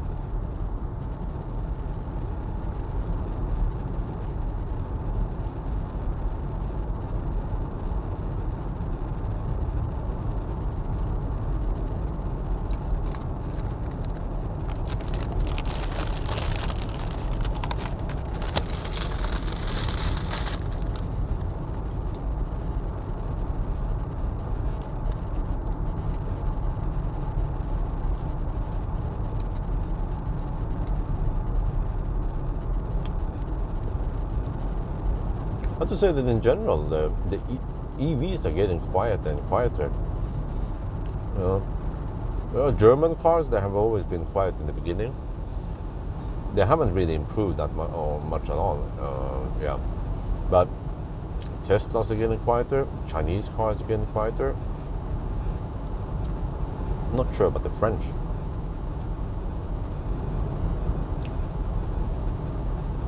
Even the Japanese cars are getting quieter.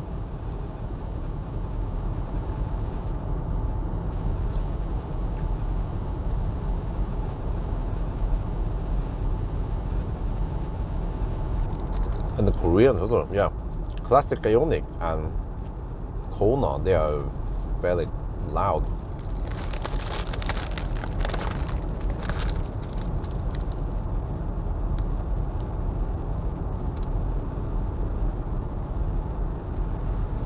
E-Niro was slightly better, and also a classic Soul.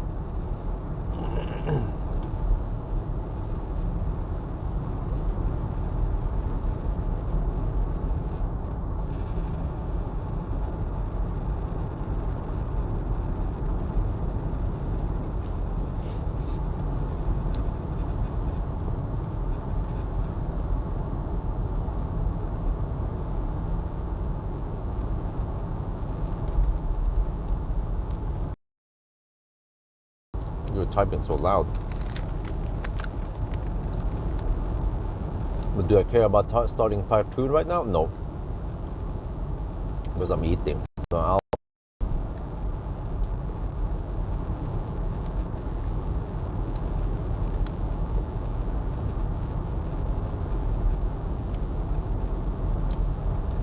remember that it's just like a guideline. We don't have to start part 2 now. Nothing's gonna happen. The world is not going to crash into the sun because we didn't start part 2. Well, it's important that we are still live streaming in part 1.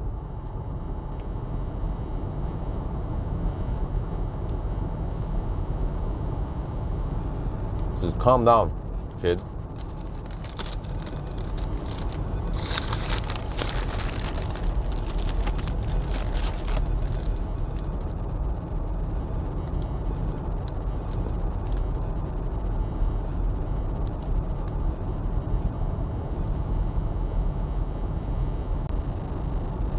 High beam fires up and then have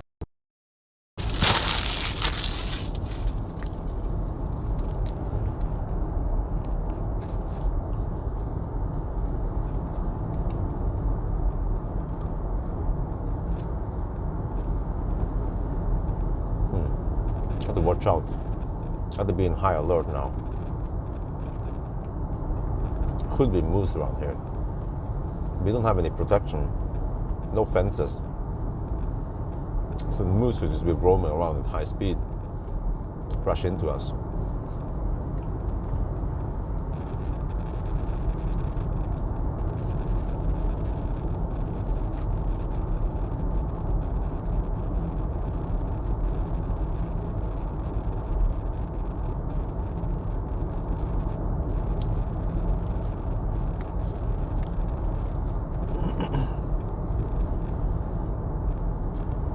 They're getting close to Yongqi now.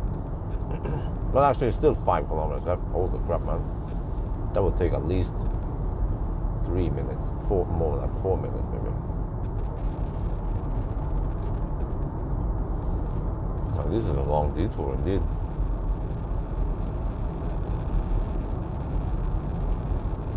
I mean, it usually cost me around 20 minutes extra. The whole challenge, round trip.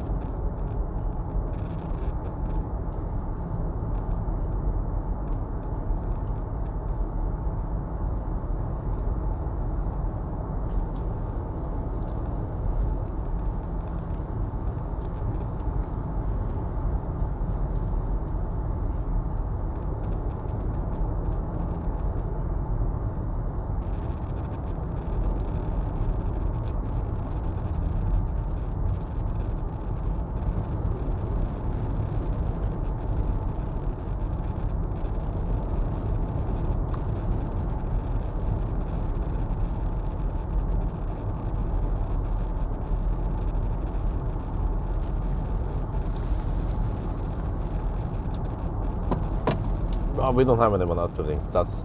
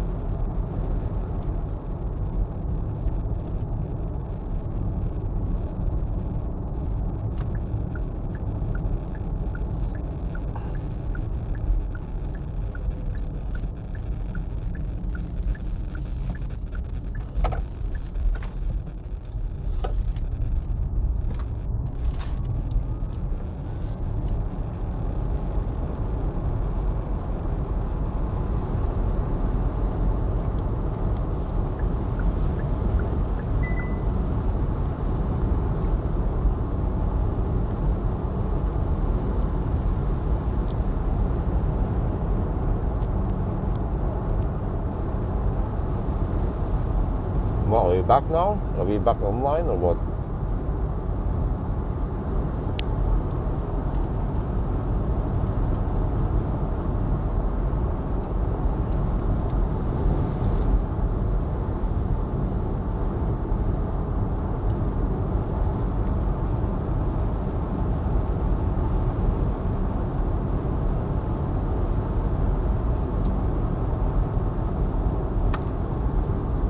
Wait. Well, have we been back for a while? Or did we just come back now?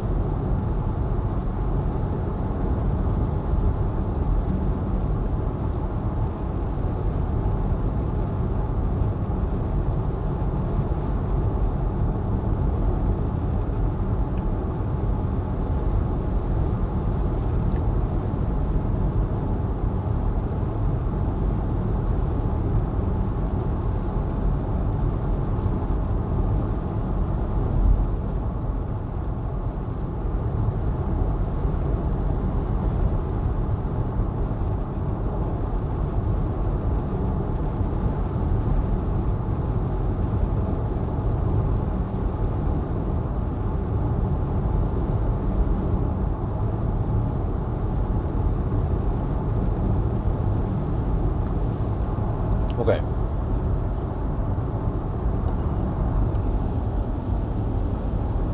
It's been back for a while. Okay, but just no one told me. All right.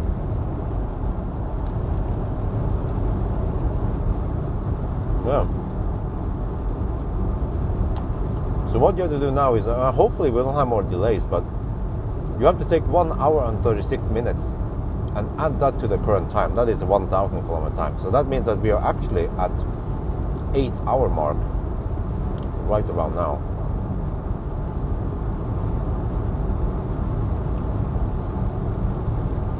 And we've done 750 kilometers after 8 hours. Seems like we'll be slower than 10 hours. Okay.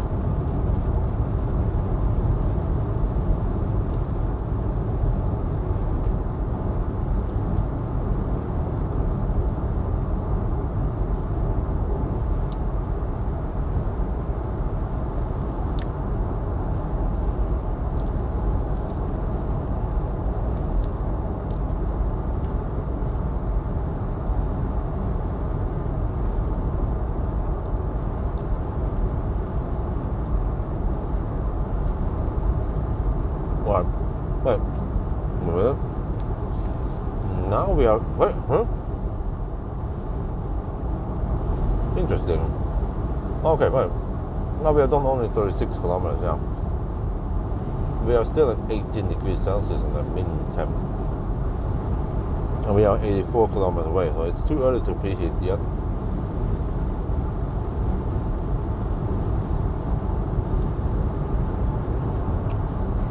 Maybe I should preheat when I'm around 60 kilometers away.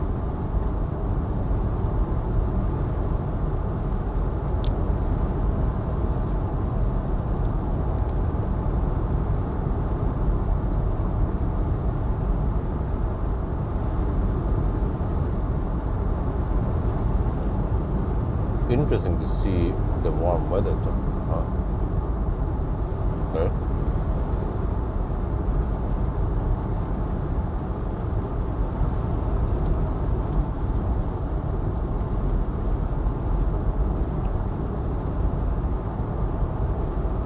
You mean that you want me to borrow this car once we have summer, right? Is that what you mean?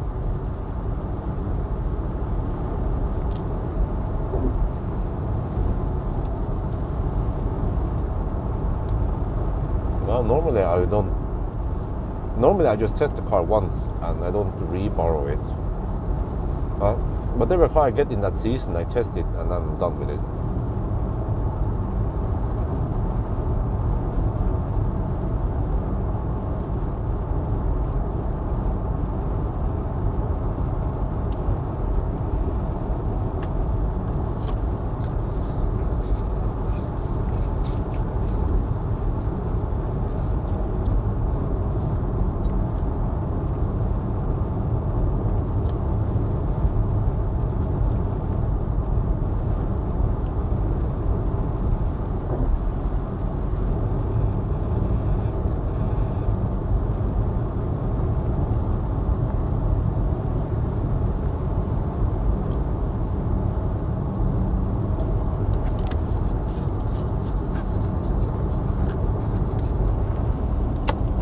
Unfortunately, stocks are not being updated today.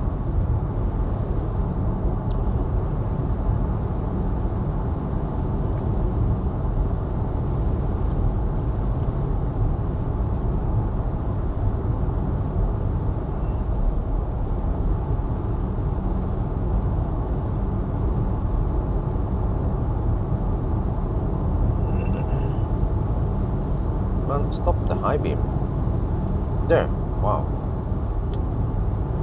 I would have turned off it earlier, and then it fires it up again. What the heck, man? Shit.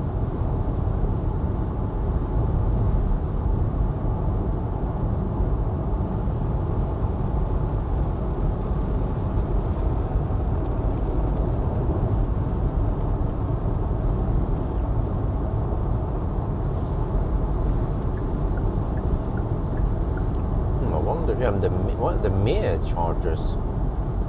They are fat hyperchargers. That could work. Wonder if I should have stopped there instead. But then, how expensive are the mere chargers?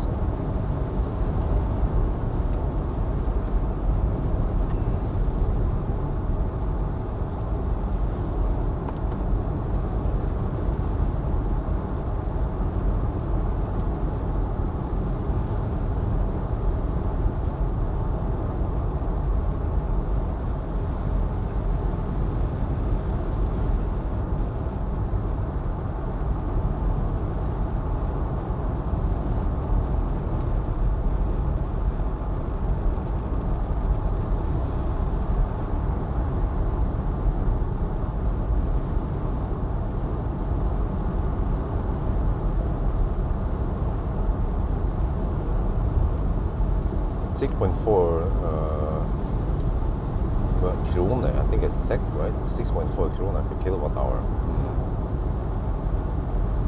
But it claims to be only 100 kilowatt. That's a bit weird.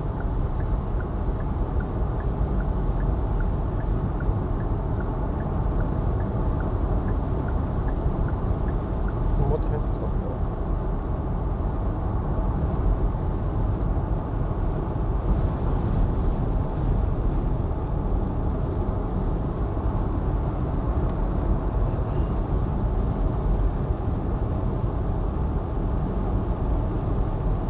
Okay, so yeah, so far so good, right?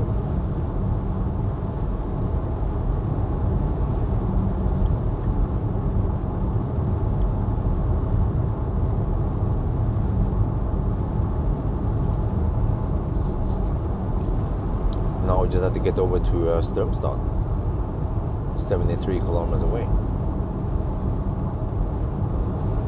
Wow, it's only 6:30 in the morning. Wow.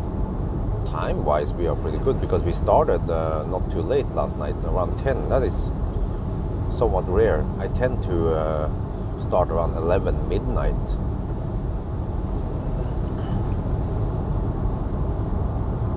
Yeah, that's another Kia EV9. Huh. Big fat beast. And that Kia even had a roof box. It's also going at fairly high speed. I wonder how thirsty that Kia is. Must be even thirstier than me. Even though I'm going faster.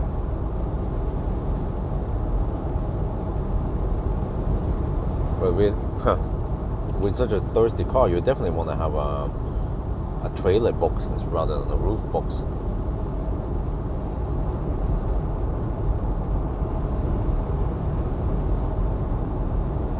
Yeah, good evening. Good morning. Well, it is 6:30, so I think that's considered morning.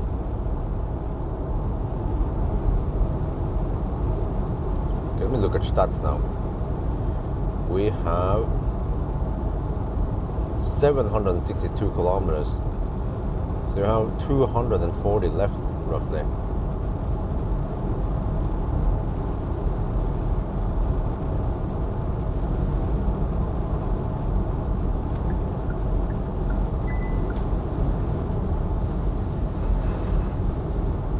Oh, this is the tricky area.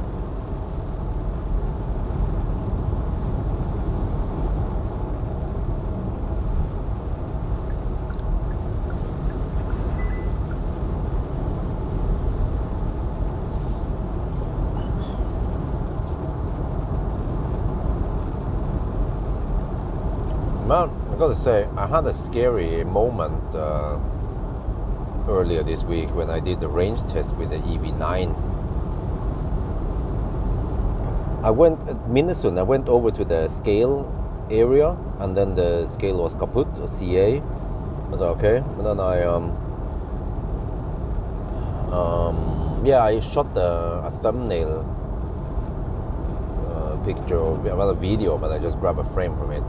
Shot a thumbnail, accelerating into the ramp,